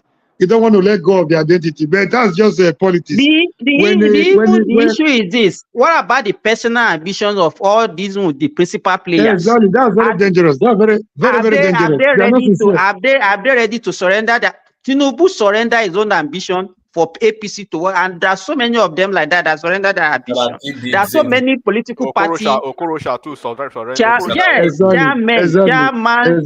of political parties that lost. People did now. At some point when they for the common good. But what we are saying here is that it should not be. It's not just be about grabbing power for power's sake. Was part of this that time also now. He didn't now they have gotten the power. Mr. Simba, now they have gotten the power. What are they doing with it? People are hungry. People are dying. Forget about all those. We are not moralizing here. We are analyzing politics. We are moralizing. It's all part of politics too. Governance is part of politics. If you want to moralize, wait, comrade, people oriented policy. Comrade Omori, if you want to moralize, people are hungry. Wait now. If you want to moralize, then there is none of these people that we are talking about that we supposed to even vote for. So if you want to moralize, we should not even be talking about Atiku, Obi, or any of these candidates that we are talking about. So what are you talking about? So if you don't want to talk about them, we should completely go and look for fresh people to come and rule us, but not Atiku. That's why you have the Shogoredi as your candidate. We are talking about the people that we have. So don't go to that dimension. You are moralizing. We have the country to protect. We have the country to defend. We have people to welfare to cater for. Please. Hey, go and talk to your boss. Go and talk to your boss. Who is my boss? Who is my boss? Yes. Simba, please. Go ahead. Let me beg. Olajide, you can have your time now. Go ahead. Why did you want to stop? I was running down on battery. Please, let me just drop. Olajide, please, before you. No, because of you, Olajide, I will allow you to talk. Just go ahead, Jerry. Please, let me correct something Simba said, please. Just 1 second. Simba, I'm not just coming here to speculate. Tinubu offer Buhari and governors in the north to choose a vice president. Buhari rejected. The truth is, you must give some credit to Buhari. If Buhari had wanted to pick somebody to succeed him, he would have picked Osinbajo or Ameki and the northern governor. Even Lawa, the 11th hour. Even Lawa, the 11th hour. Yeah, sorry. Let's stop. We need to speak to issue. You know the power the president of Nigeria control. If Buhari kind of was neutral, was like, okay, go to primary, anybody that wins, I will support it. If Buhari what do you think happened during the primary? What do you think happened? Hold on. Here is the problem. Hold on. Buhari told the governors, go and elect your choice. That was why people like Erufai, where they said, choose whoever you want. But I think here is the problem. Rotimi Amechi and Sibajo, the problem they had, they were counting on Buhari. Oh, maybe Buhari will give me a support. It was only Tinubu that was ready for that primary. They were not ready because they didn't have the money, they didn't have the political structure. But if Buhari had made that call, hey, go support to Sibajo, trust me. No, it will be final. It will be final. Let's not go from truth. Let's allow Olajide to talk, please. So, if Buhari will just ask the candidate, just go and put for this person.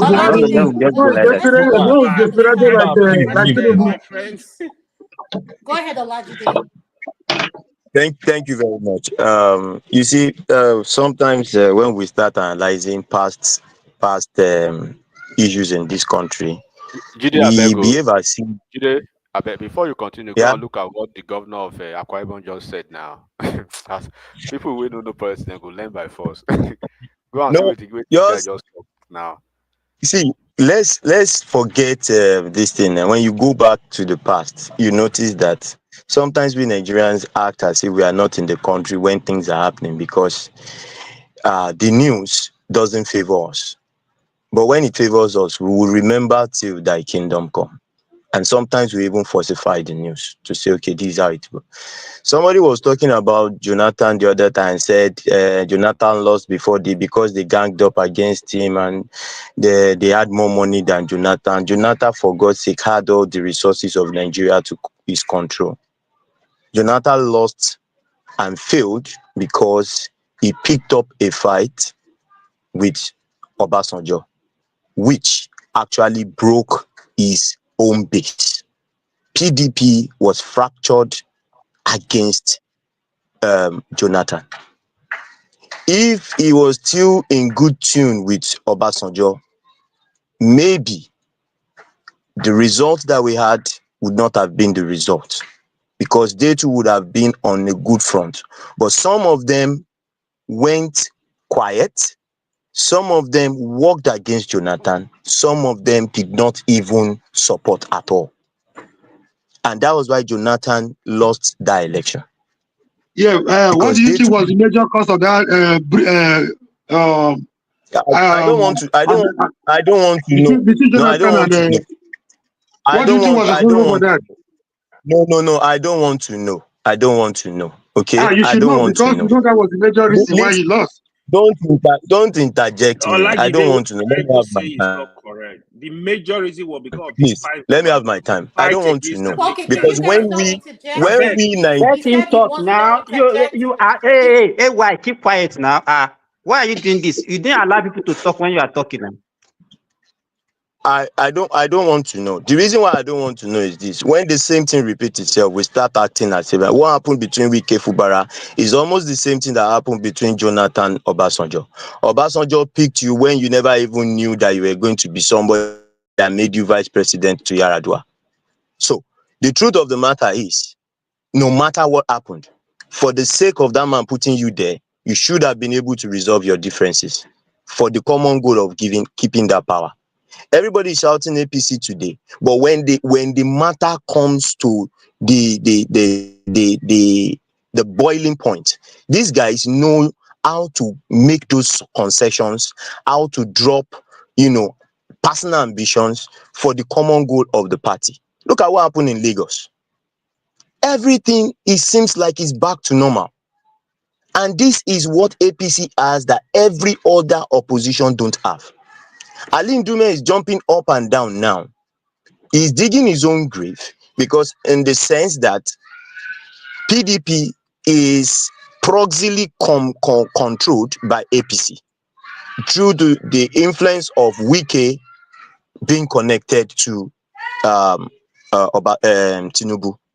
And all the G5 governors of PDP are actually a Wike pro Wike, because Wike in a very big way contributed to where they are today. So if Ali Ndume lost the primaries for APC anyway, anyhow, if he wants to run to PDP, he will meet them there, and he knows that SDP is not a platform. He knows. So what he is doing now is just rambling, trying to make sure that they call him to the table and say, boy, why are you shouting? Let's discuss this thing. Let's settle it. That's what he's looking for, so that now he can now table his own demands. That's what Ali Ndume is doing. But if they want to really treat that man, they will deal with him, and he would not win the senatorial seat. And the governorship, he would not go. And when we talk about the North, I was born in the North. I was born in Kano State. The truth of the matter is this: now the North is divided along three factions. You have major factions. You have the Kanuri, the Fulanis, and the Hausas. The Hausas are saying now that they are no longer Fulanis, and the Fulanis are actually after Shettima, because they want a situation whereby Shettima does not become the vice president. Because what they see, and the permutation I see, is very possible that Tinubu would not even end the next 4 years if Shettima is still his vice, and he will just say, "Oh, I'm standing back due to old age," and I foresee a situation like that, and make sure that Shettima takes that power seamlessly. Then all the levers of power is at his control. So we want to see what the Fulani powers will do. And the Fulanis know this. And that is why they are doing everything to make sure that Shetima does not remain as the vice. And that's why they are giving Tinubu the condition that today the whole noise from the northwest will shut up if Tinubu tells them that, okay, I will pick a vice from the west. Give me support for 2027. They would keep quiet. And that is what they are actually pushing. They want a situation whereby they can drop Shetima as a vice. They don't want the Kanuris to rule them, because going back far back as Sir Ahmadu Bello told them that if you allow these people rule you, the Kanuris, because they found it difficult to penetrate the Kanuris. Why they have been able to match the Hausas and make it look like we are the same and deceive the Hausas, they found it difficult with the Kanuris. So they knew that if the Kanuris should get power and get hold of the power of Nigeria, the Fulanis are done for. And that's why Tinubu is playing his politics and is playing it towards, if you look at his alignment, he's really not thinking about the northwest per se. If he gets 25%, 25%. Yes? The second part of this man that you quoted now, the second part was, the Kanuris, they have intellectual fecundity more than us. When they get the power, Yes. they know how to use the power with their intelligence, and they will never give it back to the Fulani. Back to exactly. That was what Ahmadu Bello said. So whatever you see today is just a politics of Fulani against the Kanuris. So whatever, if you say Shetima keeping quiet, is not because he doesn't know. I listen to his, anytime he goes back to his base, I listen to his speech, how he addresses his people there in their language. I listen and I realize that this man is pushing a united front from the Kanuris. So when people come and discuss politics, I just laugh. I just look at them. You are saying Buhari stood neutral in that election because of his wife. Because his wife was pro Tinubu, and his wife was saying, okay, this man got you there. Don't repay him with evil. It's either you stand out. And that was the problem. But for the campus close, he had every right to have rejected his wife's opinion. No, he has every right, but he has chosen the right thing as a wise man. He decided to be neutral. He has chosen the right thing as a wise man, because he might never enjoy his house, because we know the power a woman holds. That woman was pro Tinubu when all the time when Bakari and co were, the woman even made mention of something. She said, when my husband comes back, the hyenas that are trying to wrestle the government, she knows what is happening. It was the wife of Buhari that stood in and said, you have to play it neutral. For Buhari, the Northern Caucus wanted a continuation of a northern leader. And that was why they brought up Lawal in the last minute, and everything went. Even Oshibajo, from the day Oshibajo took that decision of removing Buhari's kinsman as DSS, Oshibajo fell out of favor. So Oshibajo knew he was not being supported. Oshibajo knew. So the only thing is, it was torn between Lawal and Tinubu. And Tinubu, in the sense that Tinubu has the connection, he has all the things in the party, but everybody were waiting, they were looking at the body language of Buhari. Should Buhari had said, okay, I go with Lawal, it would have been a tight call for Tinubu, because the northern people will also go that way. Maybe not majority of them, because Tinubu also has his own ground. But the wife said, you have to play neutral in this matter, because this man did everything to take you there. So you see, when we talk about politics, people just come and say this is what is happening in the north is even more fragmented than what is happening in the south. The south now, if you look at it, Tinubu might win maybe some states in the south, he would win southwest. The middle belt, he has played his politics and he's still playing the politics of winning in the middle belt. And then the Kanuris. And he gets the Kanuris from the northeast, then he closes the game. That's why he's not really moved by whatever the Northwest are shouting about. But where the problem comes now is that there is no political alliance that can remove Tinubu now, because they are all not ready to make the compromise for the common goal. They are not all ready. And like somebody said, it is only a 2-horse race that can make it a tight call. But Showore is not even somebody that cannot win in his polling booth. So Showore is not even a factor. No, it's not my president. It's the fact now. Did he win in his polling unit? Is the fact now. What is insulting that? Obi would have been a factor because Obi owns the whole of Southeast. But the problem with Obi now is that where can he get a candidate that can give him the whole of another region? Where? If he can get a candidate that can guarantee him.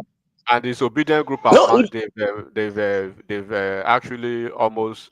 Yes, and his obedient group have gone to spoil the ground for him, even in the north and in the west. Excuse me, assuming without conceding, Atiku, I'm just saying this, so this is my own permutation. I know it's not going to be difficult, right? Assuming Atiku decides to opt out, and every other person, okay, let's even go this way. Number one, like what they are planning on now.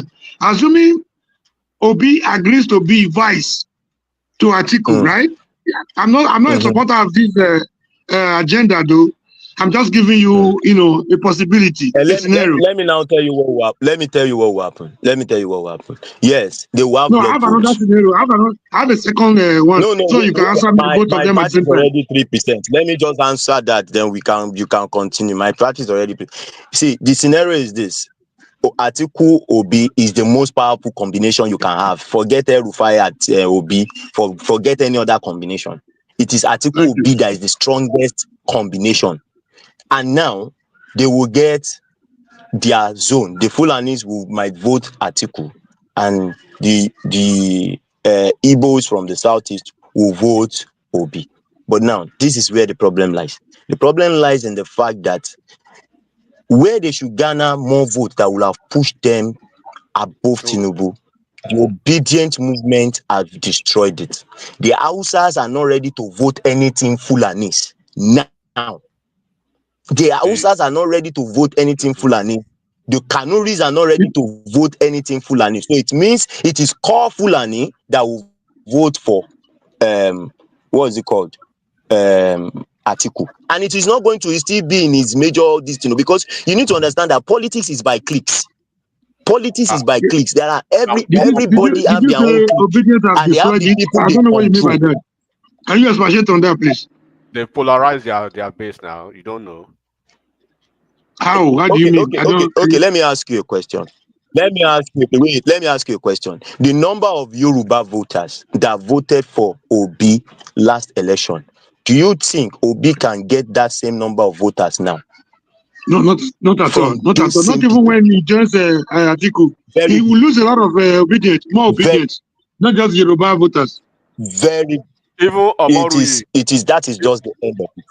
Omoru, even that is just the end of it. Which is the headquarters of Obedient. Do you think the numbers he had in Edo State, he will repeat the number by how they've acted after the election? No, they mismanaged the movement. He didn't. He couldn't consolidate on it. I'm not happy, particularly the way he managed the movement. So when you are putting all these things together, and one thing that GD and all of us have not actually said much on this platform is, do you know, even when you look at the North Central, Northeast, and Northwest electoral numbers, right? GD, anybody should go and check it. In the Northwest and Northeast, right? Atiku, Tinubu won only one state, right? One state in Northeast, but no state.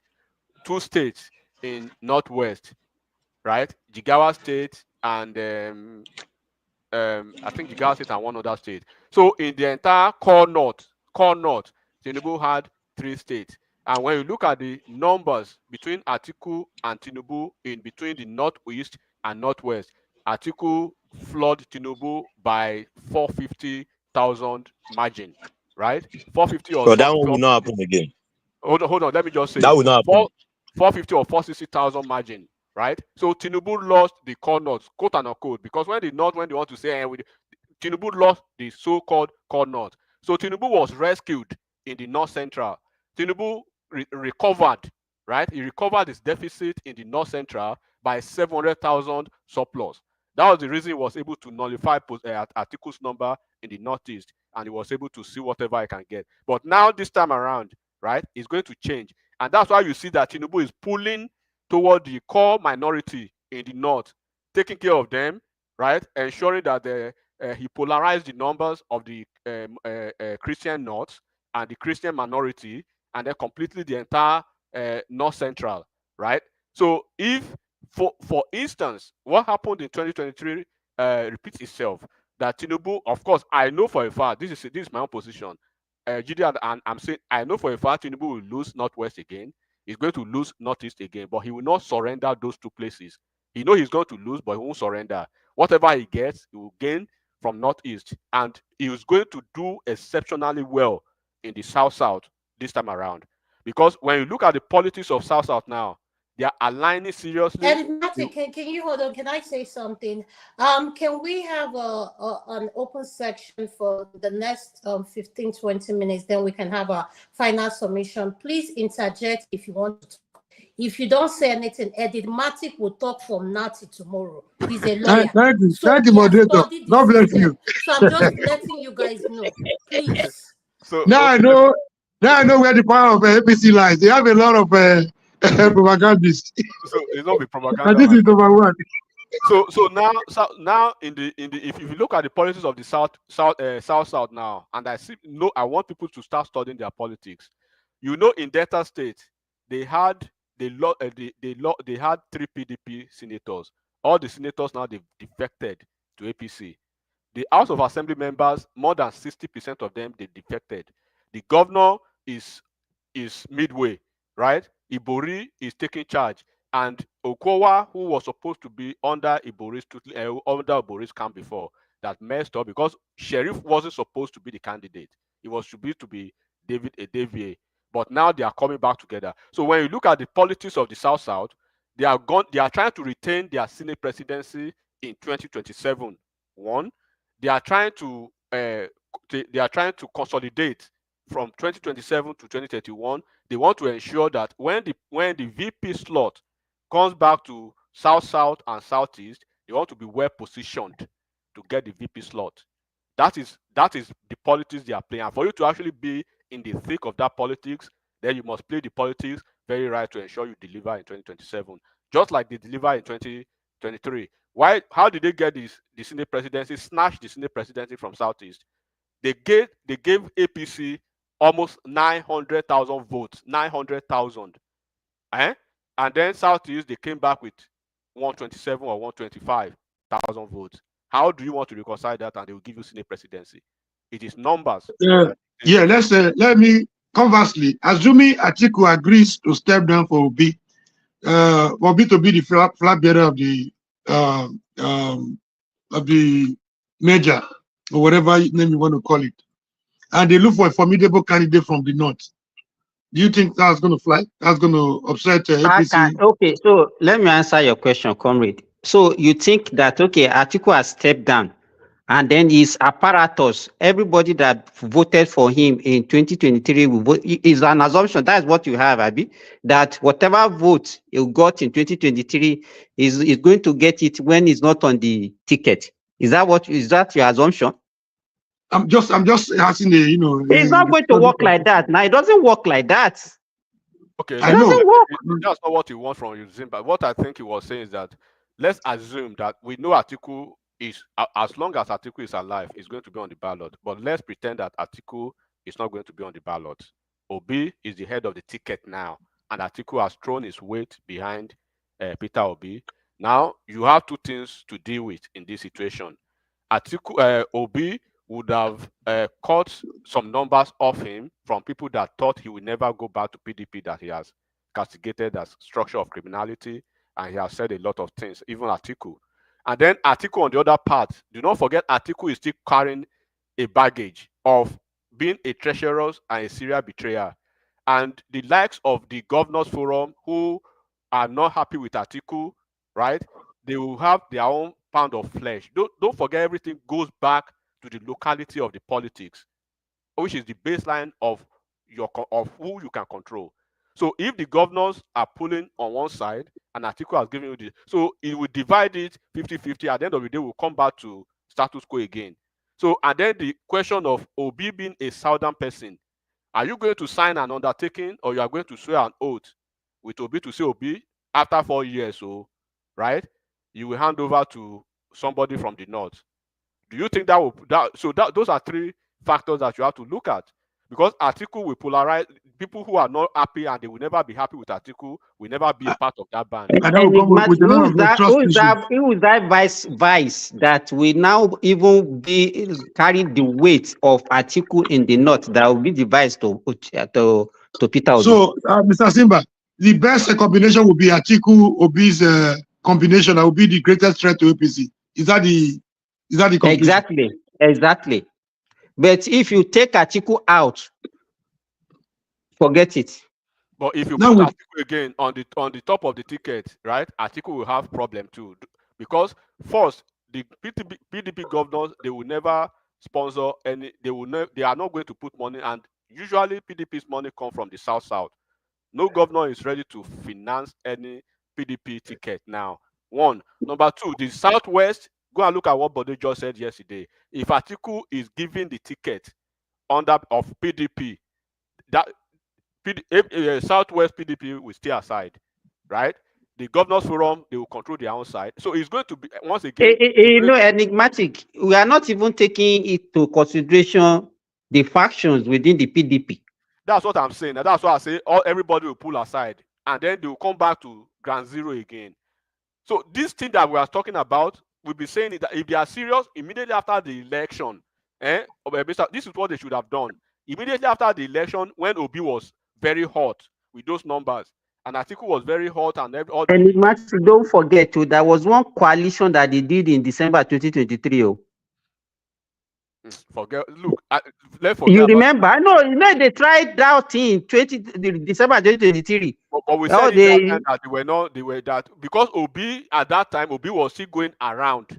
So what we expected? What are they going to? If Obi is a smart guy, what are they going to even tell him to make him to be vice to Atiku?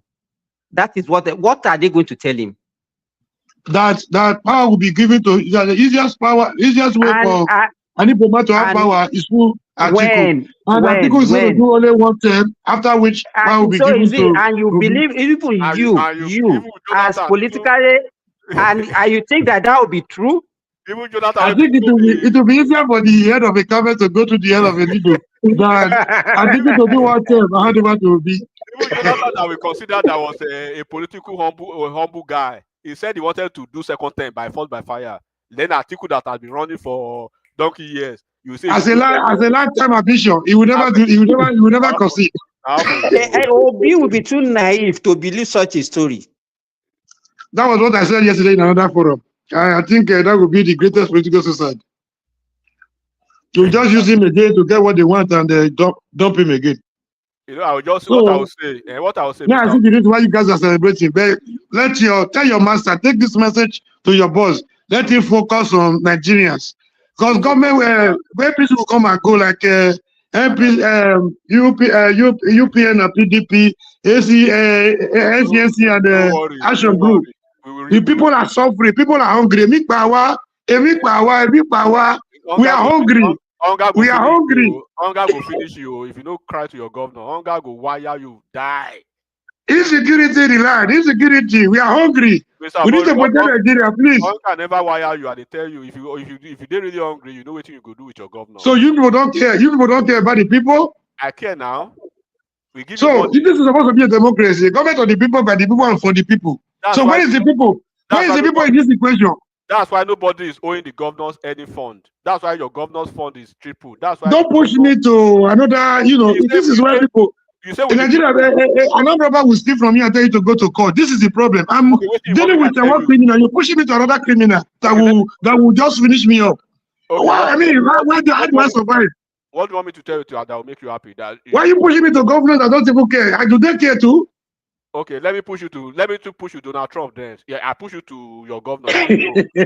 We're talking about people-oriented policies that can, you know, pull people out of this You're poverty. supposed to be a bishop or a pastor. You're not supposed to be talking politics, bro. Politics is not about. They are making a lot of sense. I'm making sense, though. But you're not. It's about the people. It should be about the people, not about power. We too much of strong individuals. We should be building a strong institutions. You know, that is the future. That's where the future of the country lies. Not powerful people, like not building powerful individuals that are more powerful than the state. When you build the institution, okay, look at what just happened yesterday in the Nigerian Bar Association. Rule of law, governance. We didn't know that they collected 300 million naira from Fubara, and they've collected another money from Enugu State. So they say, okay, bring our money back. Oh, they say it's gift, and those are the people that are yelling, hey, governor. So look, bro, Nigeria. On what ground did they collect that money from Fubara? On what ground? They say it's gift. 300 million naira? For Nigeria Bar Association conference. Bro, to support Fubara or what? No, to host, you know, when the Nigeria Bar Association want to host their annual conference, right? They usually lobby maybe private individuals or corporate entities for support. For support. So Fubara gave them 300 million naira, right? So immediately when the state of emergency thing happened, then they were all over the TV saying a lot of things. And then just shortly, sometime maybe 2 days ago, they made a national pronouncement that they've shifted their thing to Enugu and everything, more or less to slide the sole administrator of the state of emergency rule. Yeah, that shows the kind of support, solidarity for Fubara. Yeah, in Rivers State. So this is the point. So then the Rivers State government now so they said they reported if you want to actually go through this integrity and this pious narrative you are going, please, 300 million naira that was given to you, bring it back. Enigmatic. Do you remember that immediately after this they were the first to comment, say it was unconstitutional? I was wondering, I said, why should NBA be so partisan? Like, what is their interest? Can you imagine? So immediately they said, okay, it is gift. We are not giving you the money back. And imagine, sorry, who is that calling? Who is that requesting for the money to be refunded? Who is calling for the refund? The government now, the Rivers State government. Said, the administrator. The government of Rivers State. Yes, they say bring the money back, and they say no, it is a gift. So what I'm trying to say is, when you Nigeria, Abracadabra. I talk about integrity as much as you want. No, enigmatic. If it is judiciary that they supported like that, they will say they are bribing them. They are bribing. Okay, God bless you. Let's assume it was an APC governor, that would be considered a bribery. And this is what we see every time, Mr. Amoruyi. I understand your position. I understand my position, but I'm not going to be blinded to the fact that Nigerians, it is where it pays you. It is when you are benefiting. It is where it comes to your advantage. When today, look at this scenario. Today, a politician will go to court. The court will say, yes, we overturn the election, and you are the you are the rightful candidate. Tomorrow, if the same court says no, there's an infraction, then at that point, the democracy has died. No more judiciary. So what about Enigmatic, you are forgetting that when the Labalu within the Labour Party started that time, and this guy was gotten injunction, he was still the chairman of the party. They were hailing him that time now. This same Abure. Okay, don't even talk. This Mr. Amoruyi, and they even put you on the spot now. You were on Dr. Damages. I think you are very. Aburi was there that day on Dr. Damages. They were hailing him, all disobedient. All of a sudden. No, you said you want to put me on the spot. How? Am I? Do you think I'm an obedient? No. What I'm saying is that is your probably you were. I think you were there, or probably you know. So if you are saying Abure is good, is God sent today because Abure is there, and then with all the nonsense he was doing. They got getting illegal injunctions, had forged documents and everything. The guy who was supposed to be the gubernatorial candidate in Abia State, if he did some Magomago give him OT, right? Now all those things was good. I saw Abure, you are the best thing. Give them what APC now. Let me clear. How did they run it for Obi to become their candidate that Simba, time? It was Simba, illegal. let me ask something. If there's anybody that has not been too happy with the way the movement, the aftermath, the result, the success of the movement was being wasted, I think I'm number one person that is not happy with Abure, the outcome of the movement and everything. I mean, a lot of people sacrifice their lives. A lot of people, sacrifice their money, time, and everything. Obi winning That that was election will mismanaged. have I'm been, not happy. Amaru, what would have been the success of the movement? Tell us. See, let's not play politics. Let's be honest here for once, right? Okay. 6 point something million from nowhere. My other comrade Adam said. Don't go Adam that said. route. It's a simple Adam said question I it was. ask you. What will have been what will you use to measure the success of that movement? Okay. What my expectation when it took me time to recover that it was a loss, and when I finally recovered, I concluded by it wasn't a complete loss because success or failure failure or mistake they say could be success to the extent from which you can learn from it. And if I were Obi, I would have been able to build that movement by now into a formidable I asked you a political. question. I find it difficult to answer. I said, what will be the yardstick that you are going to use to measure the success of that movement? You start telling us. That's what I'm telling. That's what I'm telling you. My expectation, what I expected. I'm putting myself now to tell you, if I will be between that time and now, we'll have been able to build that thing into a strong and formidable political party. Something. How can you beat something that you don't own? See, it was built around him. It was built around him. He was the face of the movement. It took advantage of it. He didn't build anything. It was not built around him. I think it was built around him. It was built, not him by him. It was built around him. You said you're a politician, but Yeah, this is the thing. Let me tell you. You're not getting what I'm saying. It was built.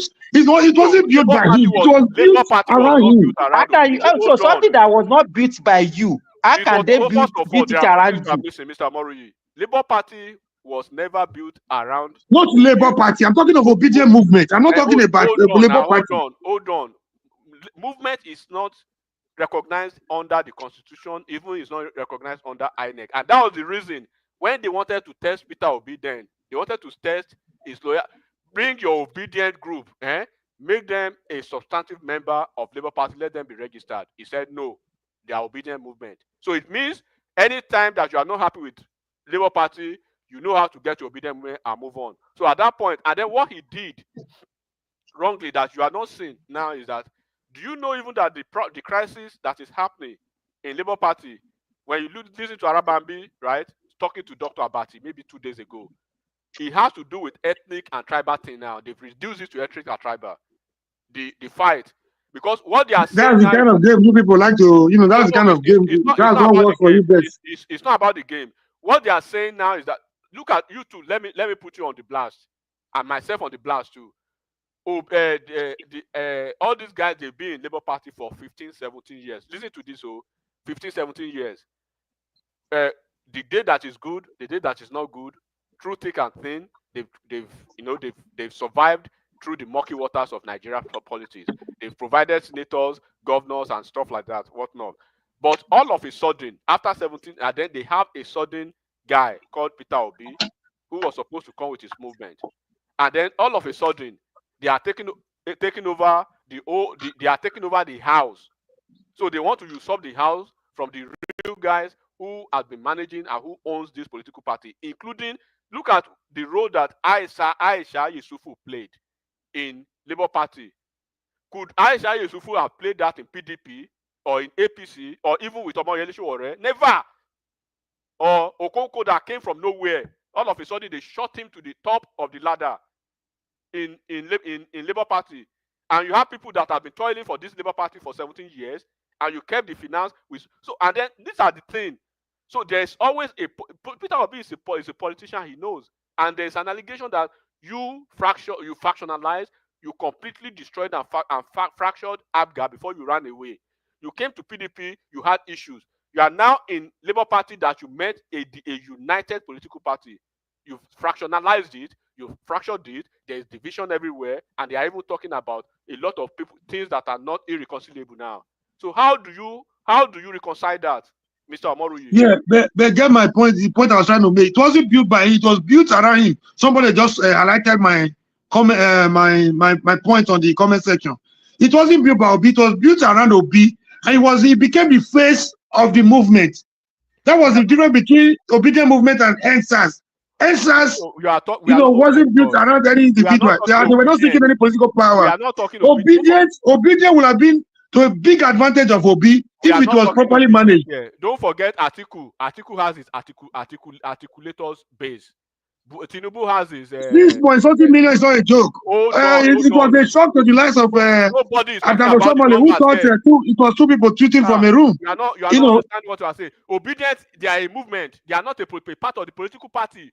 So it's just like you are talking of. I agree with you. I'm not arguing that one with you, but it was built around Obi. Obi became the center point. What is built around Obi? Tell me what is built. The Obedient movement. Where is that name from? Are we talking of Obedient movement or we are talking political party structure? Are we talking of Obedient? Okay. The only difference is that it wasn't called a political party, but it was a strong movement that changed the. How do you know? Who tells you that every other politician do not have their movement? Does Sowore not have his movement? If Sowore moves to Labour Party today, and Sowore fails to integrate his. It wasn't about Labour. Labour was nothing before it came in. No, that's what I'm saying. Labour was something. Don't say that. Labour was the governor of my state at the point. Oshomole won his election. True Mimiko. It was just nothing but a special purpose vehicle. Forget all those rabble rousers. I don't know why you people don't want to hear anything about Obi. It was a big movement and.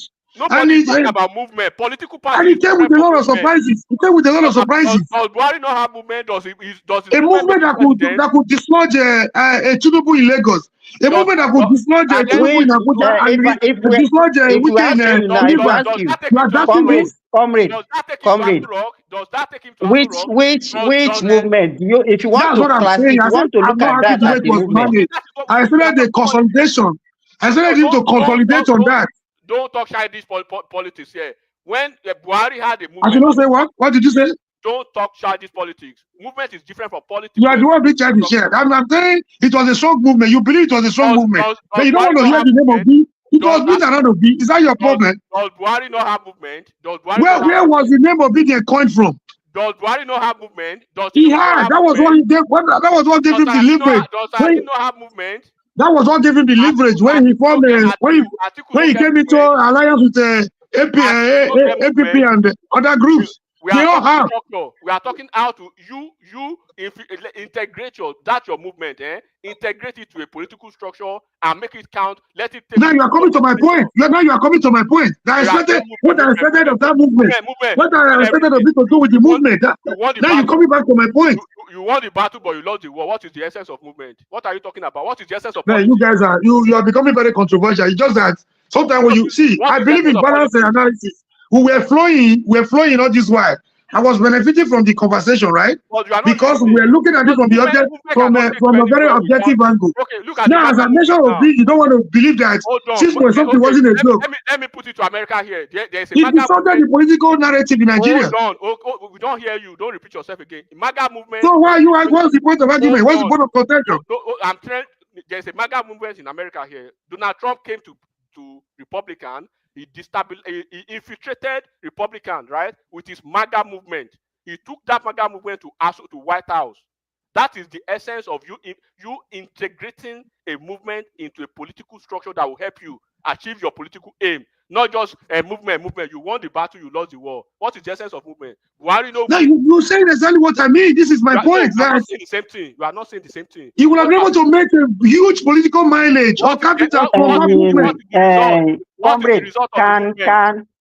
Can Obi take that same movement? Can Obi take that movement to another party? Make it carry the movement, go another party, make it take and go Aso Rock. No, you the same movement. MAGA movement without Trump getting to Aso Rock is nonsense. It's nothing. Buhari's movement after 3 electoral cycles without being Enigmatic, can I repeat myself? We're almost saying the same thing. Look at my point. Even if at that 2023 he could not get to Aso Rock, I said I expected him to build on that. Is that a wrong point to make? How do you want to that's my question too. As a good politician that you say, I'm expressing my disappointment. Let me come in between the two of you now. Let me come in between. I think the point at which you are not getting each other was when Enigmatic asked you, why can't they be integrated into the Labour God Party? bless you.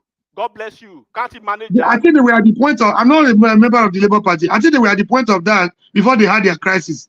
They were beginning the crisis to. has always been there now. The crisis has always been. This is they wanted to start a mass registration, of obedient movement to inculcate, to create a sense of belonging to the movement when they had their crisis. Mr. Mori, Obi said obedient movement are not Labour Party, and we have people on this platform that said this. They are just only loyal to Obi, and you cannot do politics like that. You cannot say Tinubu because under APC too. Do not forget we have. You say you cannot do politics like that, but you made mention of Donald Trump. A lot of MAGA members are not members of Republicans who made it possible for Obi. Now, why are you contradicting yourself? You are not listening. We are saying you cannot do politics without saying, okay, when you say, okay, obedient movement are not, when you say make that kind of movement as a leader, then you shot yourself in the foot. Imagine Buhari saying, okay, my movement, they are not part of APC. What do you think the Tinubu, the Okorosha of that time will do? You know, put that in proper context. You know why he said that? They were accusing him of what obedience, the activities and the actions and inactions of certain obedient members. He now said there are most of them he does not have control over. I think he was trying to answer that particular question. But they got to a point where they were trying to inculcate the movement into the party before they started having problems. And Bure and Co. saw it as an attempt to hijack the Labour Party from them. They already had a register. On this platform, Mr. Mori, on this platform, we have obedient guys and we know what they said. Let me tell you, I love Democrats in the US. We know Donald Trump is a different guy, is a different type of politician. But I give Donald Trump the respect up to tomorrow. How is a bully? I know you will respect. I know you like a bully like that. A narcissist like that. No, I don't. A bully like that. Those are the kind of people you like. No, you are not. What is the outcome now? What is the benefit of the? What's the benefit for the people? No, Mr. Mori, hold on. Look at the cost of living. Go to grocery store and see. Mori, please hold on. Anybody on this platform knows that I don't like Donald Trump, but I say I respect one thing. When you are in politics, you are in politics. You are not a convent. You are not a bishop, right? When the Kamala Harris by Joe Biden, what is his name, former Obama, when they are trying to play through the rules, this guy played the real MAGA politics. He came back.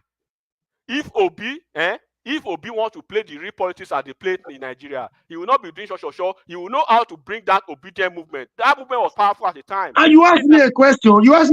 I was proffering. I was giving you an answer, a good one to your question. You came up with another controversy as if the answer I gave you was not what you expected. Okay, what is the essence of a movement when you cannot turn it to result? I'm also expressing my disappointment. What I expected of him to do with the movement. We are saying the same thing because you just saying the same thing. So the essence Oshowore now, I know Oshowore will never amount to anything, president, right? I know that. Make it just continue to do it in Aluta. Sorry, make Oshowore just do it in Aluta. But if Oshowore is able to have somebody like what Obi had done, to have a certain movement around him, and it's not able to turn that movement, take that movement. That's your bargaining chip. That's your negotiating tool. Take that movement to PDP and negotiate well. Infiltrate them, integrate them into PDP and negotiate power. MAGA will never be respected if Donald Trump has not used MAGA to go to White House. So you can win the entire country. You can win Lagos, win Kaduna, win Kano with your silly movement. And if you don't get to Aso Rock, you have failed. You can say you win Lagos 100 times again. If you don't use Lagos to carry it to Aso Rock. If you don't use that to Abuja to carry it to Aso Rock, you have failed. Forget it. No. It was a step in the right direction. If they have consolidated on that movement, by now, I mean, it will have doubled, even if not tripled. This is my point. It was a good foundation. It was a solid one at that. So though he couldn't get to Aso Rock immediately, you understand? A journey of 100 miles, they say, starts with a single step. Therefore, I mean, he took a lot of people unaware. He disrupted the political environment in Nigeria. So a lot of people were shocked. So 6.something million within a few months wasn't a joke. So this is my point. I mean, how he was able to manage it is another thing entirely. Do you know what actually is the major difference? I want to see if you know that a little bit. What's your question again? Do you know the baseline of that surge? If you know two reasons. Yeah, my reasons might be different from your reasons, but my own will not be completely out of point. So I might not speak exactly the way you want me to put it. I might not use your exact word. You know, I might not quote you verbatim, but that does not make my reason, invalid. Okay. The major number one, a lot of people were simply tired of APC and PDP. Okay. You know, APC we labor so much for wasn't a better replacement for PDP. Number one, and the NSAS movement wasn't a political movement because it was not centered around the individual, and they were not yearning for political, acquiring political power. You know, that one gave a lot of advantages, whether you call it due or undue advantage to Obi. He leveraged on that to get what he got. Okay. One core baseline for Obi is that he has an entire region behind him that Shuore never had. Shuore is from the southwest, but Shuore never. Imagine if Shuore had the same entire southwest behind him as Obi had the entire southeast behind him. So the periphery that we have out of those two regions, then they will go and pick it from what. So that is the major thing that you are not seeing, and I think you agree with me.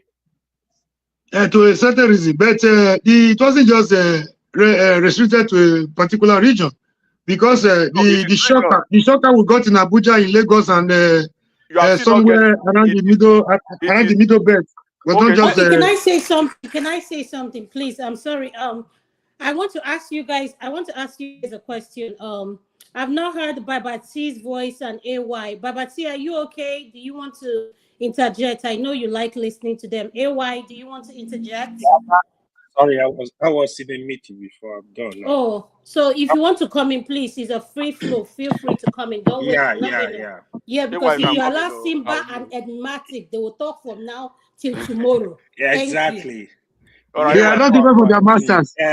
First of all, I mean, to be honest, what Omori you say and Osaloko, is that your name? So it's not quite different. So Peter Obi needed to consolidate a Labour Party and Peter Obi. Unfortunately, they didn't do that. I'll be saying that like immediately after election, they would have put pressure on APC at Tinubu to have electoral reform.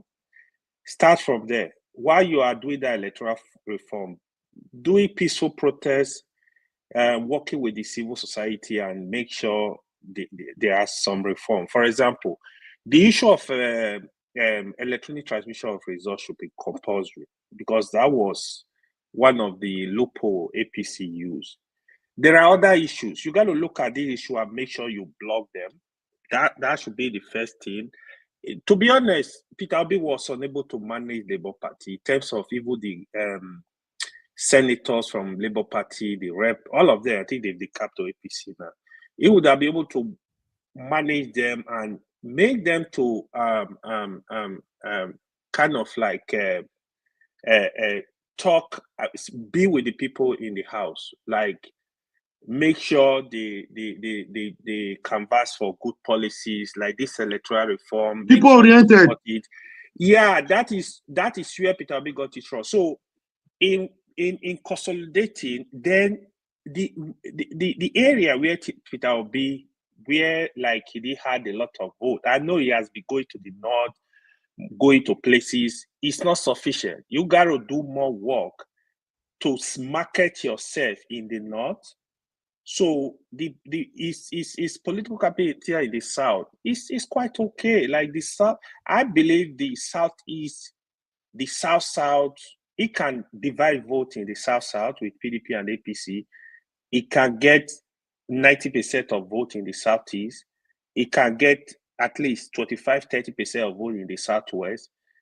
Those areas, especially the Southwest, in the North, you got to do a lot of work to make sure you move from 26 million vote, to 10 million vote.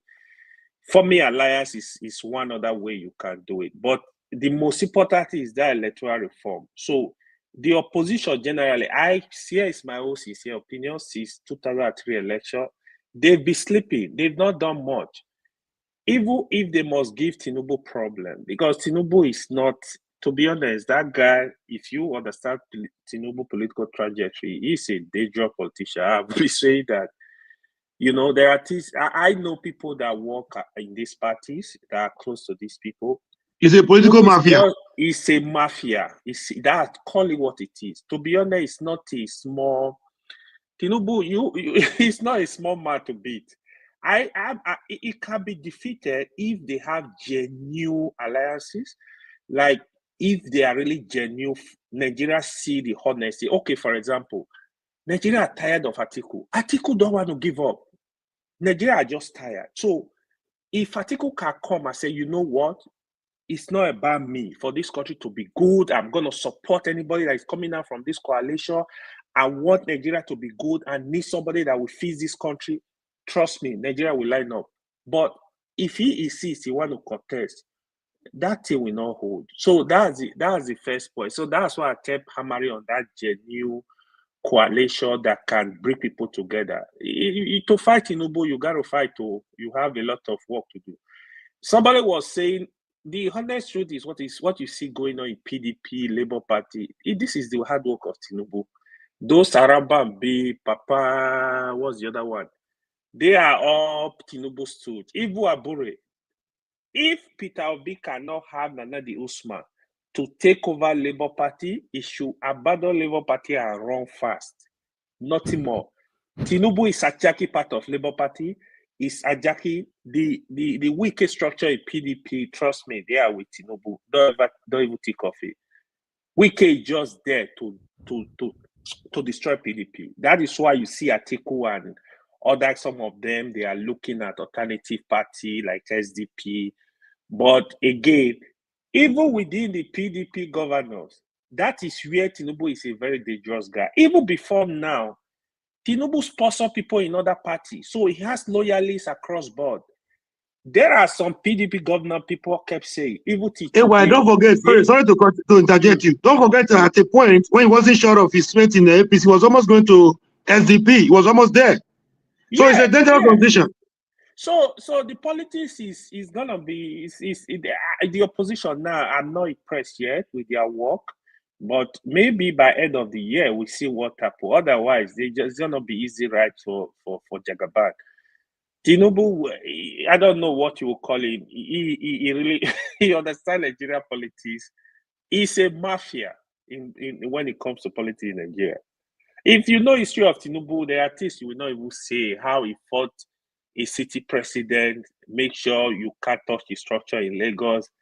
He knows how to use the people. So you saw what he just did in Lagos when they removed the speaker, because he was not aware, because he wanted control of Lagos. He knows that if the governor and the speaker come together and unite, they might push him out. So now he uses that speaker to see what is going on in Lagos, because that guy has proven to Tinubu, I'm your loyalist, I will die for you. That's why you see Tinubu insisting that guy must be returned. Nothing more. I said it on this platform. People didn't believe it. So he is, even if you don't like him, he's just a dangerous politician. So it's going to be tough. Beating Tinubu is going to be a lot of work. They need to start. That movement has to be genuine. If Atiku wants real change, he should drop his ambition and look out for younger politicians and give them support. Somebody said, I heard somebody say that there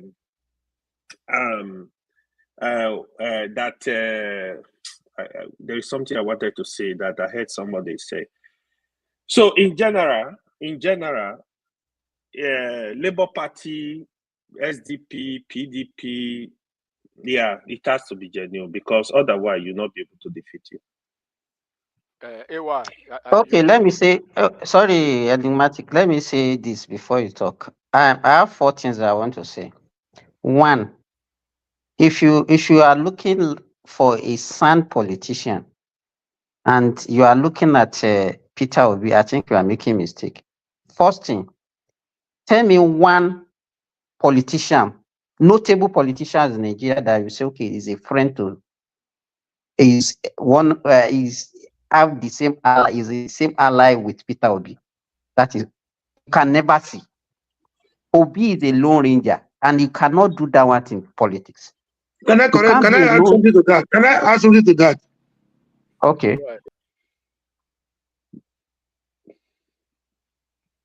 Comrade, you are disappeared. Yeah. Okay, so that is one. Two.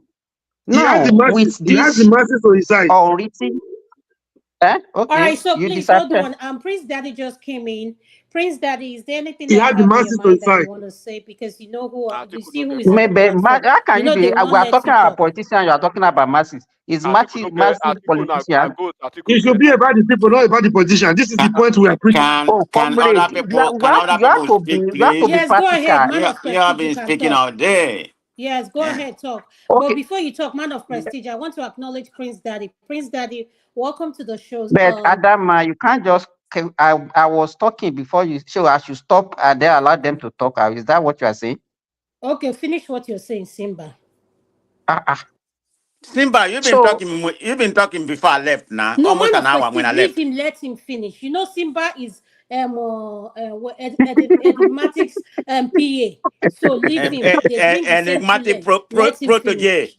finish. Okay. Let me finish what I was saying. Comrade, I'm talking about politicians. I'm not talking about masses. So you can't tell me that you can win an election without having notable politicians on your side. I don't think it can happen in any country. Obi doesn't have. That is one. Okay, just continue fooling yourself. Two, now with this unwritten north and south agreement, say okay, north will do 8 years, and now if you're a good politician from the north, you have Tinubu that has, let's say, by 2027, because whether you like it or not, is only death that can remove him from whatever. He will finish this 4 years. So by 2027, you know that okay, remaining 4 years, and I have somebody that will now come fresh and will also be aspiring to spend 8 years. Who among them am I going to team up with? Who is more likely to favor me better? Who do you think the northern politicians, the notable ones among them, will want to team up with? That is true. Three, all these assertion, Tinubu has all these, is the one causing problem in this party, is the one causing problem in every other party. Do we have proof for all those things? We talk about Labour Party, even they say, okay, whatever problem is happening in PDP, it's Tinubu that's causing it. Any party that is having problem, we always say it's Tinubu that is causing it. Why are we doing this? We have proof. You want us to tell us the proof? Have proof. In case the point is that somebody was talking earlier. He said even Abure that was the one that even engineered the way they smuggle Obi to become the presidential candidate of Labour Party. That's a good thing. You understand? It's not Tinubu that is using him now. Yeah, that's a good thing. Let's assume that it happens. That's a good thing. They should go and do their, if he easy, make the try. If he easy, they don't do it for America. Was Tulsi Gabbard not planted in Democrat? If you can do it, go and do it. Don't be crying. If you want to play politics, play it, or you go back to church. And the other thing, the fourth thing that I want to even raise: are we looking to remove Tinubu, or we are looking for a way to get a better governance for Nigeria? If a better Nigeria. Okay, so if our intent is to get that, so all these politicians we are parading, they are the one that will do that for us. We are joking. So, Prince Daddy, or whoever want to talk, and talk now. I finished my own question. Madam Adele, thanks for the day. Yeah. We'll see you again maybe later. Thank you so much. Don't run away, enigmatic. You want to run away? Prince Daddy knows verse. I don't want to talk American politics with each other. No, No. I mean, I just want to correct your wrong he's analysis. representing That's the why. But you Americans can here. go though. We are proud to be an American, so allow him to talk about American politics if that's what he No. wants to I just talk want to about. correct his wrong analysis regarding MAGA and obedient. Actually, I'm more like Nigerian politics. I want to talk about. You know, MAGA actually came out of the Republican, not rather the conservative movement. Let's put it that way. The difference between the obedience and MAGA is that MAGA is ideologically inclined, and I know you know that. If Trump had gone to the Democrats with the same messaging, right? People like me and many others would have followed Trump to the Democratic Party, that platform. So, in other words, MAGA is not a fringe movement like the obedient, not at all. We're well situated and we have a solid foundation, okay? But the obedient movement came as a result of Peter Obi. That's a given. It's Peter Obi that brought about the obedient movement. The obedience were not part of Labour Party, and that's why people like Ekene and Jewel of Nashville are more than happy to go to SDP or PDP if Peter Obi decides to eject himself and go over there. Peter B, as I've said before, and I guess many others, Peter B is not a skilled politician at all. He doesn't have the skills of leadership. He doesn't know how to organize. He doesn't know how to lead. That's a big difference between Peter B and Donald Trump. Although enigmatic, even though you call Trump supporters less than animal, at least you acknowledge that Trump is a formidable person. Not only did he compete once, but he did so 3 times and he won twice. So that's undisputable. His political ability and skills cannot be denied. So Peter B and Trump are not in the same category. But more importantly, MAGA or Trump supporters are not the same as obedient. I know a lot of people like to say that, but because they don't understand American politics in detail. To me, it's kind of that's a fringe conclusion to say Tulsi Gabbard was implanted in the Democrat. That's a joke. She's always run as a Democrat, and the reason why, just like RFK and many others, don't care for the Democratic Party is because of their extremity in everything that they do, transgenderism, LGBTQ, and all this garbage, and that's what people are running away from. Not because Tulsi was a Republican. She was never a Republican. She was never a Republican. She's always been a Democrat. She ran on the ticket and she won many times. When she began to go against the war and change her views about a lot of things, and that's why she was essentially pushed out because she knows she had no future in that party. Come tomorrow, I see Tulsi going back to become a Democrat. Absolutely. RFK, his family, they are the backbone of the Democratic Party in America. So you can't say RFK was implanted in a Republican. It doesn't work. So let's not just throw a bunch of stuff out there when we don't really understand how the politics work. Maybe you're pretty good at enigmatic in Nigerian politics, but when it comes to American politics, you don't have that skill to do the analysis. Can I come in now? Yes, go ahead, man of prestige. Yes, sir. Okay, I'm not going to talk about American politics. My summary is that Trump won. He's our president. So, whatever is happening in this, he's looking after America, so that's where I come I've come to that, Saddam right now. And that's where I am.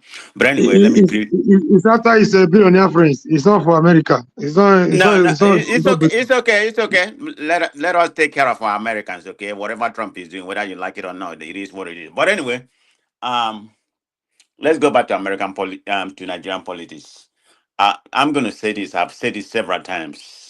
The coalition, whether it's going to work or it's not going to work, but it doesn't look like it's working right now because they're kind of fragile. They can't come to a unity, whereby they can form a very formidable. That's the only way to destroy the president we have right now. And I've said it several times. Tinubu is the most dangerous person ever to ascend to the Nigerian presidency, and I said it with emphatically. Why am I saying this? He's not a leader, by no means. Not a leader. When he's just a political wizard in that regard. But how does that help Nigeria? When you're not Capone of politics, you don't have any kind of vision, you know, how to, how to remedy the predicament we are right now. So, I mean, people can come here and idealize about the Tinubu, whatever he's doing, how good he is. It's not good in my own opinion, but he's what we have right now. So, having said that, I would definitely prefer a southern president, not a northern president, because it's not their turn to do. And since they have been ruling this country about 2/3 of the, 2/3 of Man my of prestige. Sorry to interrupt you. Could you please make that your final summation so that we can call it? Okay, yeah, because we're this is coming my final back in the summation. evening. Yeah, that's my final submission I'm trying to make. Okay, so let me wrap up for you because I'm about to leave to it. So the point I'm trying to make, for them to be able to dethrone Tinubu, is going to take a very resourceful force to come together, and I don't see it. I don't see it happening right now. As much as I love Obi, what people have said here, Obi didn't take advantage of the obedience that corrupt around him, to form a very formidable party. Of course, the party is kind of in disarray right now. I don't even know where Obi belong. As of right now, nothing is happening. Whomever is this, is APC. There's no doubt. Tinubu, this way I call him. This where he is. He is the one destabilizing the Labour Party, APC, whether you like it or not. Simbad, his handwriting is all over the place. There's no doubt about it. But that's all politics. If you can play that game, let him play it. That's the way politics is being played. Politics is a dirty game. So that's the way I see it right now. For me, for now, I don't see any stronger position. And it's getting too late. We have less than a year, because after this year, 2026, politics already started. It's all about politics. So that's why I say thank you very much. It's nice to be on this platform. Thank you, everybody. Adama, nice to see you. All right, thank you, sir. AY, what is your final submission, sir? Thank you. AY, are you there? Oh, AY has left. Babati, are you there? I know Babati always listens in the background. Babati, are you there? Okay. Simba, what is your final submission, sir? AY, are you back? I can't hear you. Hold on, Simba. AY, can you hear me? Go ahead, Simba. What is your final submission, sir?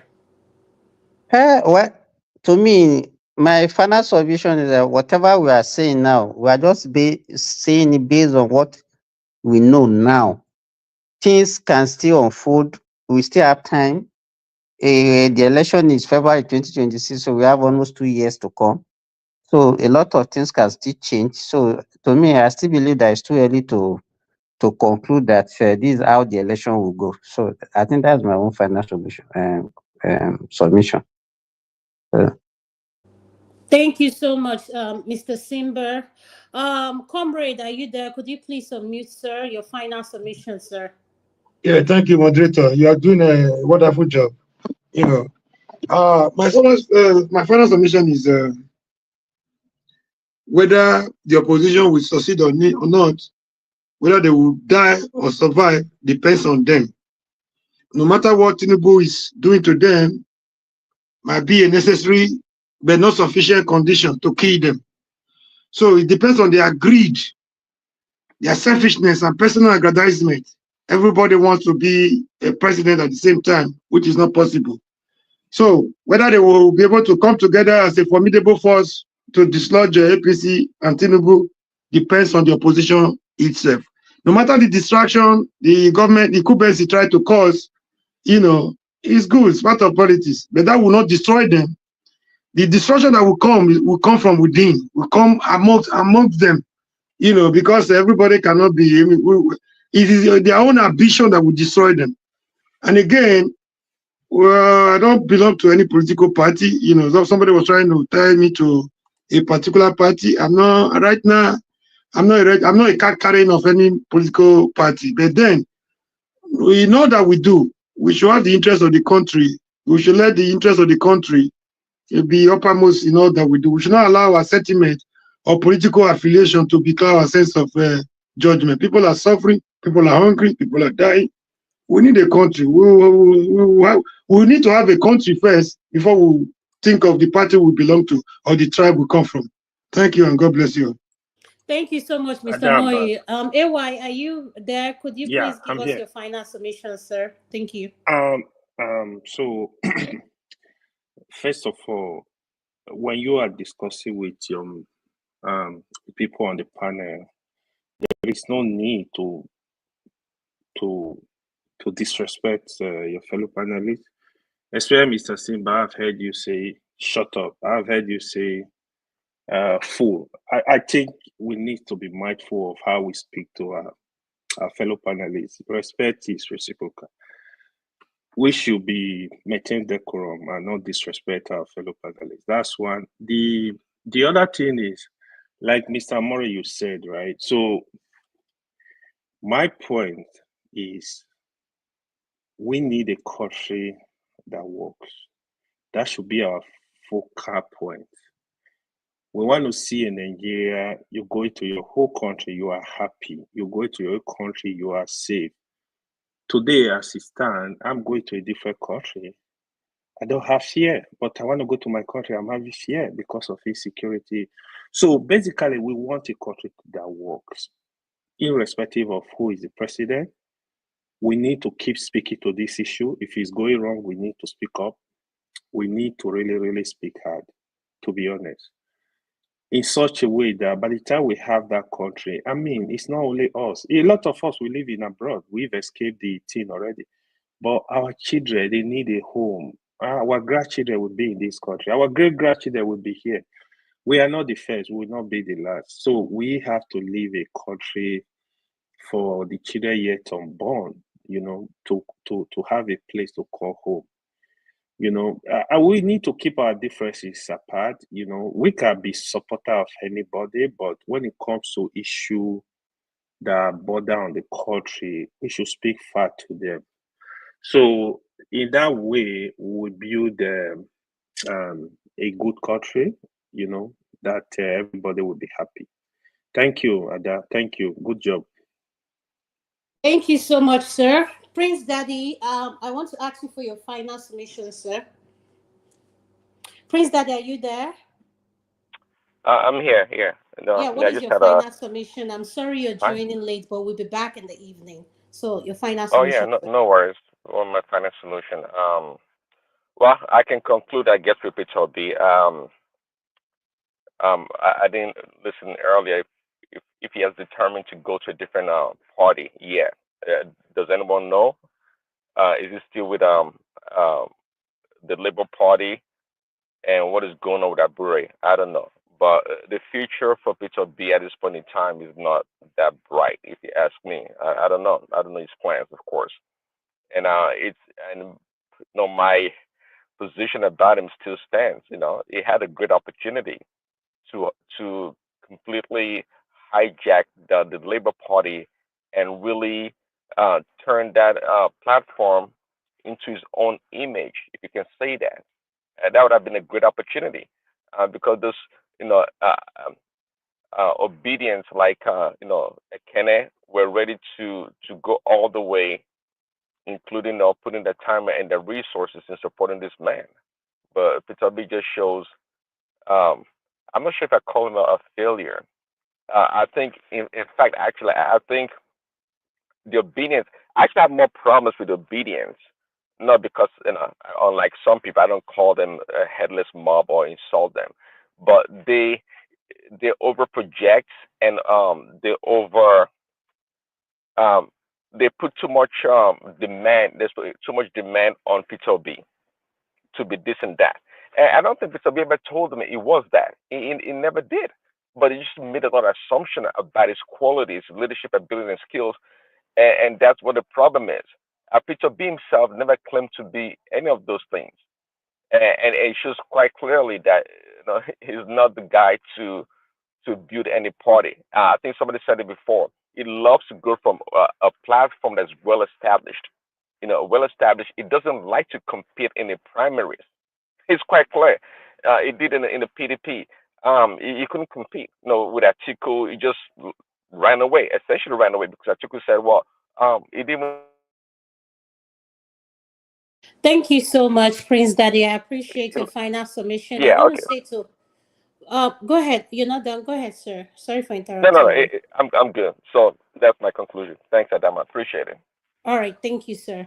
I just want to say to all our panelists that came in, Simba, Enigmatic, AY, BT, Comment, Omori, and Prince Daddy. I just want to say, everyone, thank you for joining us in this early morning section. We're going to be back to our esteemed viewers. We're going to be back in the evening at 7 p.m. Eastern Time. Please join us, and you'll have a productive day and have a good afternoon.